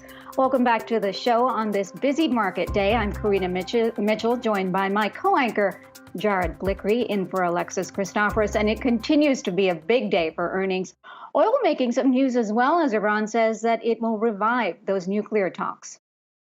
That's right. So crude oil under a bit of pressure, but let's check in on the indices. We got the Dow pairing losses, only down about 70 points, had been down more than 100 earlier. S&P 500 in the green for a whopping 6.8 points. And the NASDAQ, it is by far the leader today, up about 0.75%. And then checking in on the bond market, we have the 10-year T-note yield down 9 basis points right now to 1.53%. Big move there, and we're seeing a response in a lot of those mega caps. The greatest performance for the biggest performing sector here, consumer discretionary, followed by communication services and tech, as you can see on your screen. The biggest laggard is energy, off more than 2%, as well as financials. Financials off 1% there.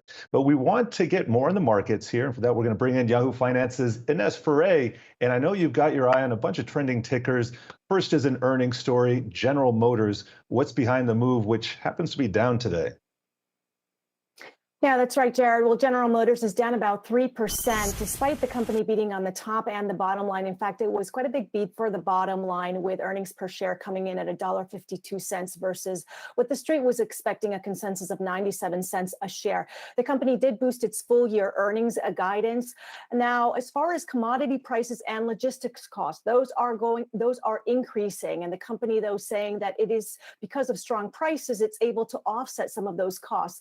It's adjusted operating margins dropped 400 basis points to 10.9%. That's because of plant shutdowns, because of chip shortages. And CEO Mary Barra giving a little bit of guidance about those chip shortages, saying that that shortage will linger into 2022, that we won't be in better shape until the second half of 2022. This is still, though, a story about the company going into the EV space, with the CEO saying that GM's production will be making about 20% of its production by the year 2025 will be electric vehicles. So certainly heading in that direction. But today, the stock under pressure.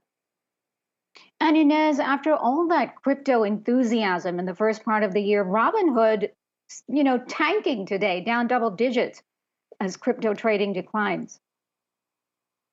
Yeah, that's right. Well, Robinhood missing on a revenue that came in short of what the street had been expecting. I'm just pulling up the chart right now. The stock is down 10%. It's below its IPO price of $38. Now, the company had warned at the end of the second quarter that it would see some seasonal headwinds going into the second half of the year. So you could see lower revenue and also a slower pace of new accounts. But as you mentioned, crypto trading plunging 76% from the prior quarter, with crypto transaction revenue coming in at $51 million.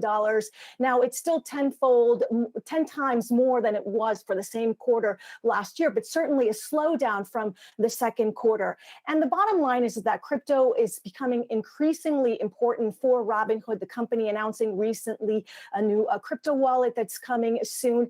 Much of the growth, though, with crypto transactions went from Q1 into Q2, with a huge popularity in Dogecoin. And this is very interesting because Vlad Tenev, the CEO of Robinhood, was asked about Doge and new accounts in that second quarter, when they saw a huge spike in crypto transactions. And he said that it was a meaningful portion of the new accounts, meaning Dogecoin, the reason why new accounts, people were signing up. So that goes to show you that those meme coins are really important. And as far as the Shiba Inu, the token, the meme token that customers are clamoring for. There's a petition on change.org, more than 300,000 signatures asking for that meme coin. And Vlad Tenev was asked also during the conference call about adding new coins. He said, "We hear you loud and clear that customers want new coins, but the regulatory environment is really uncertain and evolving when it comes to new coins. And so they have to be careful about evaluating adding on a new coin and making sure that it meets regulatory requirements." Yeah, and when your P&L statement is leveraged to Dogecoin, you're going to have some volatility in your earnings there. But I want to turn our attention to Mickey D's. Golden Arches looks like a nice beat and a raise quarter for them. What's inside their earnings statement here? Yeah, that's right. The stock popping up more than 2%. The results beating on the top and the bottom line for what Wall Street was expecting. Adjusted earnings per share coming in at $2.76 on revenue of $6.2 billion. The company raised its sales forecast. International sales saw a bounce back. Despite higher menu prices, a 6% hike in those menu prices, people are still ordering. So they're still absorbing those costs. Now, the CFO, Kevin Ozen, said that restaurant margins may moderate because of labor and commodity costs, but still overall expecting mid-40s% margins overall. All right, Ines Ferre, thank you so much for that report. We are going to stay on markets and bring in our next guest. Kathy Jones is Chief Fixed Income Strategist at Charles Schwab. Kathy, thank you so much for being with us today. I want to start by talking a little bit of policy, right? The Bank of Canada says that it's going to push to accelerate the timeline of rate hikes. ECB, BOJ also set to meet. The Fed is, coming out next week with its strategy. What does it do? What do we see from the Fed? And do any of these other central banks give it pause for thought about when it starts to taper? Yeah, I think the Fed is pretty well determined to start the taper pretty quickly. We expect them to announce it next week and then start it soon thereafter. So that's pretty well carved in stone. I think the big debate now is how quickly the Fed moves towards actually raising rates. The expectation in the market has really shifted to expecting as many as 2 rate hikes in 2022 and 3 in 2023 and beyond. That's a pretty aggressive pace of tightening versus where we were just a couple of months ago. But we've seen this with all the other central banks. Bank of Canada came out today and said they were going to speed up their tapering and move towards rate hikes. Bank of England is expected to move pretty quickly because they have a lot of inflation pressure. So there's definitely the story here that central banks are accelerating towards tighter policy. And I think that's part of what got into the market today, because what we saw was long-term rates come down and short-term rates, hold up fairly well. And that idea is the more aggressive the central banks are, the quicker they go, the more we get slower growth, the quicker we get slower growth and lower inflation down the road. Well, Kathy, I'm glad you brought up the bond market. That's exactly what I wanted to talk to you about, and maybe drill down into that a little bit more. I raised a possibility with a previous guest, maybe seeing some month-end flows, but structurally here, I'm seeing the spread between the 5-year and the 30-year at the lowest since March of 2020. That was the beginning of the pandemic. So is this all about the Fed right now? I think to a large extent it is. I think there's a couple of things. It's clearly the Fed, because when you look at the slope of the yield curve, particularly like 5-year versus 30-year, that's really telling you, the 5-year is telling you what the market thinks is happening with short-term rates over the next couple of years. And then the 30-year is telling you what the expectation is really for inflation and growth longer term. And the faster the Fed moves towards hiking rates, the more the market contends that we're going back to that kind of slow growth, low inflation environment. But the other factor is we do have some flows coming in. We have a lot of pension funds, insurance companies that are likely to rebalance towards the end of the year, and they've had huge gains in their equity portfolios, and some of that will simply get rebalanced into the bond market, particularly into longer term bonds, because those are investors with very long time horizons. So there's a bit of a combination of things going on. And what's your view on inflation right now in this type of environment when earnings are beating and there's still consumer demand? What is the tipping point? Yeah, I think the tipping point will be, well, 2 things. One is, when does the supply side kind of right itself? And that's looking like that's going to take longer than I think most of us thought 6 months ago. It would have those supplies come on to kind of balance out against demand. But it looks like the tipping point is really going to be coming up as we move towards tighter policy. The Fed can't make more semiconductor chips or pump oil, but they can raise rates to slow down demand. And I think we may be getting to a point where the expectation is that we'll have tight enough policy, that easy money will start to flow out, and that will start to bring the inflation pressures down. And what are you specifically watching as part of your timing signals for the Fed? We only have about a minute left here. Yeah, I watch the yield curve very, very closely, and then I'm watching what they say and the rotation of the various Fed governors. We could have as many as 4 or 5 new people at the Fed next year. So that's going to be important as to who's on the Fed versus who's possibly leaving. All right, we will have to leave it there. Kathy Jones, Chief Fixed Income Strategist at Charles Schwab, thank you so much for your time. And Step up your investment strategy with a free 14-day trial for Yahoo Finance. Plus, get expert research reports, actionable investment ideas, advanced portfolio tools, and more in a sleek ad-light experience. You can check it all out today at yahoofinance.com+. Coming up, a big announcement from Intel and Microsoft will tell you what it's all about. Stay with us.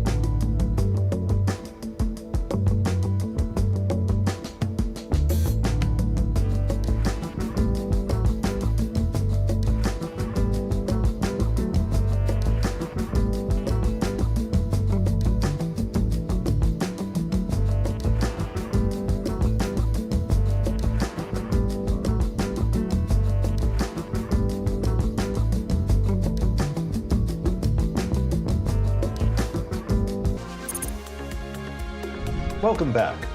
Two tech behemoths, Intel and Microsoft, are announcing some major news at today's Intel's innovation event. Among it, Intel is rolling out its new 12th generation of desktop processors. And for more, let's go to Yahoo Finance's Dan Howley, who is joined by not one, but two special guests. Dan. That's right, Jared. We're here with Intel Executive Vice President and General Manager of Client Computer Group. That's Gregory Bryant. And then we also have Microsoft's Product Officer, Chief Product Officer. That is Panos Panay. Panos and Gregory, good to see you guys. And what we're talking about this afternoon are two announcements, really, or a few announcements, actually, related to both companies. So I just want to start off with you, Gregory, about Intel's announcements regarding its new chips. So obviously the big news is that you've announced your 12th generation new Intel desktop processors. What can you give us about those, and what can you kind of explain to our viewers about those new chips?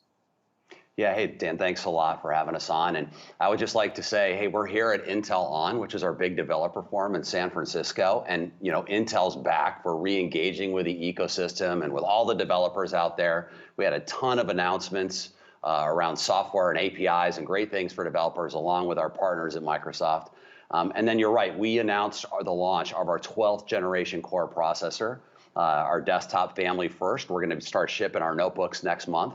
And the big change, this is probably the biggest architectural advancement in a decade for x86, because we're going to this hybrid architecture. And I won't geek out too much for you, but we're basically combining two kinds of cores, two kinds of CPUs in the same product for the first time ever. And the performance of this product is just amazing, incredibly power efficient, but also can scale up. It's great for gamers and creators, and you know, it's a great platform to develop on. And you know, we can't wait to get these devices in the hands of consumers. Now, I don't want Panos to be sitting there and not joining in. So I want to don't worry ask about me, Dan. I'm okay. I'm okay, Dan. Don't worry. Well, I want to ask about the new data tools that you guys are talking about with Intel, and how those kind of help developers on Windows machines, and specifically the new Windows 11 operating system. Yeah, I think we optimize Windows 11, like bringing support, GPU accelerated support for machine learning This is one of these ideas where when you're engaging in AI development, being able to just take the performance to the next level, giving developers all the tools that they want. I would also say, Dan, one of the things that we're talking about is Intel Bridge technology. Yeah, that's right. Which I'm pretty excited about, where we're bringing Android apps for the first time to Windows in a way where now developers can engage pretty much on any application that they'd like to create for Windows and just expand the opportunity for them to create businesses. We talk a lot, Dan, about... Yeah. Well, hey, Dan, let me jump in and let me just jump in, Dan, if it's okay, and just say that we've had this partnership, obviously, with Microsoft for decades. Panos and I, in particular, have a very good relationship, and we've really come together to deliver these new technology advancements. Bringing Android apps to the Windows ecosystem, huge. Developer tool chain in Windows, huge. Support for that hybrid architecture I talked about, huge leaps forward. So this is a great example about how two companies can work together just in unison to deliver new experiences. And Panos is probably the most passionate guy I know about delivering new experiences out in the ecosystem.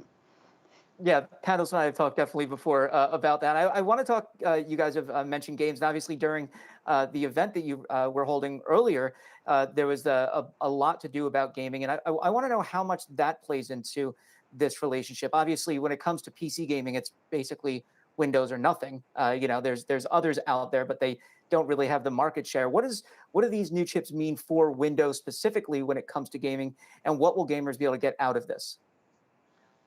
Well, I'll start, and I'll just say, hey, these, gamers, what we found, and as you go look at gamers, people talk about gamers. Gamers, yeah, they love to game, but they also stream. They're also creators. A lot of gamers also developers.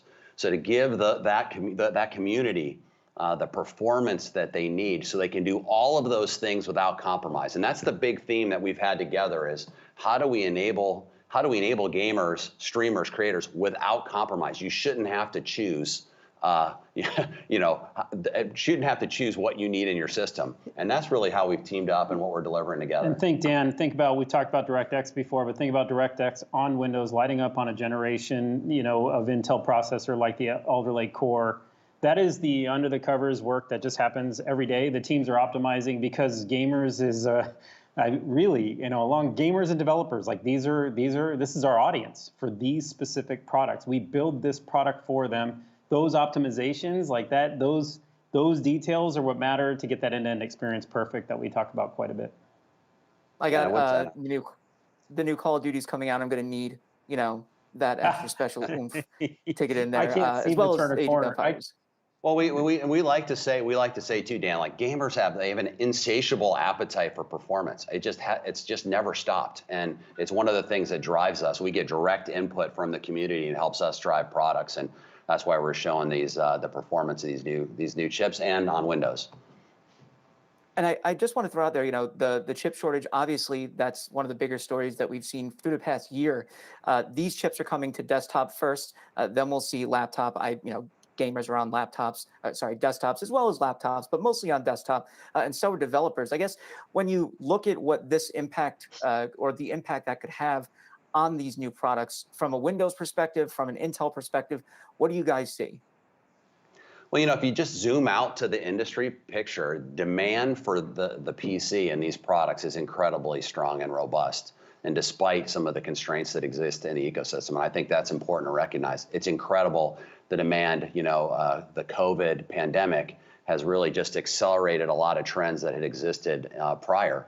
And it's just really dramatically increased demand within the lead time for a lot of suppliers in the industry to build new capacity.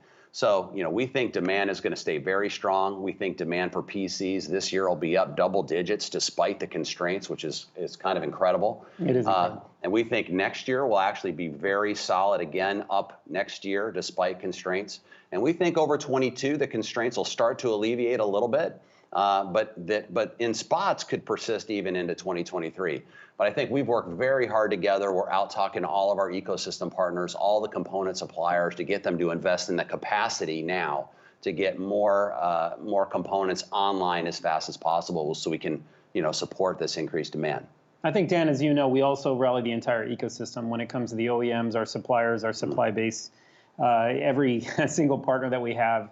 Like, really, demand's never been higher. You heard GB just say it, but also, we're in a growth market. And so those two things, pretty incredible to think that we're out there. There's never been a better time to buy a PC.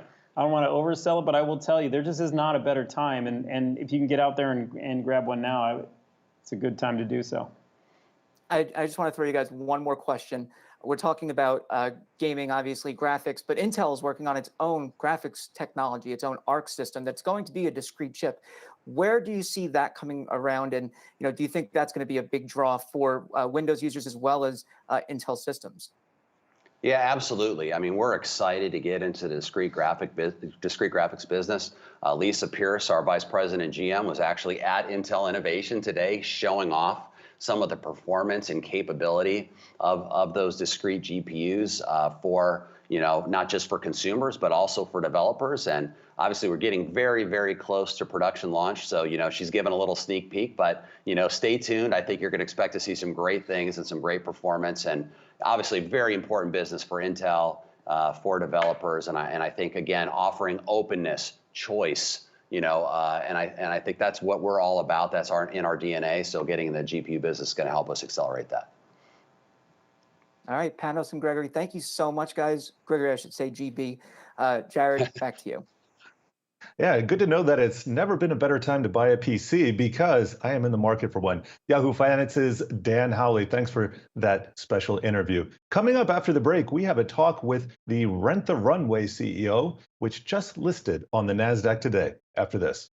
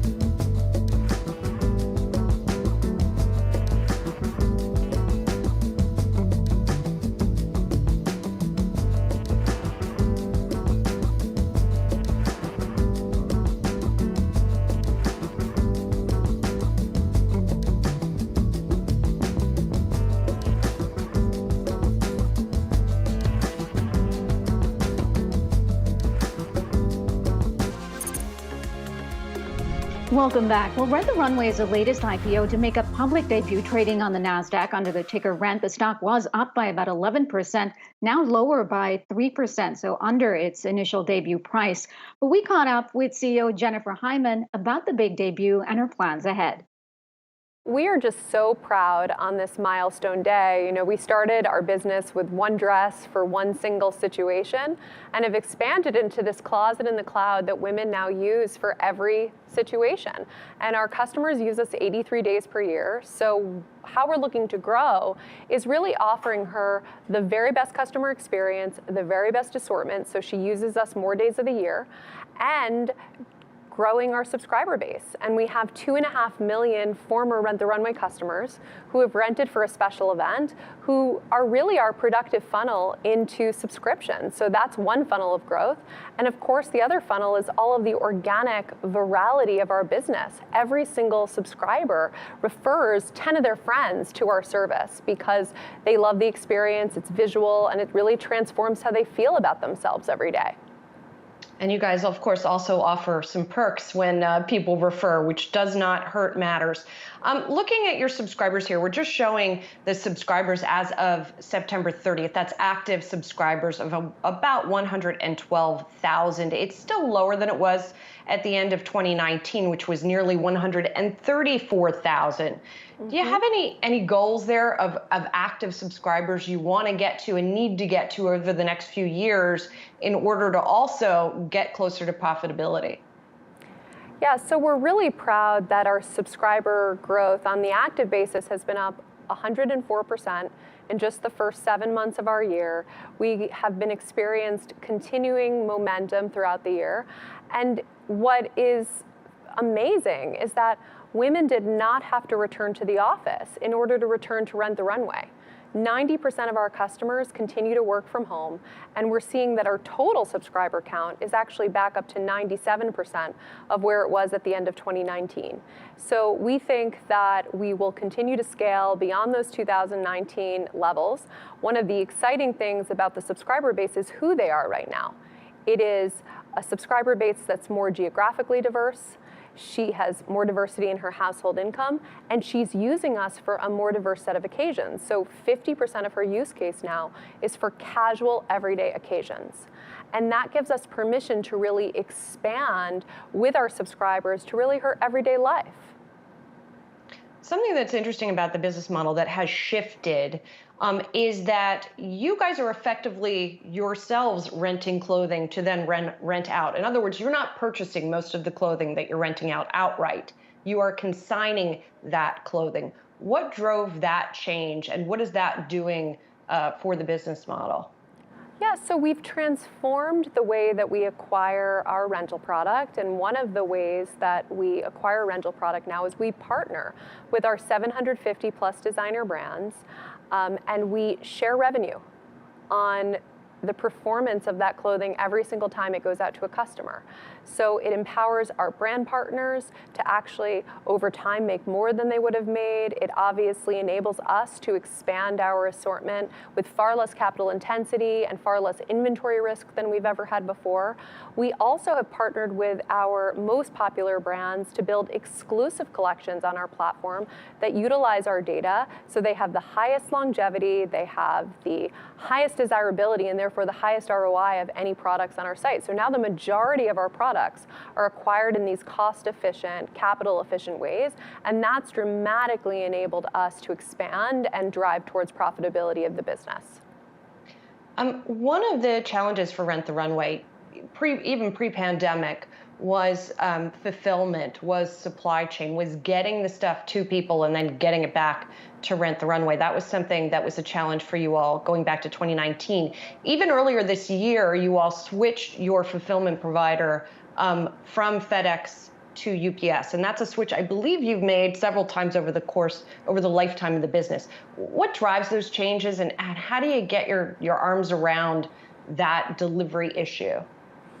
Well, there haven't been delivery issues. We, in fact, have over 10 delivery partners and have expanded to many more throughout the country. We try to deliver in every single region of the country the very best customer experience as it relates to speed, as it relates to accuracy of delivery. And we've found that as our scale increases, it really enables us to innovate how we get our clothing to and from the customer. When you think about our subscription, what makes it different than a Spotify or a Netflix is the fact that it's a physical subscription. So the better and better we drive our customer experience, the more friction we reduce from our experience, we see that in dramatically higher loyalty rates over time. So as an example, our new subscription programs right now, which have more innovative transportation offerings, such as cross ship, all have higher loyalty across every single customer cohort than our subscription plans had before. Finally, I want to ask you something about ESG, which is a risk factor that you guys highlight in your prospectus also. Again, as somebody who's used this for a long time, obviously you're using a lot of dry cleaning here, and the stuff comes in the Rent the Runway cloth bag, but each individual item is still wrapped in plastic. Any plans to change that? Any concerns, any pushback on the ESG front? So the goal of our business has always been to get women to buy less clothes. That's really the only way to solve the enormous negative emission issue in the fashion industry. 70% of the negative emissions come from the purchase of new clothing and the production of new clothing. So we're in this cycle of overconsumption, overproduction. We've actually proven that when women rent the runway, they buy less clothes. So we've conducted an LCA analysis that really takes into account the impact of rental and nets out what could be negative impacts of transportation or negative impacts of cleaning.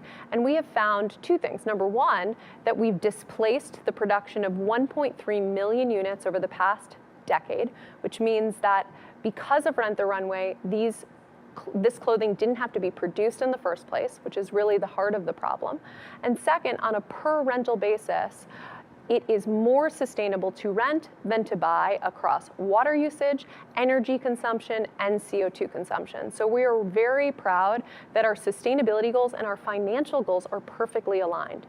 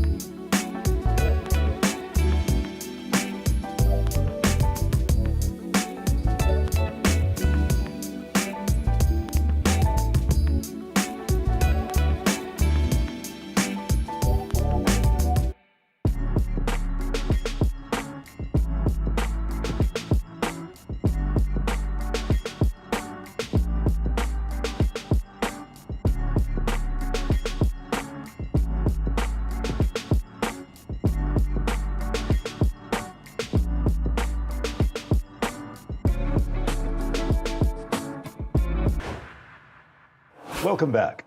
Time for a check on the energy market. We're going to bring in Yahoo Finance's Ines Ferre one more time. We just got the settlement for crude oil. Looks like it's settling about 2% lower here. What's behind the move today, Ines?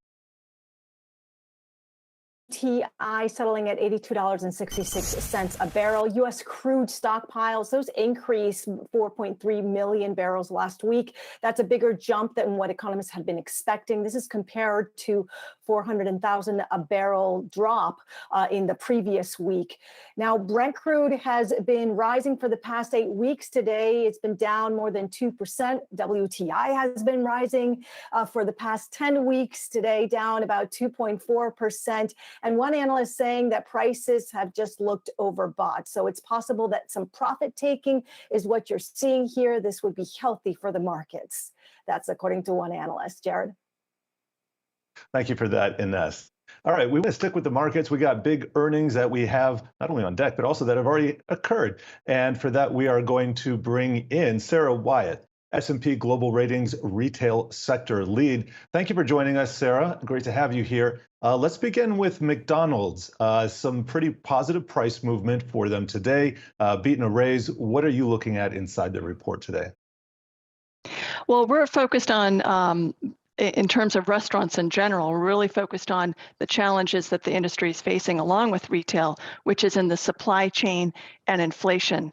McDonald's, like most restaurants, faces inflation in terms of commodity and labor right now. I think they mentioned a couple of numbers about their expectations for commodities to increase 3.5% to 4%, and then to continue into 2022. And so that's where we're focused on in terms of risk for restaurants and retailers, are those two areas: supply chain constraints and inflation. And Sarah, what sort of trends do you see? Coca-Cola also reporting its revenue was stronger based on more people going out to events and, drinking their products outside of the home. Is that a trend you see continuing? Absolutely. We cover casual diners and restaurants. So this is really people getting back to normal, wanting to get back to normal. There's a lot of pent up demand. So even though there might be some challenges, the demand is there. People are going out, they're dining, and they're refreshing their wardrobes, and in conjunction with getting back to normalcy and continuing to go out. And that supports the credit quality of the restaurant industry. Well, and it's all the holidays are upon us. Not too early to be thinking about that. Getting back to the supply chain, that's being exacerbated. And we got UPS earnings the other day saying that customers are pulling forward their shopping for the holidays. How is this playing out in the restaurant industry?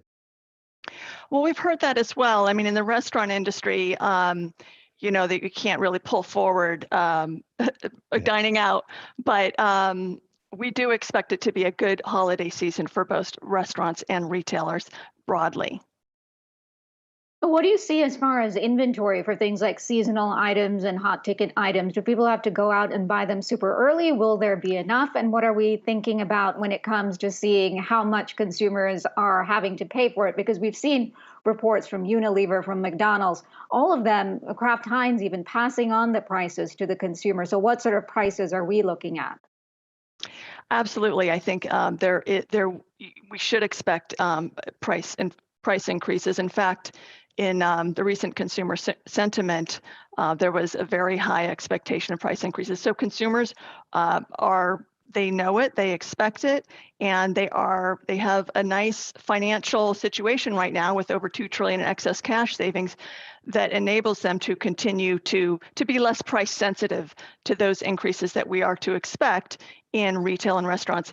And on comment on your inventory question, it's a real challenge, I think, for retailers right now and restaurants as well, to have the product, to have the offerings that consumers want.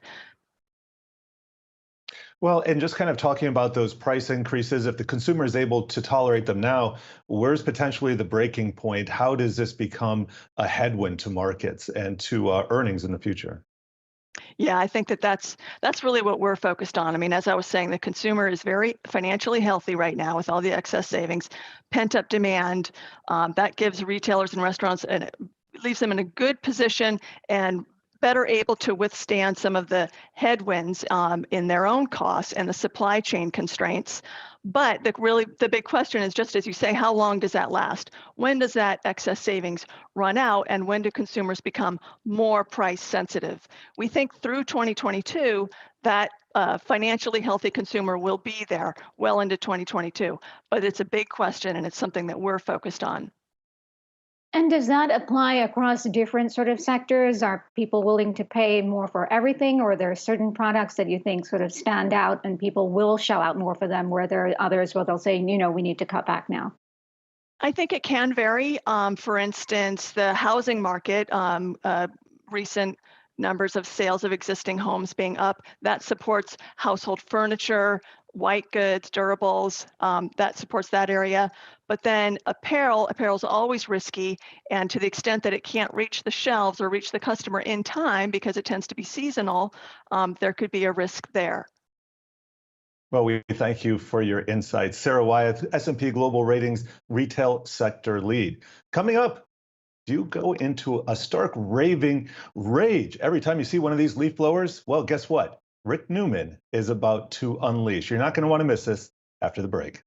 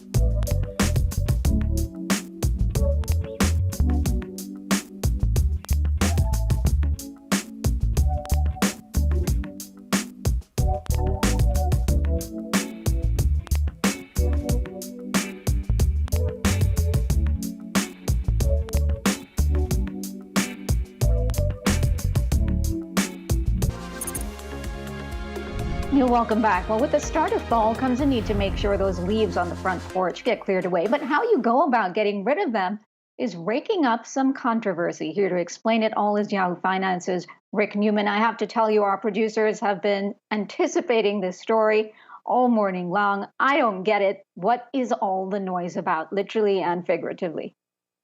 Well, if you live in the city, maybe you have this concept of the suburbs as these peaceful, quiet enclaves. They're nothing like that, especially in the fall, because of these leaf blowers that are just constantly blowing.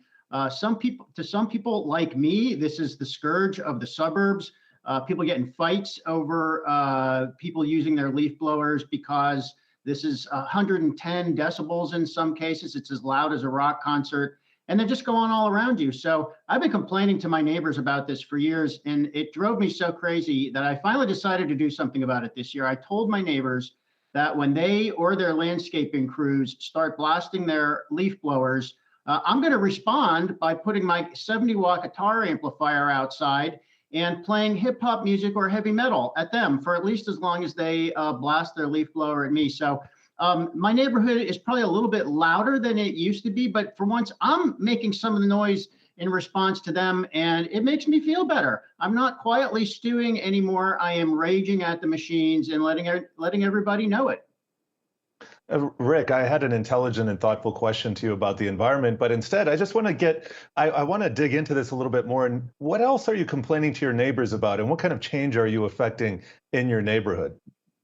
Okay, so because I am so vociferous about these obnoxious leaf blowers, I have decided to limit it to the leaf blowers and not be the person everybody hates for everything else. So I try to be a good neighbor on other things. I helped out a lot when we had flooding in my neighborhood. I loaned people everything I had, from fans to ladders and tools and things like that. So I don't know if people love me or hate me. They probably don't know what to decide. And, we actually could and perhaps should talk about the environmental issue here for just a second. I mean, leaf blowers and lawn mowers, they're really terrible polluters because they have no pollution control. They have no sound control. So they pollute both greenhouse gases and noise. And, President Biden is talking a lot about this transition to green energy. He's going to be at the big climate conference in Scotland starting this weekend. So, one place to start is to limit the use of these machines that are really putting tons of pollution into the air and making all this racket at the same time. There are battery-powered options out there. They're good enough for me. If you have a small lawn, they're fine. But for some reason, people just feel wedded to these obnoxious machines that blow leaves and dirt around. Put it where you want for 5 seconds until the wind comes along and puts it back where it was to start with. So that is my pitch to my fellow suburbanites. Kill the leaf blowers. I have little sympathy living in the city where I'm dealing with jackhammers and drills and cranes all day long. Yeah, I get it. But you have leaf blowers there you, too, but maybe you just can't hear them over the jackhammers. You can't hear them, exactly. But I do want to point out, I read a survey that says an hour of leaf blowing is like driving a Camry 1,100 miles as far as the pollution effect. So there definitely is. That's just a fact of the amount of pollution that comes out of one of these things. So if you use one of these for a single day, it's emitting more pollution than a car emits during an entire year of typical driving. That's part of the reason California is banning the sale of these types of gas-powered engines starting in 2024. New York State, where I live, is considering it. Many cities ban the use of these things because they're so bad. This is really like 1960s era technology that shouldn't be around anymore, but people have the machines and they're going to use them, I guess. All right, Yahoo Finance, Rick Newman, we will leave it there, but let us know what else is bugging you, okay? It's always something. See you guys. All right. Well, coming up after the break, what's behind Hertz and Tesla's purchase and why Uber just got involved?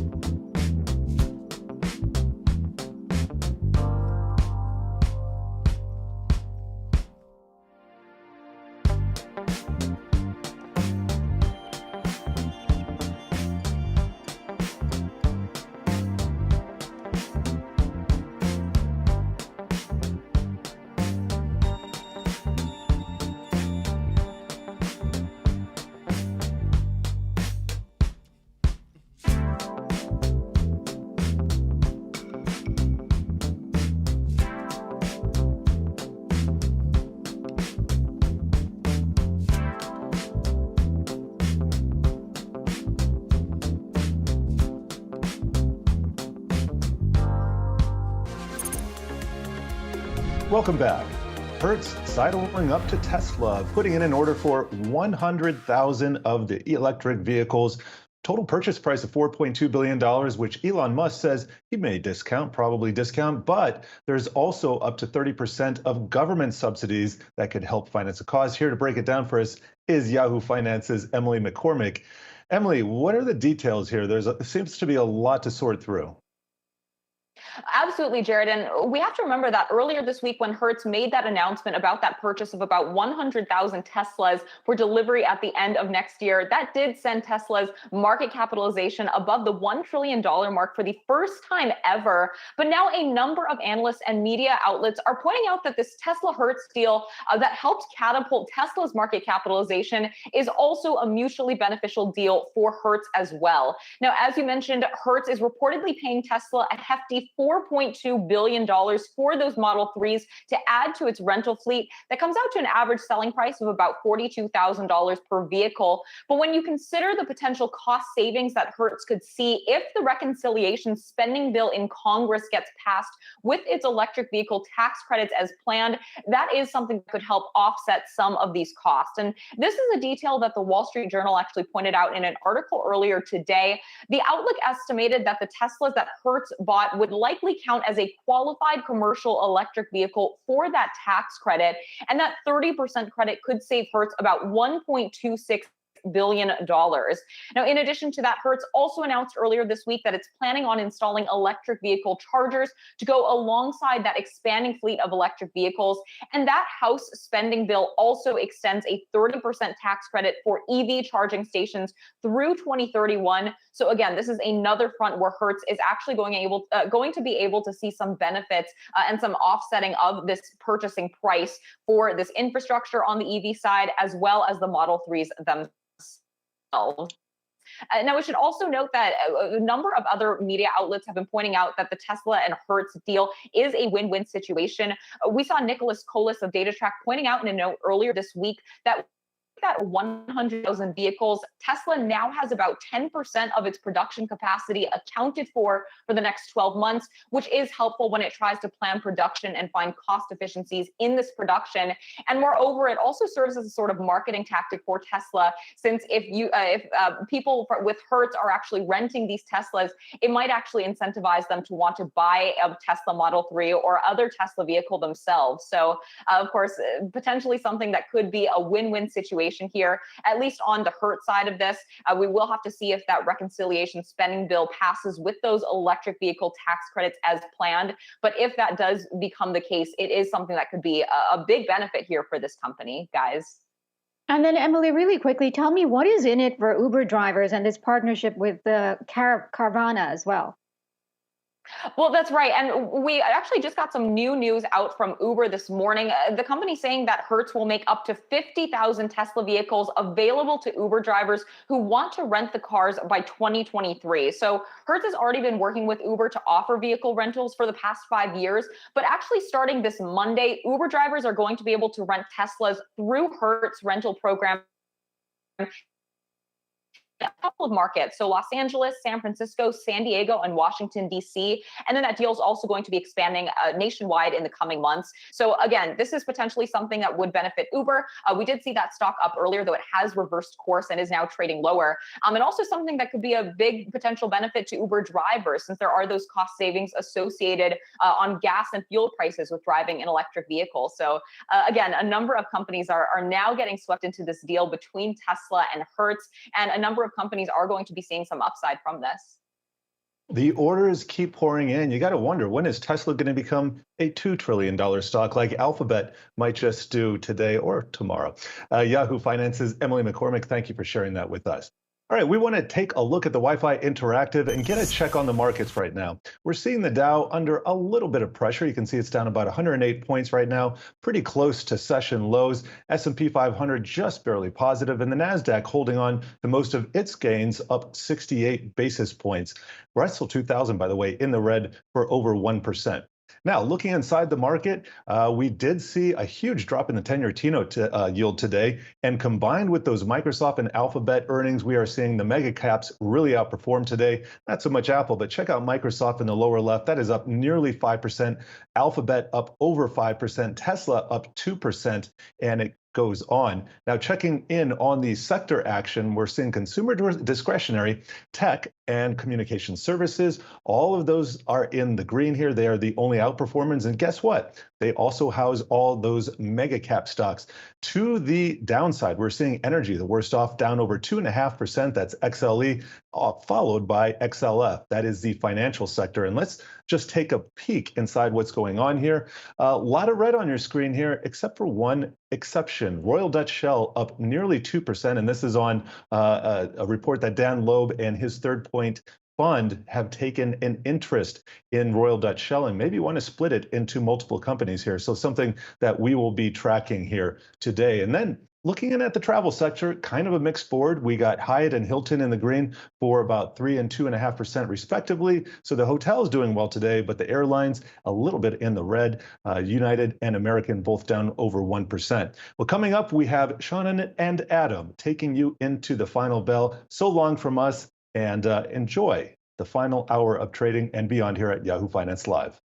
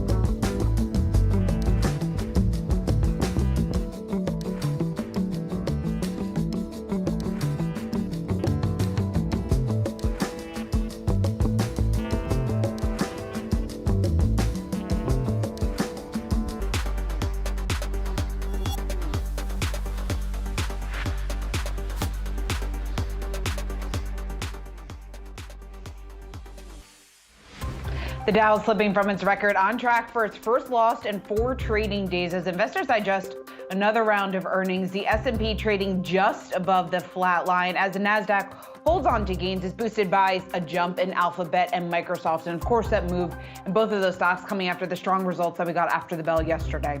Speaking of earnings, Logitech out with its fiscal second quarter results, and it was a record-setting second quarter for the company despite supply chain constraints. CEO Bracken Darrell, he's going to join us in just a bit.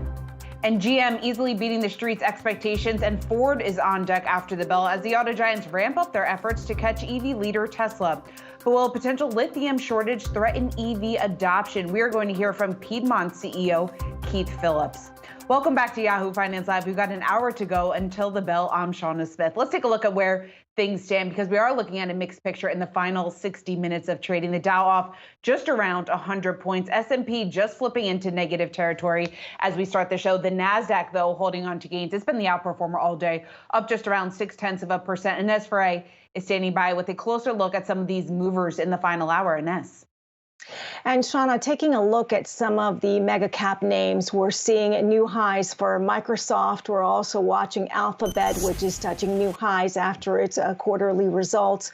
We're watching Tesla more than 2%. Just taking a look at that sector action coincides with what we're seeing with those mega caps. We're looking at consumer discretionary, technology, communication services. Those are the sectors that are leading the gains for the NASDAQ. We're watching that energy is under pressure, down more than 2.5%.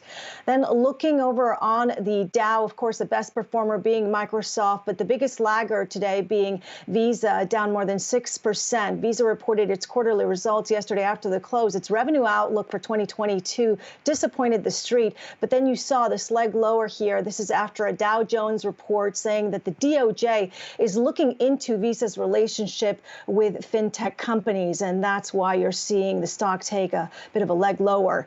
Then looking also at McDonald's, that's up more than 2.5% after beating on the top and the bottom line for its latest quarter. International market, that one rebounding for McDonald's. Also, despite higher price menus, people are still ordering and absorbing those prices.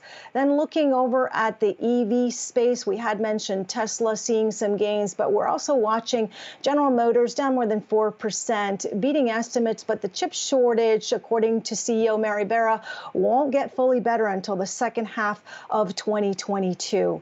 We've been keeping an eye out on Robinhood as that stock has been sliding throughout the day, down more than 10% after the company missed revenue estimates yesterday after the close. Crypto transactions slowed in the third quarter. And then looking at Bitcoin, where we're at there, down more than 5% on Bitcoin with a price around $58,774. I also want to mention Rent the Runway because that company went public today. That's a fashion rental company pricing its IPO at $21 a share, and the shares opened at $23, so above that IPO price. But then we saw a decline in the price going a bit below the IPO price of $21, Shauna. Rent the Runway, one of my favorites. We'll see how today ends up. All right, Inez, thanks so much. We want to continue the conversation about today's market moves. For that, we have Kevin Simpson. He is Capital Wealth Planning founder and chief investment officer. Kevin, it's good to see you again. It's been about a month since we last spoke. And as we look at the markets today, we're not too far from those all-time highs. How do you think this sets us up as we head into the holiday period? Yeah, what a difference a month makes, right, Shauna? Just a few weeks ago, you and I were on here talking about the potential for a pullback, and we were nervous of a 5 or 10% correction that seemed pretty imminent. And we got it, but just barely. I mean, markets had about a 5, maybe a 6% intraday pullback, and investors just came in and bought the dip. And I think they were right to do so, but it's funny because none of the headwinds that we were talking about last month have really gone away. The markets are at all-time highs again, and it's somewhat, head-scratching. But it has everything to do with the third quarter earnings. I mean, they're just coming in incredibly strong, and I feel like they can really help the market grind through for the rest of the year. And honestly, I think they're going to close higher into year-end. So Kevin, with that in mind, because you're right, a lot of focus has been on these better than expected third quarter earnings of the companies that have reported. I think about 80% of the companies are beating the street's expectations. Is that type of momentum, though, is that sustainable? Well, it is through the end of the year. We saw the second quarter earnings season, which just blew it off the charts. I mean, earnings that we don't want to see year over year growth like that ever again because it's coming off of a pandemic shutdown. I think third quarter, we expected them to be a little bit lighter, but they are knocking it out of the park. I mean, financials came out strong last week and blew it out of the water.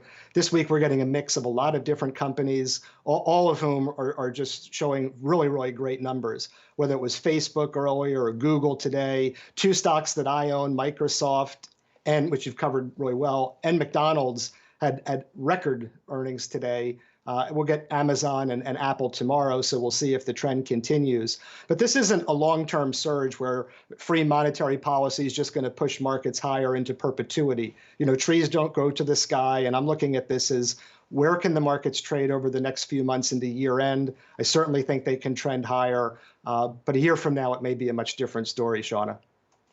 Kevin, you mentioned the fact that even though we're seeing markets kind of move past some of those worries that are out there when it comes to the developments down in DC, a lot of those issues are still lingering. And then, of course, we have concerns about inflation and also the supply chain issues. How much of that do you think has already been priced into the market versus how much investors are able to just shrug off some of those concerns for now, but that's going to be something that we're talking about in just a couple of weeks? Yeah, nothing's changed. I mean, we're talking about the debt ceiling, revisiting that in December. You mentioned interest rates are moving higher. Inflation certainly isn't transitory. The supply chain is not getting much better. Coronavirus, COVID-19, the Delta variant, it's still persisting and hanging around. And I mean, you know, winter is coming. And of course, you know, China is China. So how can this third quarter earnings be so strong to fuel markets higher? And the reason is that we're looking beyond the numbers and saying, okay, well, the companies that can control the supply chain and more importantly, that can control pricing can go higher. Because when you have a supply problem, it's far better than having a demand problem. And the consumer, the US consumer, I mean, we're flush with cash, relatively speaking. We're paying up for things. And as we head into the holiday season, it's my interpretation that we'll continue to do so. But all of the things that you've mentioned, all of the things that I've mentioned, they're going to be here next year, and we're going to have to deal with them. Yeah, we certainly will, and something that a lot of what we're hearing from a lot of our guests that these issues are not going to be resolved anytime soon. So, Kevin, with all that in mind, I guess what's your biggest worry for the market over the next couple of months? Is it the Fed's next move? Is that safe to say?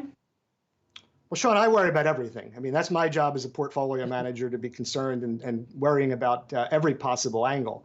We're going to have the Fed meeting, and regardless of what happens with GDP tomorrow, PCE on Friday, the jobs report next week, we already know because they've done such a great job telling us that they're going to come out at this next meeting and they're going to begin the taper. Now, whether or not that starts immediately or within 30 or 60 days is more of a rounding error. What we're concerned about at Capital Wealth Planning is higher interest rates. And we know that's something that we're going to need to be dealing with next year. We can handle a taper. The markets are liquid enough. There's certainly no problem handling it. But you never want to see interest rates and inflation appreciating at the same time. And as long as they stay in control, we'll be fine. We'll be okay. We can handle a little inflation. We can handle a little bit higher interest rates. And in fact, in some cases, that can be very productive. But what I'm most fearful of is higher inflation and higher interest rates. So, Kevin, how are you advising investors to be positioned? Well, I think you have to stay in equities because in a rising interest rate environment, I mean, bonds are a non-starter. As far as looking at equities, you know, our portfolio focuses on dividend growth, which I think is really an important aspect of portfolio performance in a period of rising interest rates. You want to look for companies of the highest quality. I mentioned Microsoft and McDonald's, two names that had earnings today.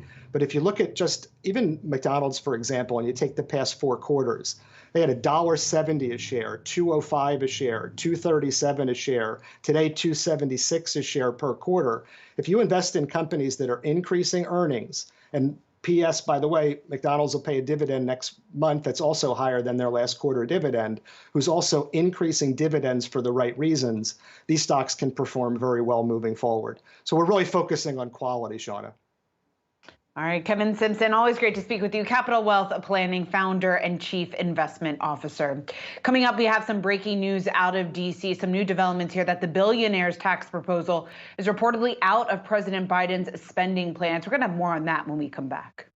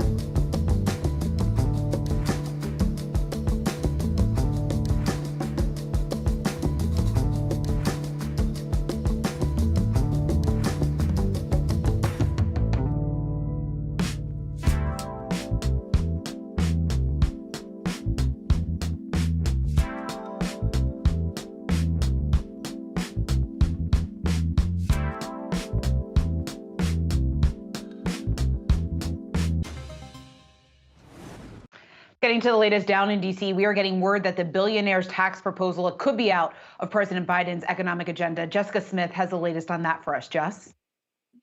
Yeah, Shauna, today the Senate Finance Chairman did put out this proposal for billionaires. He would tax unrealized gains for people with assets of more than $1 billion or making more than $100 million per year. That was an effort to pay for this reconciliation package after some moderate senators, Senator Sinema, after moderate senators had opposed certain ways to pay for that package. Sinema did not want to raise the corporate or individual rates, so they proposed this plan. We did hear from Senator Manchin earlier, who was skeptical about it. And now in the past few minutes, we've heard from the top tax writing member of the House, Richard Neal. And he says, basically, if Manchin can't support it, won't support it, then it's not going to happen. Obviously, Democrats cannot lose one vote or in order to get this done. So here's what Manchin had to say about this earlier. Supporters are still trying to convince him potentially otherwise, but if he's not on board, then it wouldn't happen. Let's watch. I don't like the connotation that we're targeting different people. There's people that basically they've contributed to society, they've created a lot of jobs and invested a lot of money and give a lot to philanthropic pursuits. But it's time that we all pull together and row together. You know, there's a lot going on with that. It's very convoluted. I believe there's going to be, everyone's going to pay. I believe that we will end up where everyone must participate. So again, Chairman Neal on the House side stressing that some House members are opposed to this or at least skeptical about it, and that doesn't even matter if it's not going to make it out of the Senate. He says he would rather do the House's original plan, raising rates across the board for high earners and corporations. We did also hear from Chairman Wyden on the Senate side saying he's still working on the billionaire tax, still trying to make sure that billionaires are paying what he calls their fair share. We'll see how this works out. Democrats are trying to get this all figured out and get a deal by the end of the week. They've even mentioned getting a framework done by the end of the day, but clearly there are still issues that need to be resolved, big issues that need to be fixed. Speaker Pelosi did say earlier that there will be a House Rules Committee meeting tomorrow to go over the reconciliation package, but again, there's no text, there's no bill at this point. So lawmakers are kind of trying to figure out what that meeting, what that hearing is going to entail tomorrow, but it is just this mad dash to try and get this done and then take up the bipartisan infrastructure bill as well before President Biden leaves to go abroad. We'll see how this plays out in the next few hours. Yeah, certainly are a lot of questions, and it's hard to believe that they are going to be able to work out all of this given the timing that they're trying to do so and also where things stand today. But just so we had the billionaires tax proposal, and then there was also the corporate minimum tax proposal. This was another key proposal that Democrats are proposing. Any idea just where this stands, just in terms of whether or not it's going to get the support it needs to be approved? It seems like on the Senate side, there is more support for that. We did hear from Senator Sinema, who said she supported it. Senator Manchin seemed to be okay with that as well. So this is establishing that 15% minimum tax for corporations making a certain amount of money. It would affect roughly 200 companies, I believe, is what the senators are saying. Chairman Neal in the House also spoke about that. He said that conceptually he likes the idea, but he thinks actually putting it into action, figuring out the calculation would be a challenge. Again, the House bill would just raise the corporate rate, and that's the method that he would prefer. But if this is something that the Senate can agree to, it seems like the House maybe would have to try to get on board there. All right, Jessica Smith, thanks so much for breaking that down for us. And certainly sounds like it's going to be a busy couple of hours down in Washington. We need to take a quick break, but when we come back, Bitcoin selling off once again today. You can see the drop of just around 6%, still below $60,000. Ali Leach of CoinDesk is going to join us right after the break.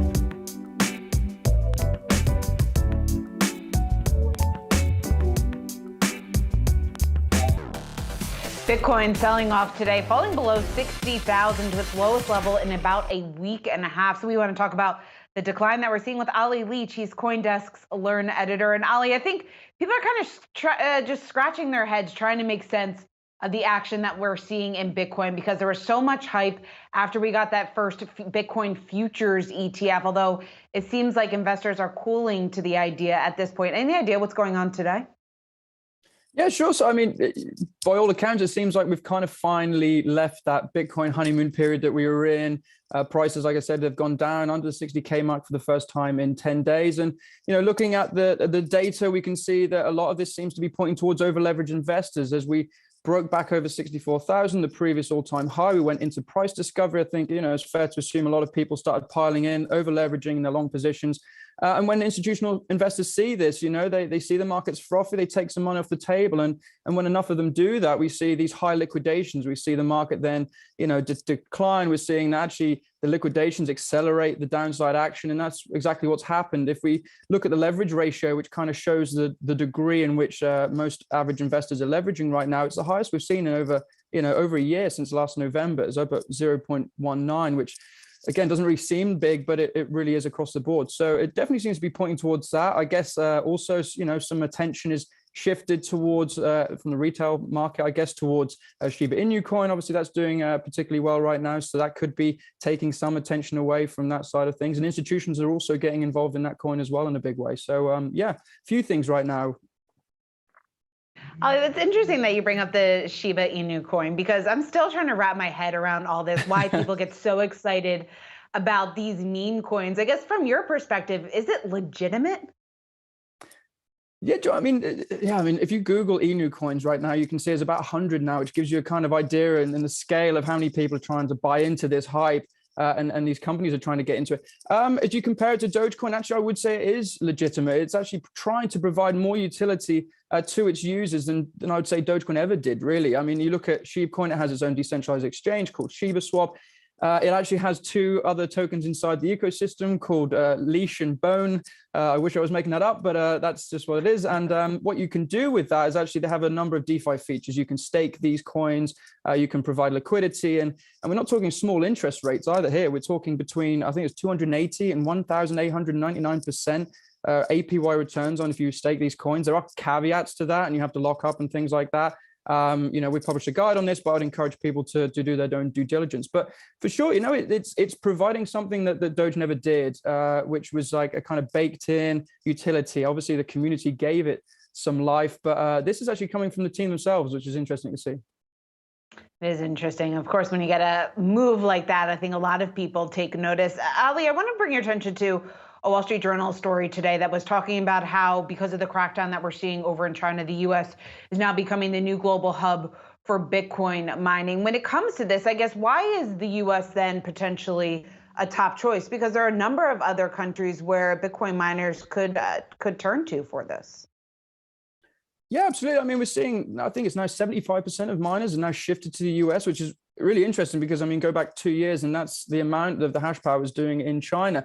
I think a great deal of that has to do with stability, predictability. I mean, if you look at China and what we've learned from that, obviously miners, these hard and fast law policies that come out very quickly. There's no lobbying involved. There's no there's absolutely no cooperation from the miners to try and shape these policies.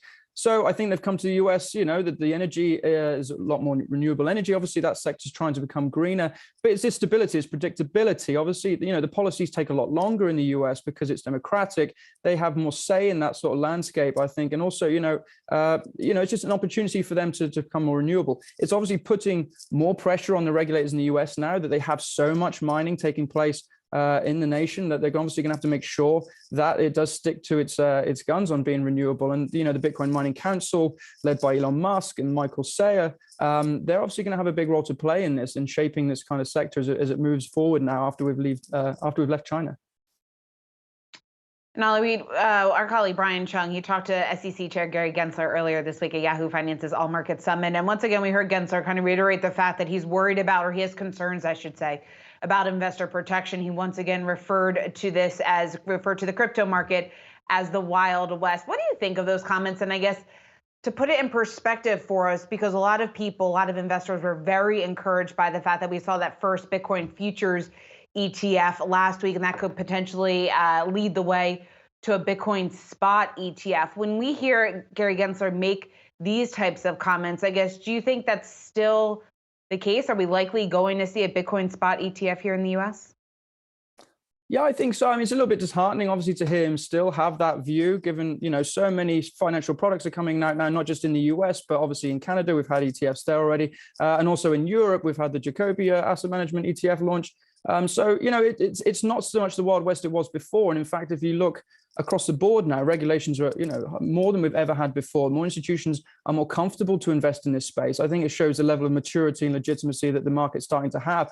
Valium blockchain have just bought the Gibraltar Stock Exchange. There's going to be, you'll be able to buy traditional securities with crypto assets. There's a whole amount of legitimacy going on there. It's sad to hear him still think that there is a Wild West element. There's obviously, things like DeFi and stuff like that. There can be, but with these futures ETF, I mean, it's the same argument a lot of people have said. The futures ETF can be structured more to the Investment Company Act in 1940, and it can have these investor protections that we see with mutual funds. But we still have these front month contracts that have to be rolled over, and the performance of the ETF can be damaged if the prices are more expensive going into the next month. So we're just going to sort of see how this goes. There's a lot of push and pull. I think eventually, I'd like to think that he will come to his senses, I guess, and allow an ETF, and it will give the market a lot of boost. It'll give these investors more security because physically backed ETFs, they just seem to perform a lot better on paper than futures ETFs because of the front month rolling thing. So, yeah, we'll see. I'm hopeful. I hope he does a U-turn into next year. We'll see. All right, Ali Leach, CoinDesk's Learn Editor, always great to speak with you. Thanks so much for joining us. We want to stick with crypto because the Treasury Department is due to issue guidance on stablecoins. That guidance is expected to come soon. Jennifer Schomburger has more on that for us. Jen? Hey, good afternoon, Shauna. That's right. Crypto investors anxiously awaiting a proposal to regulate stable coins from the president's working group on financial markets. That report due out this month and thus expected very soon. Reports have surfaced that the SEC is going to garner substantial new authorities to regulate stable coins. But an official involved in the report tells me that is not the case. The SEC will simply retain the authorities it currently has to oversee stable coins.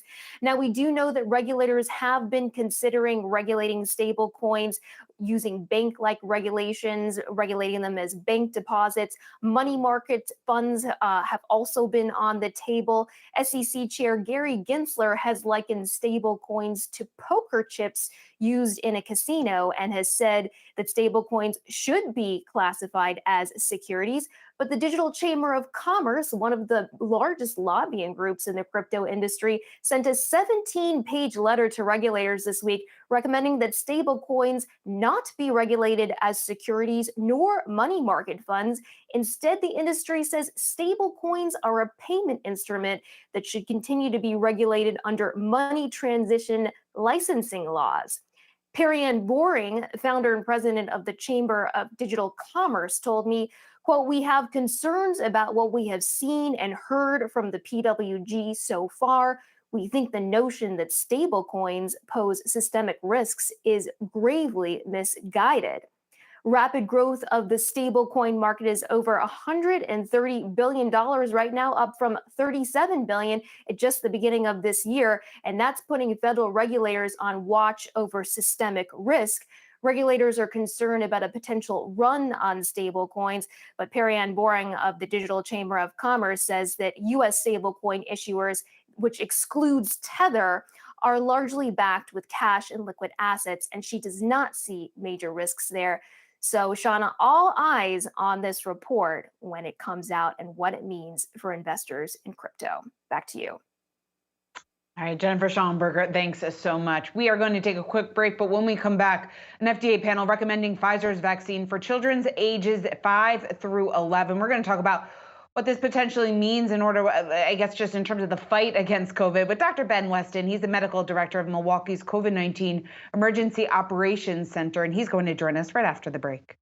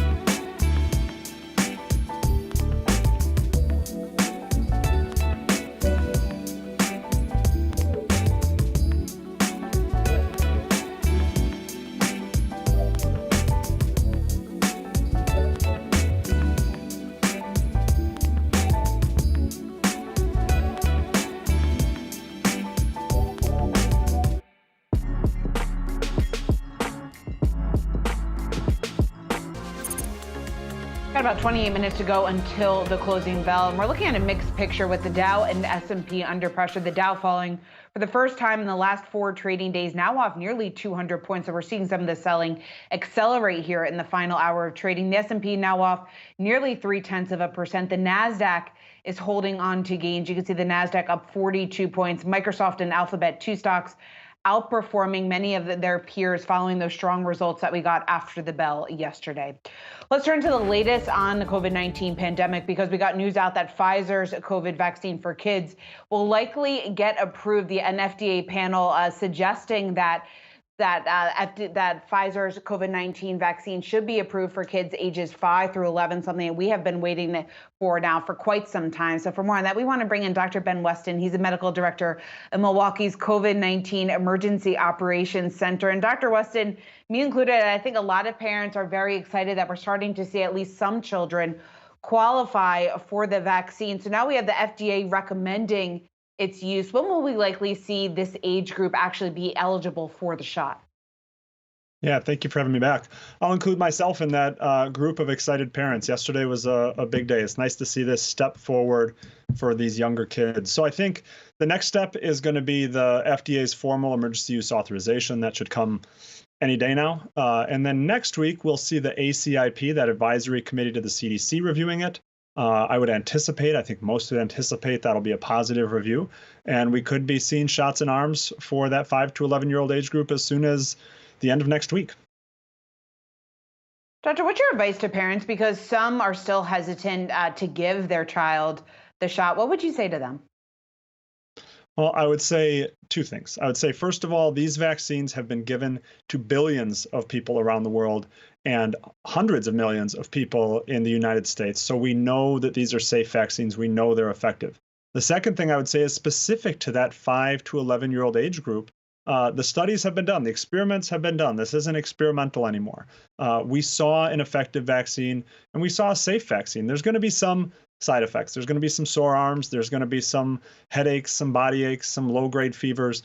But we didn't see any serious adverse effects. So I think parents can be comfortable getting this vaccine for their children to protect them, protect their families, and protect their community.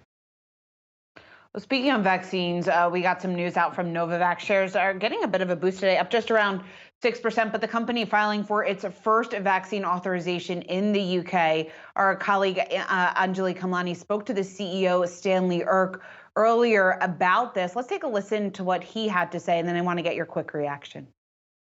It represents just an enormous amount of work, particularly on the last remaining manufacturing data that we put together.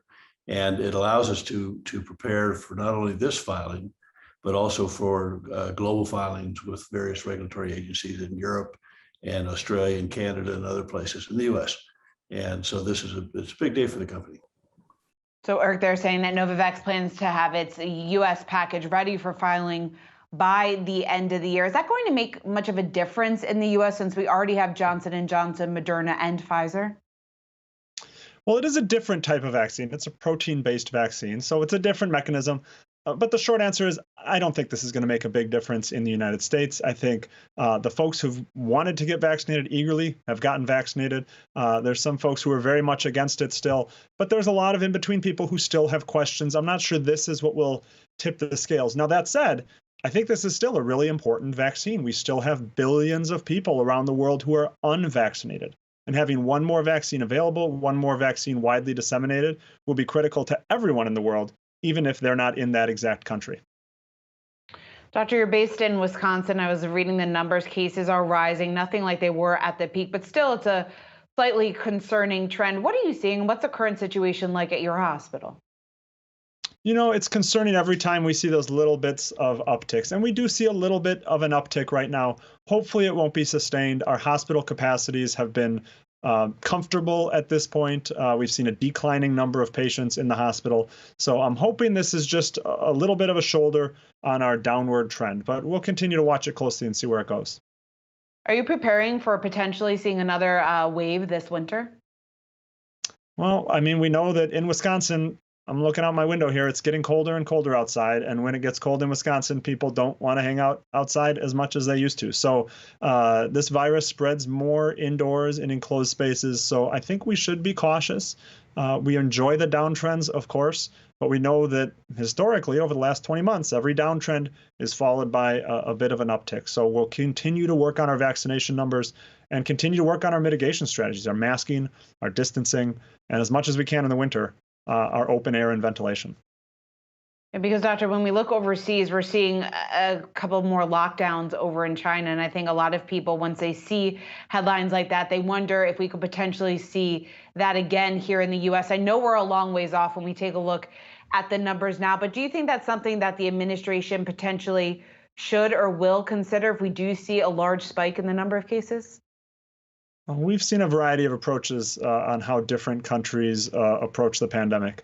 That's not to say the United States has done the best job of anybody. We certainly haven't. But I don't think the approach that we're seeing in China of strict lockdowns would necessarily work in the United States. So I think continuing to vaccinate as many people as possible, and then also continuing to hammer home the importance of those mitigation strategies, the importance of masking indoors, again, distancing, again, open air, until we can get a large portion of our population vaccinated and really drive down the burden of disease. Doctor, your biggest worry heading into the holidays, it sounds like you actually think that we're in a pretty decent place just in terms of the number of people vaccinated. And of course, if you take some of those steps that you were just referencing of keeping your distance and masking in indoor areas, I guess any more advice just in terms of what people should consider when they're trying to evaluate whether or not they should feel comfortable traveling this holiday season? Well, I think people should remain cautious. Our trends nationally, our trends here in Wisconsin are promising. But again, we know that promising trends don't continue forever. We also know that our vaccination rate is not anywhere near as high as it needs to be to really keep that burden of disease low. So COVID is not done. The threat of COVID is not done. The increases in cases, we will see more, probably the variants, we will see more, potentially worse than Delta. So I think we need to remain cautious. I think we can celebrate our wins, celebrate that the trends are moving in a good direction, but we need to remain vigilant. Dr. Ben Weston, always great to speak with you, Medical Director of Milwaukee's COVID-19 Emergency Operations Center. Coming up next, demand for lithium. It's a key component of batteries for electric vehicles. Demand there is skyrocketing, of course, bringing now up the fear that we could potentially face a shortage in lithium and what that could potentially mean for the threat of EV adoption. We've got more on that with Piedmont CEO Keith Phillips right after the break.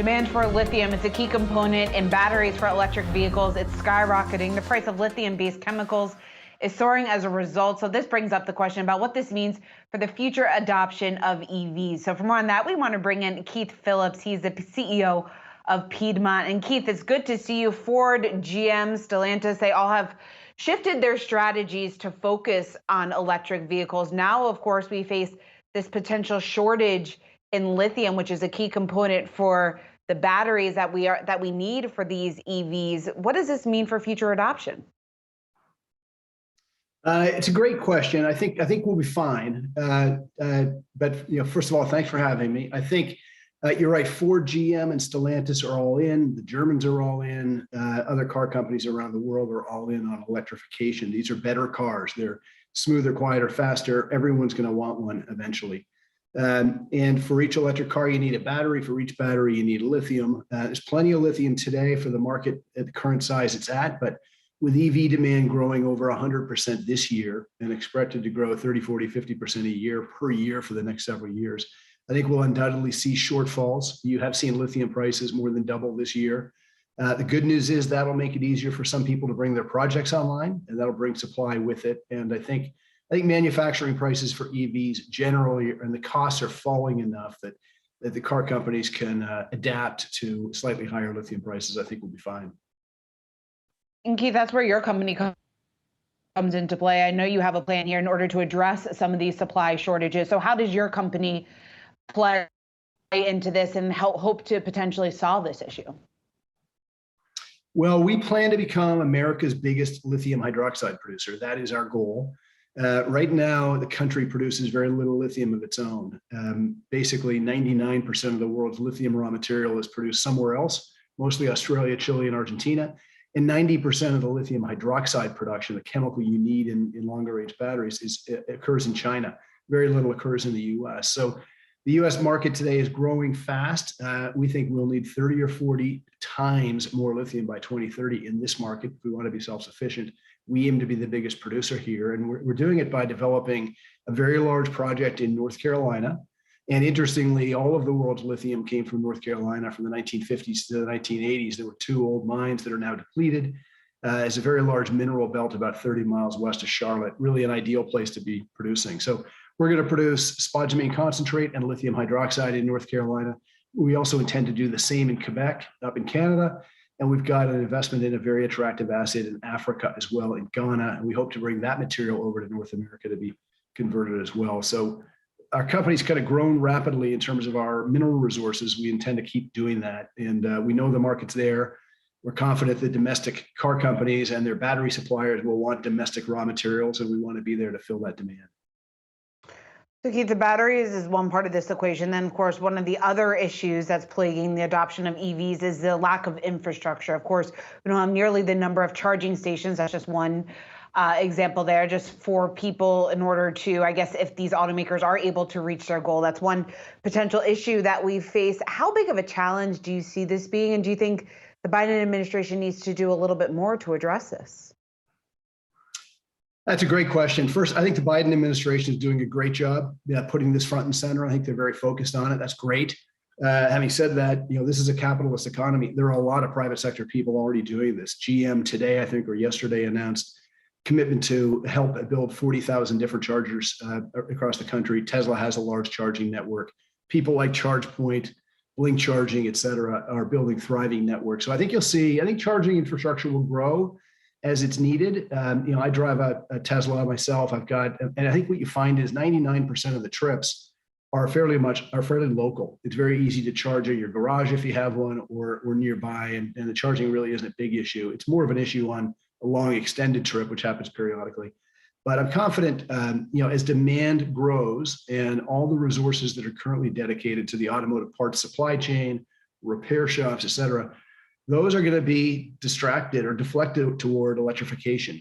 You're going to need a lot of things built for electrification, and I think it'll all come in due course. Keith, from your perspective, just in terms of the plans that we've heard, you mentioned GM making that announcement this morning about charging stations. We know GM has committed about $35 billion to the EV space through 2025. We've also gotten plans from Ford, from a number of the large automakers. Which, in your opinion, is best positioned to succeed? I think it's, I'm not in a great position to say. We know them all. We have a lot of respect for all the companies. I think it's interesting. Certainly Tesla is the global leader. Tesla's certainly the leader here. I think VW has built a strong market position in Europe. I know all the big companies here are throwing very significant resources, both dollars and people at this. And there's a lot of brand loyalty in this market. This is an SUV and pickup market. We have a number of guys on my team who drive, say, a Ford F-150. They're going to want the Ford F-150 Lightning when it's available. They're not going to want someone else's truck. They're going to want that one. And I think you're going to see a lot of that. So I think there'll be a room for a lot of them to succeed. It's a process, and there's the whole supply chain from building the electric car plants to building the battery plants to the cathode plants to the lithium resources. And it all needs to happen to succeed. The one great thing from our perspective, the sort of irreplaceable element in the electric car, as VW has said, is lithium. There are lots of other materials you can include in the battery and incorporate alongside lithium, but you need to have lithium.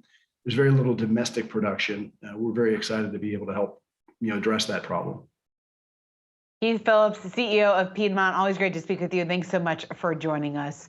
We got just about 10 minutes to go until the closing bell. Dow now off over 200 points. S&P still in negative territory. The NASDAQ, as you can see, holding on to gains. We're live from the floor of the New York Stock Exchange right after the break.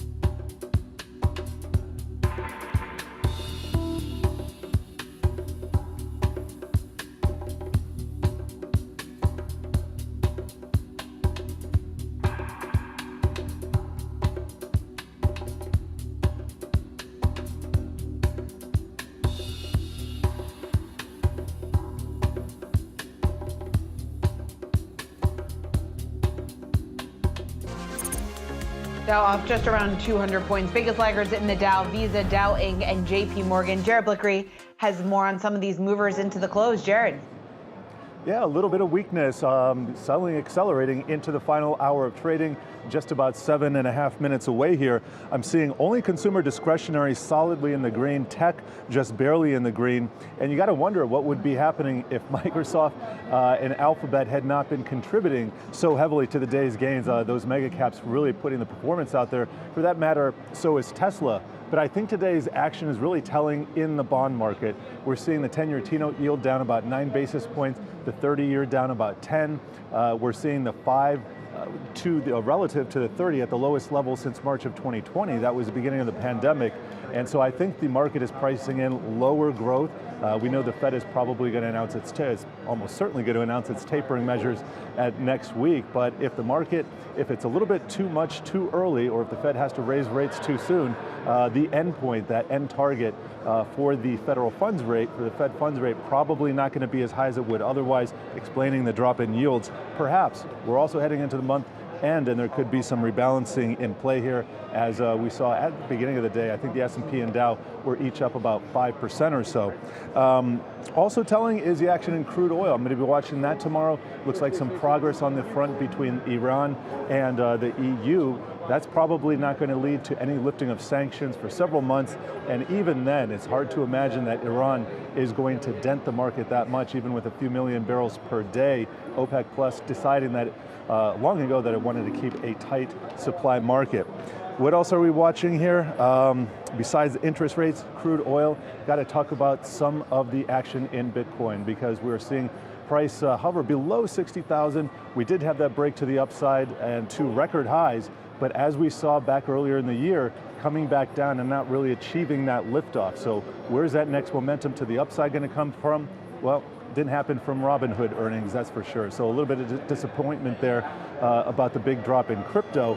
However, I have to think that with the rise in price in crypto this quarter, maybe that's going to be ameliorated in 3 months. But not getting ahead of ourselves too far, we do have big earnings after the bell. I'll be tackling eBay. We also have pros on Ford, so looking forward to that. And a whole host of huge earnings tomorrow, not the least of which I believe are Amazon and Apple. So lots to keep tab on as we head into the middle, the end of the middle of the week. I think that's what I'll call it here. All right, Jared, thanks so much. We certainly do have a couple of busy days and busy hour ahead of us. We're going to take a quick break, but we'll be right back with the closing bell.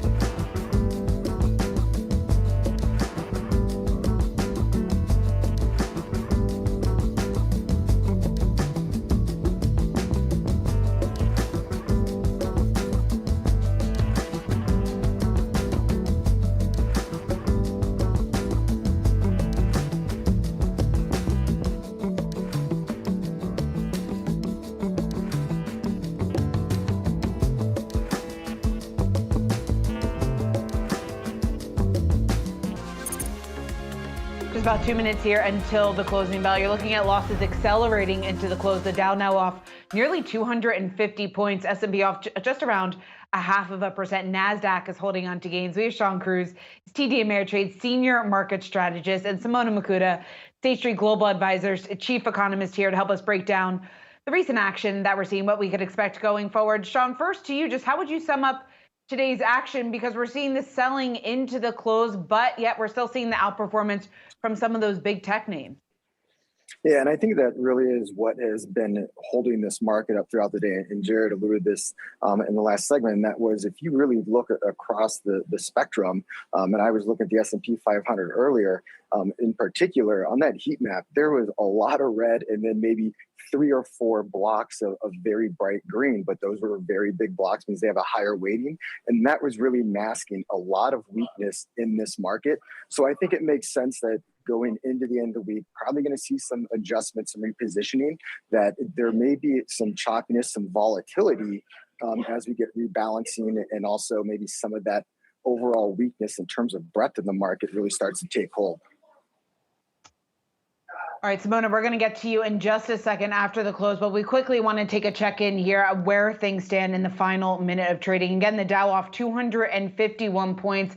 Some of the worst performers in the Dow today, Visa, Dow Inc., and JP Morgan. Those 3 stocks are leading the way to the downside. And you can also see Walgreens, 3M there among the worst performers in the Dow today. The S&P also in negative territory, off just around 0.5%. The worst performers sector-wise today, energy, financials, and materials. The outperformers, consumer discretionary, communication services, and technology.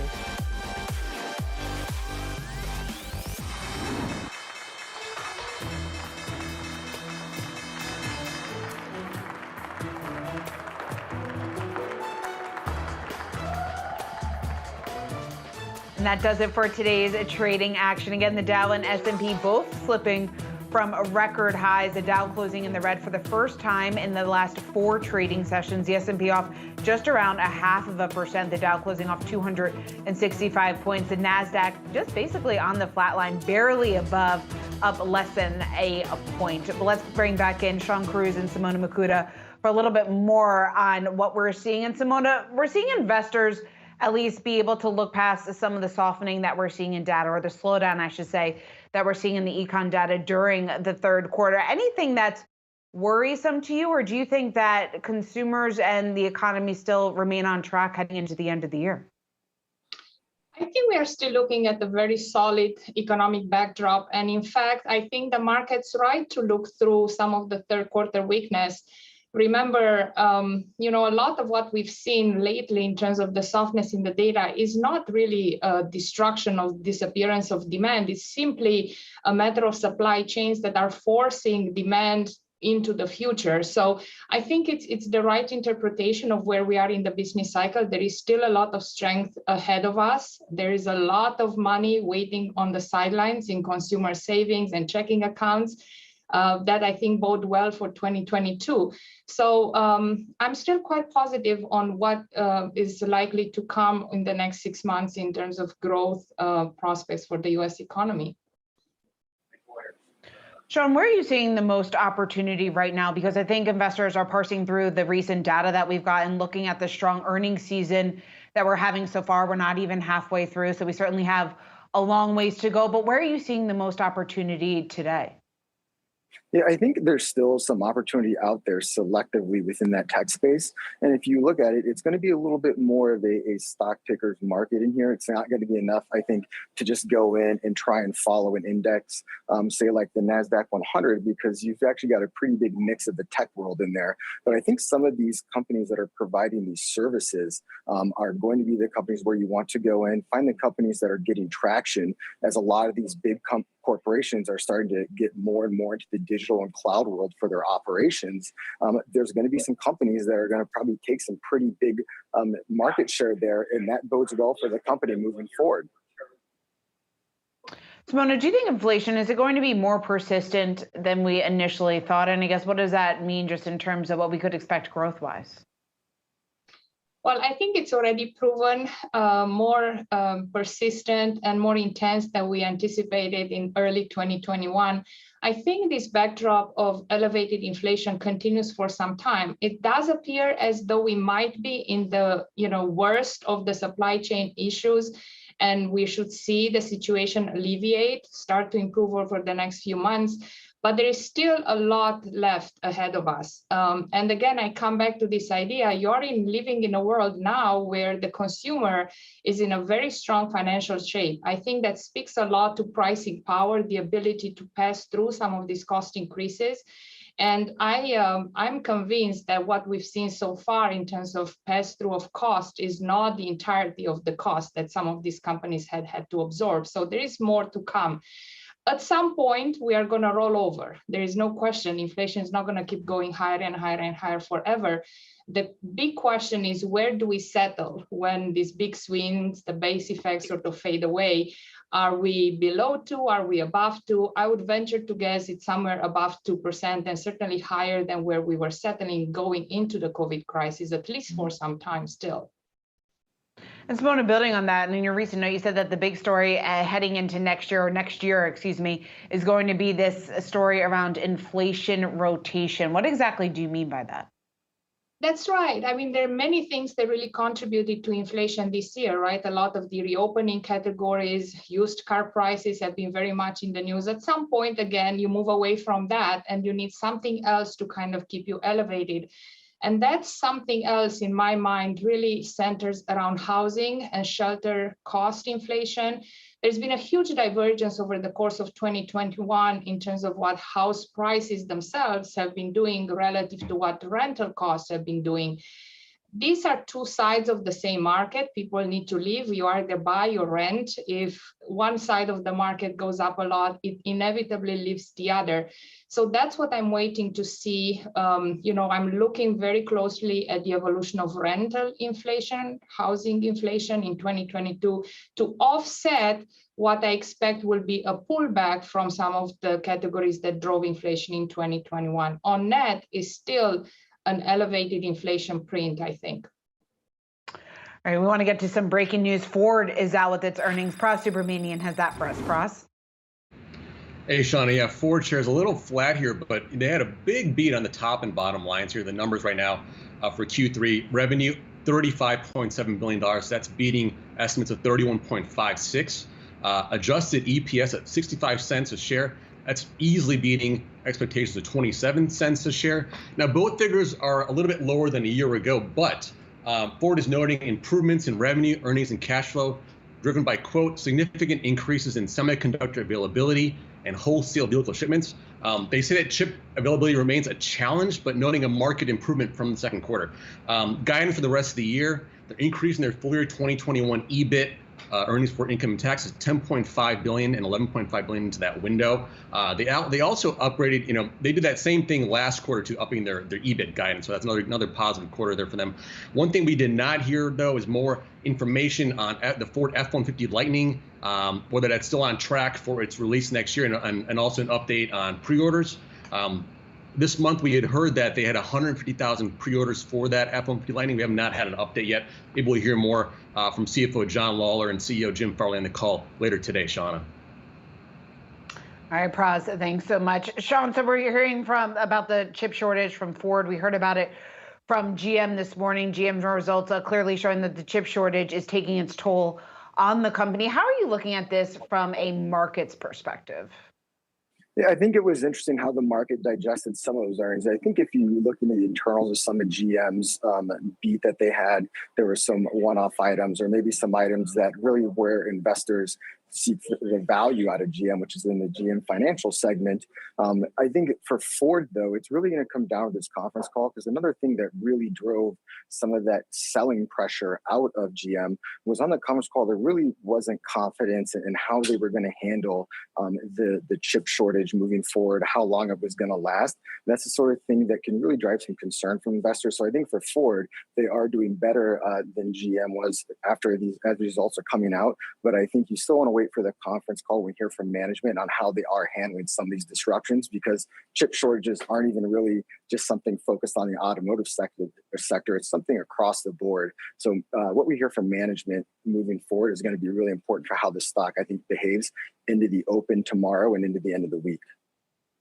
There's worries about the chip shortage and, of course, supply chain issues, what that will mean for the economy, not only over the next couple of months, but really what it means in 2022. How long do you expect some of these supply chain issues to persist?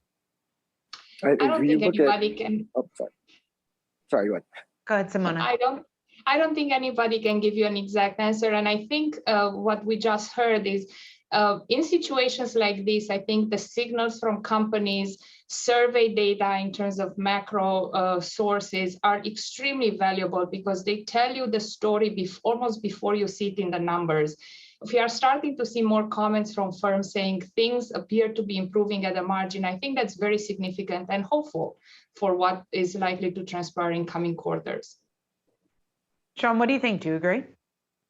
Yeah, I think one thing is when investors are listening to management on what they're saying about this, they almost also read into how much confidence is behind what they're saying. And what a lot of these management teams are saying is they're saying, we think this should probably be persistent and start to resolve itself in mid-2022. But it's almost like they put a question mark at the end of that sentence rather than a period making it a statement. I think there's still a lot of uncertainty clouding this outlook. It could end up being better. It also could end up being much worse. But I think just that uncertainty is going to act as a little bit of an overhang until investors get a better feel for exactly how long this is going to last and really what the lasting impacts of that could be. John Cruz, Simona Makuta, thanks so much for joining us today. I want to get over to Jared Blickery. eBay is out with its earnings results. The stock taking a hit after hours. Jared, what do you have? Yeah, I'm seeing it down a couple percentage points in after hours trading. It was a beat on both the top and bottom lines, but the guidance was a little bit weak, short of what Wall Street was expecting. Let's go through those numbers right now. Adjusted EPS from continuing operations came in at 90 cents for the quarter. Estimate was a penny lower at 89 cents. Net revenue, $2.50 billion. Estimate was for slightly lower, $2.46 billion. And then the key stat of gross merchandise volume, that came in at $19.45 billion, just edging out the estimate of $19.12 billion from the street. Active buyers, though, was a disappointment. This is another key stat, coming in at 154 million for the quarter. The estimate was for higher, materially higher, 166.7 million. And then in terms of their guidance for the fourth quarter, they are seeing adjusted EPS from continuing operations of 97 cents to $1.01. The estimate was for 99 cents, so not really meeting the midpoint there. And then also they're seeing fourth quarter net revenue, 2.57 billion to 2.62 billion. Estimate was for higher, 2.65 billion. So it was a miss there as well. So the headline numbers, okay, the beat's okay, but when you dig down into the report, seeing a little bit of weakness there for eBay. All right, certainly a stock to keep in mind. Again, shares off just around 4%. We're going to take a quick break, but when we come back, Logitech recently out with its second quarter results, delivering a record on sales. We're going to talk to CEO Bracken Darrell when we come back.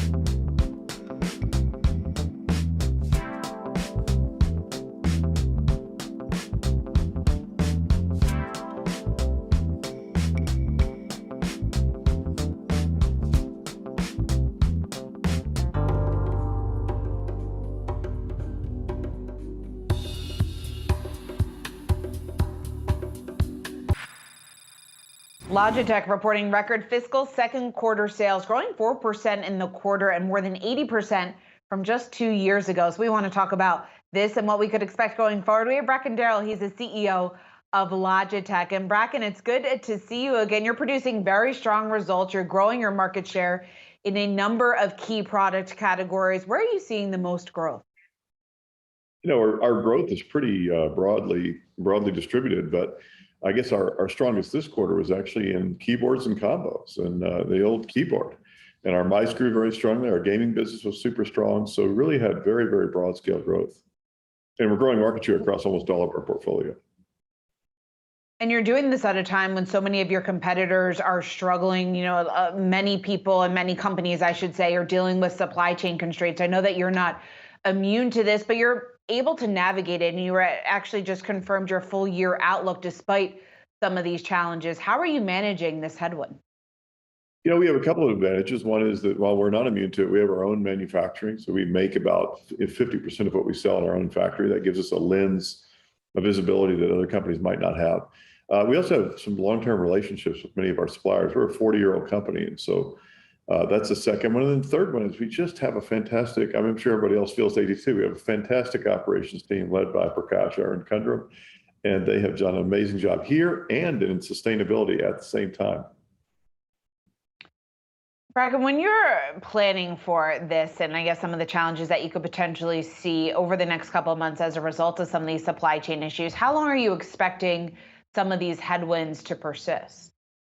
You know, we're kind of buckled down and saying, okay, this could go on into next year. So, you know, we're going to keep an eye on it as we exit the year. But, you know, we're prepared for it to happen all the way through, to occur for us, at least all the way through the end of our fiscal year, which is the Q1 of most people's year. And then we'll see next year. We're going to be ready for, if it continues, it continues. Are you going to be able to meet demand, do you think, for the holidays? You know, we're certainly managing as well as we possibly can. One of the biggest challenges right now is actually logistics. You know, just getting stuff here. You know, it's been a real struggle, and that's a surprise for me. It's not something I'd seen before in my career, where you literally couldn't get containers to ship things over. But we're going to have a lot of product to sell, so there's going to be a lot of buying, and there are a lot of stockings to stuff. So we're available. It certainly is, and I know your products have been very popular, especially since the start of the pandemic. Bracken, going through some of your divisions, I know gaming was a standout. It grew 9% in the last quarter against 84% growth over the last year. What's fueling that type of growth? You know, we think we sit sort of right with four major trends that are driving the whole world behind us. One of those is the rise of gaming as a legitimate sport and as a pastime for more and more people. If you're under the age of 35, it's almost certain you game. And more people watch the Super Bowl more people watch the League of Legends final than watch the Super Bowl live, or about the same. And that's just one game. So it's going to be the biggest spectator and participant sport in the world. And that's just a long-term trend. It's going to keep going. Bracken, demand in the U.S. versus what you're seeing overseas in Asia and Europe specifically. I know U.S. and Asia was a little bit stronger compared to Europe this past quarter, but how does it all compare, and what do you expect to see going forward? You know, I think the nice thing about that story is that it is a little bit stronger in Asia, you know, especially in China. And that, you know, that's interesting because they're a little farther along in the reaction to what the pandemic has been than the rest of the world is. So demand continues to look strong over there, and especially in China. So it makes me feel good about the rest of the world. And then the other good thing is in all parts of the world, that huge lift that we got last year has not subsided dramatically. It's actually, we're continuing on at that level and even gaining on top of it. Bracken Darrell, always great to speak with you, CEO of Logitech. Congratulations on the strong quarter. We look forward to having you back again soon. We'll be right back.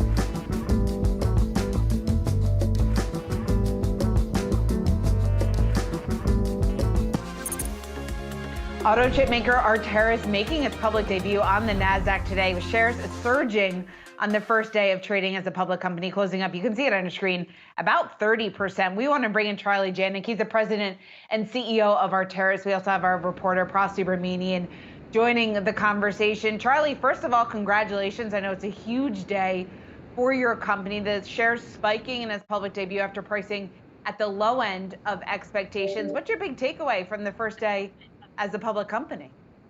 Well, first of all, thank you for having me on the show. I would have to say that we're very, very pleased with having that kind of a reception in the market. So we're very, very pleased. But what matters is the long term. And what matters is how we service our customers and their design wins and the SOCs they have underway, and how we deliver the new products against those requirements. So it's a great start, but it's just a big starting point, it's a great milestone. Hey, Charlie, congrats again on today's market debut. So tell us a bit more about what Arteris does exactly. We know that you guys work in the maybe in the auto chip space, but what do you guys do exactly with your designs and things like that? Yeah, so we're a semiconductor IP company. So we're in the same space as ARM, CEVA, and Alphawave, and those kinds of companies. What we do is system IP. That's the IP category that allows the chip to communicate. And we are essentially a pioneer in using networking techniques for on-chip communication. So we're a networking company, like Cisco would be a company in the macro networking. We make networks that operate inside semiconductor chips and between semiconductor dies. So you guys, and we also make some software that packages IP blocks to link to the network on chip. Right, so you guys make a more advanced chip that I believe you use for stuff like ADAS and autonomous vehicle technology. We're facing now kind of like a big chip shortage with the auto industry. A lot of, from Ford today, GM today, all talking about chip shortages. From your point of view, what is happening exactly in the auto space? Why are they having such a problem with these chips and getting them? Because all the trends that we've been talking about on the roadshow are coming home to roost. There is just a lot more companies building chips. The system houses are building chips. The car companies are building chips. The tier ones are building chips. The ride-sharing companies are building chips, and essentially there's not enough fab capacity. So the fabs are running flat out. But we need more fabs, and there's now a big scramble in China, in the U.S., in the EU, and even in Japan to build more leading-edge fabs to regionalize semiconductor production. And that's going to come on stream in the next couple of years, and the shortage will be handled by just there being many more fabs available. Charlie, Tesla has been able to navigate this pretty well, and I know they've made some adjustments, but from your perspective, what can other automakers learn from Tesla? Why haven't they been as affected as some of their competitors out there? In my opinion, Tesla is not necessarily a car company. It's an Internet of Cars company. And so they control their software architecture very well. And so one is they make some of their own chips. That's been publicly announced, a partnership with Samsung. But even for the chips that they buy, they're able to get their software teams to reprogram some of the software for chips that are available. So they're a little bit more nimble because they control their own software architecture. Hey, Charlie, what can Arteris do you think, at least in this country, to actually alleviate that chip shortage? Are you guys able to kind of help other companies pump out more chips, more foundries and things like that? So we're not on the manufacturing end. What we can do, though, is make the process of SoC creation much more productive. Before Arteris sort of started existing, it took people tens of days to make an on-chip interconnect. With Arteris, they can do it in days, and now in the future we need to get it so that we can do it in hours. And so we want to accelerate the creation of SoC type semiconductors and enable more complex SoCs to be built. So Charlie, talking about accelerating chip making, your guys' business plan sort of is leveraged to the expansion of autonomous driving from level 1 to level 5 in this country. How confident are you that level 5 autonomous driving is going to be here in the near or the not too distant future? Okay, that's a great question. The highway scenario is absolutely practical and extremely useful. The secondary highway scenario, I think, is absolutely workable with stoplights, multi-lane highways. When you come to inner city scenarios, which are extremely complex, I think those scenarios are viable in a geofenced type environments. But I think it'll be many, many years before we have full level 5 in a sort of an unconstrained environment. But already there are some environments which are geofenced where level 5 is practical, but you really have to eliminate some of the complexity that you get in inner cities. So level 5 absolutely on the highway, inner cities, many years. What about getting people on board and trusting autonomous vehicles? Because Charlie, you're in the industry, you probably have a lot of trust for something like this, the technology behind it. I know Praz is a huge car guy. He knows a lot more about this than I do, but I'm someone that would be a little bit nervous getting into an autonomous vehicle. What do you have to say about that? I think it depends on the scenario. If you're at an airport and you're going from a parking lot to the terminal, would I get on an automated vehicle? Absolutely. Would I get on a fully automated vehicle in downtown Shanghai? Maybe not. It just depends where that automated vehicle is operating. But eventually it'll happen. It's just that those complex scenarios will take longer than people anticipated. But the simple scenarios are really very close to being viable and to being very valuable.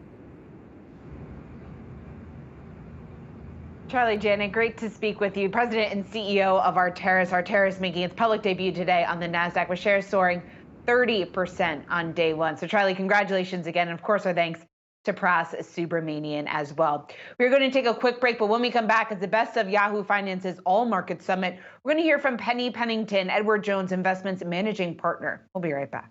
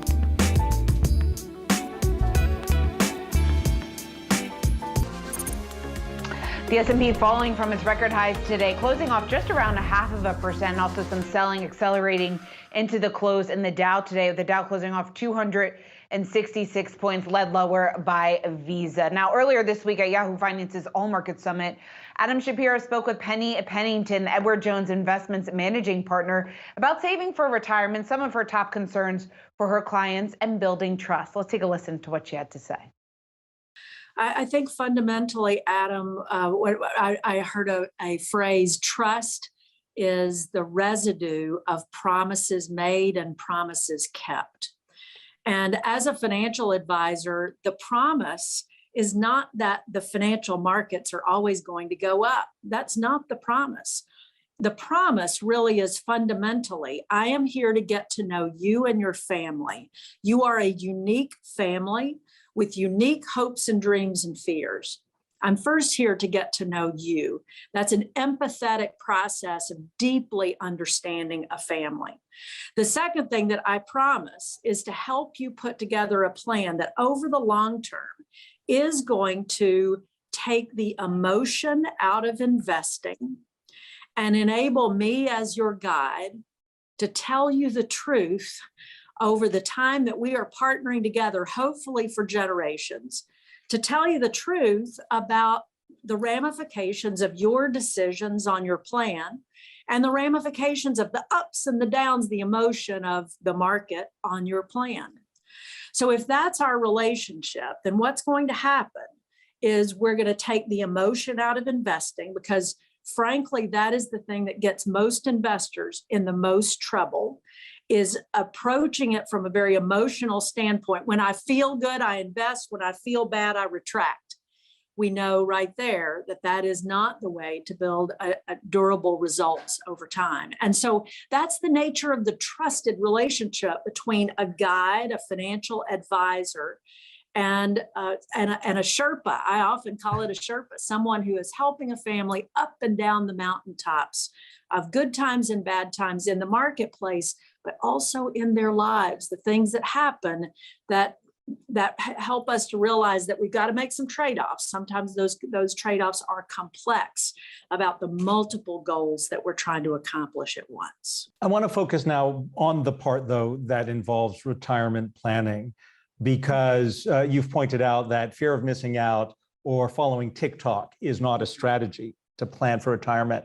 Some of the facts that we know from Social Security Administration, that almost 40% of men, 40% of women, and this is from Social Security's recent data, 50% or more of their income in retirement comes from Social Security. For a lot of people, I mean, the average check in June of this year was $1,555.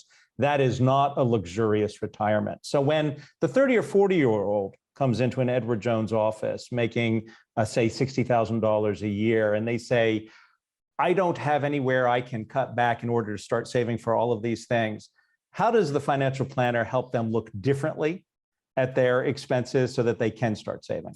Yeah. What you're talking about really is fundamental budgeting in a way, especially for a younger person. Now, I want to be real plain about something that we hear from our younger clients. They are faced often with school debt. Sometimes with significant amount of school debt. A younger investor said to me one time, said, Penny, help me save for a mortgage, save for an emergency fund, and get out of my school debt. And I'll do anything you advise me to in order to do that, and then begin to plan for the future. One of the things that we need to help folks understand is the power of compounding. And that as one begins younger in life, it doesn't take a tremendous amount of money in order to begin the healthy discipline of putting money aside for the long term. We used to have something that we call the latte factor. Give up a few $4 cups of coffee a week, and you really can begin the process of the healthy discipline, applying the tenets of compounding, which is a magical thing that enables people to save for a future of their desiring. Because when that doesn't happen, what does happen then is a 55-year-old comes in and says, I waited too long. What do I do now? Mm-hmm. So as many times in my branch as I was a financial advisor, it was so uncanny. a 60 or 65-year-old who is planning for retirement said, Penny, I need for you to talk to my 30-year-old children. They really need to start this process, this healthy discipline, this process of being advised and putting money away over time, a really important discipline. One of the things at Edward Jones that you talk about with your clients is how the landscape for retirement has changed. And you talk about the 4 pillars of retirement: health, family, purpose, and finance. I know that we don't have time to dive deep into each of those, but as you share with us how you build a strategy for a client, I have to go back to what we experienced in the crisis of 2008. And your personal, your clients were probably, as many of us were, very panicked as we watched our investments for retirement fall in greater than 40%. How do you get people through that? Fundamentally, it's rooted in that trusted relationship, that promise that we make at the beginning of the relationship that we are going to be together through thick and thin, and that during good times, we talk about what could happen when times aren't so sanguine. The business cycle in the market is a very real thing, Adam. This is something I'm a little concerned about right now, because we've only just recently seen the first 5% pullback in the market that we've had in quite a while. And a 5% pullback in the market that's just standard operating procedure.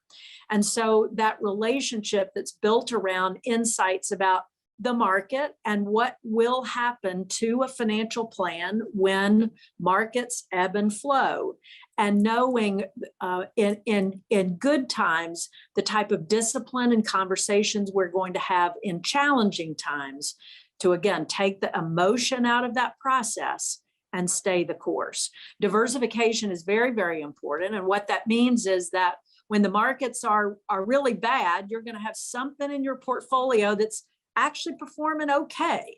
And when the markets are really, really good, you're probably going to be mad at me as a financial advisor because there's that little thing over there that, 10 or 20% allocation that's not doing so well. The tenets of diversification are fundamentally important to manage the emotion and the ebbs and flows of the marketplace. Coming up, some news from Starbucks. It's raising its minimum wage for all employees. We've got the details right after the break.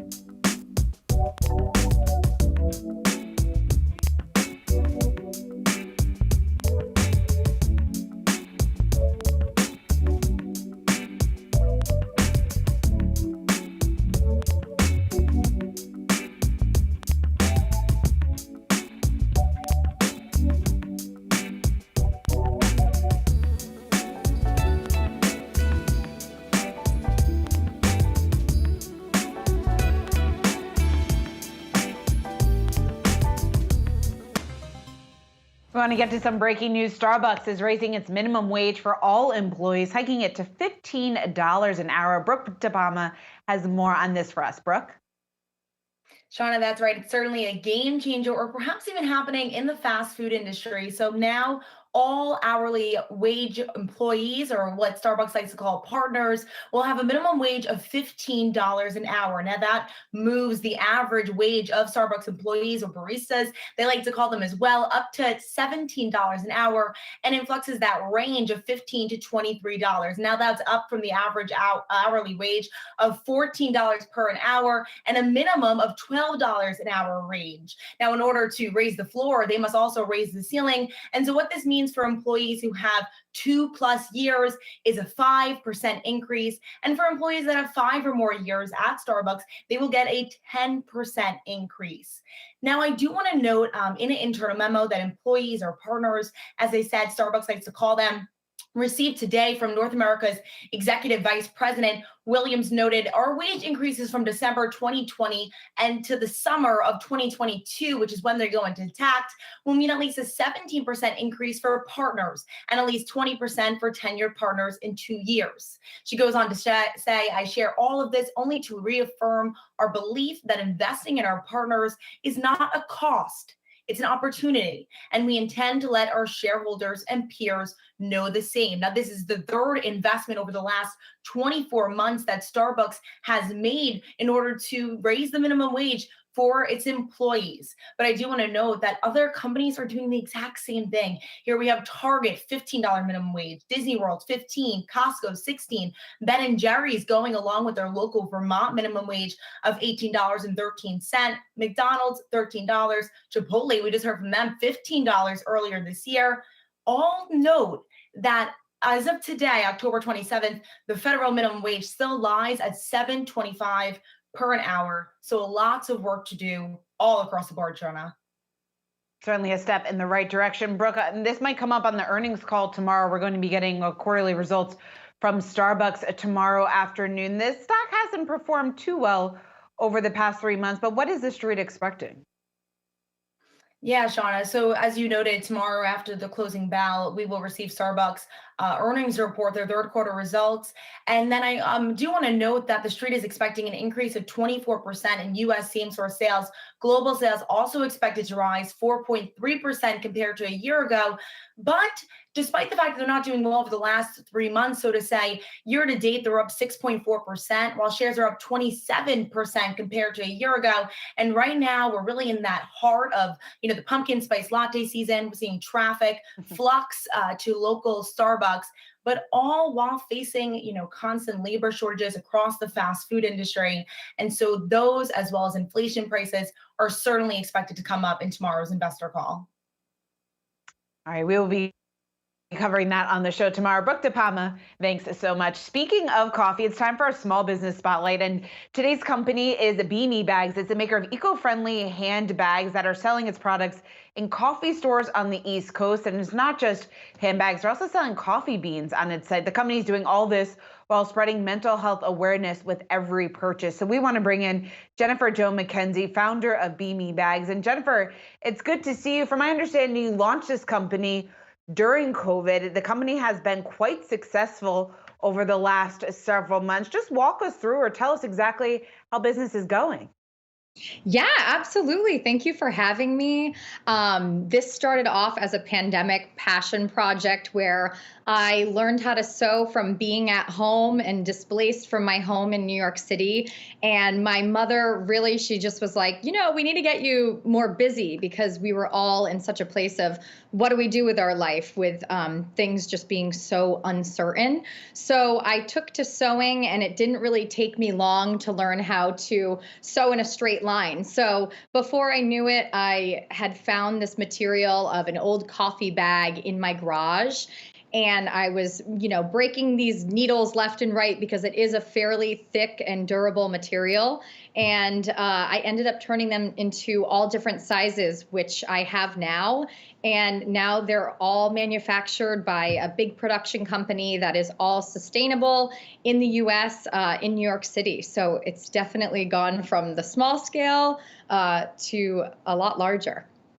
It has, and it's done so in a very short amount of time. Jennifer, we've been speaking to so many executives and so many small business owners simply saying that they can't get the products they need. They're having supply chain issues. It sounds like, though, you're actually able to get the product you need. Is that right? Yes. So actually, it's really almost very family oriented. My dad's best friend owns a coffee distributing company, and all of the material, I'll show you some here, that I use, I'm basically taking the garbage of what they would otherwise throw away, or landscapers use them to plant trees. And so I'm really almost doing them a favor in a way, and doing myself a favor by turning these into really eco-friendly, durable bags. So all of the material, as long as they're in business and supplying coffee companies and shops all across the East Coast, I'm in business. So I have all different sizes that I've used, with all eco-friendly interiors, and it's been really exciting. It certainly is very exciting. How are you getting the word out about your company? Are you relying mostly on social media?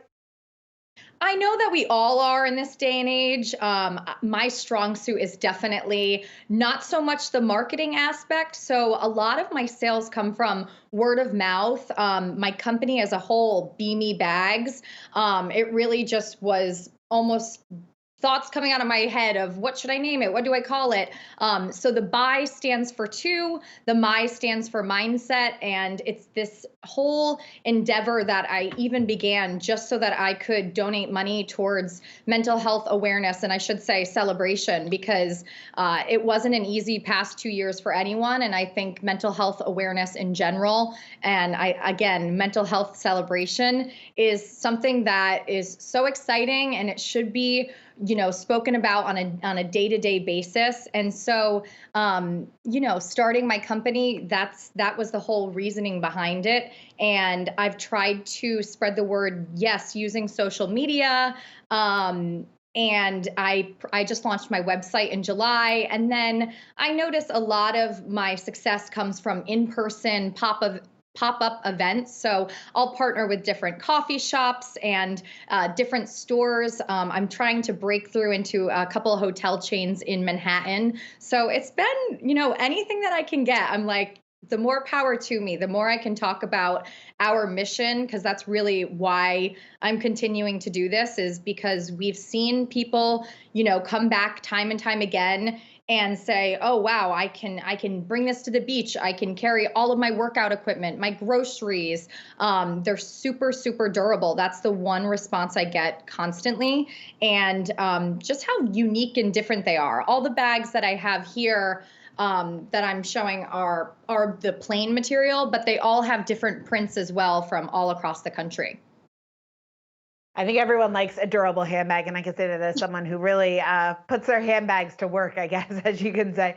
But Jennifer, what's your advice to other entrepreneurs? Because I think so many people out there, they have this idea of a company that they want to launch, but they just can't seem to get it off the ground. What would you say to them? Absolutely. I find that to be such a compliment, because I will tell all the entrepreneurs out there that, you know, I've never launched a business before. I still am learning, and you know, I don't know what I'm doing. I'm just going with it. And I think that when you feel really passionate about something, it's just maintain that passion, and you're not going to feel passionate every single day. You're not going to, you know, be opening every single door. You're going to get like 50 doors shut in your face. But I think that if you can really just remember why you began your company and just continue going with it, that's the easiest piece of advice. Because like I said, this is my first endeavor. I care so much about what I'm doing at the core and giving back to people, and something that I really care about personally. So, you know, finding something that you really admire in your own sense, if that makes sense, finding something that you can maybe donate towards, if that will give you passion towards going towards whatever goal you'll receive, but really just keep going. It's as simple as that, because I'm learning every single day. Jennifer Jo McKenzie, founder of Beamy Bags, we wish you all the best. Thanks so much for taking the time to join us and sharing your story. We're going to take a quick break, but when we come back, Beyond Meat fans should get excited about this. Panda Express is bringing its Beyond Meat-based orange chicken to 70 more locations. More on that and exactly what it tastes like. We're going to do a little taste test for you right after the break.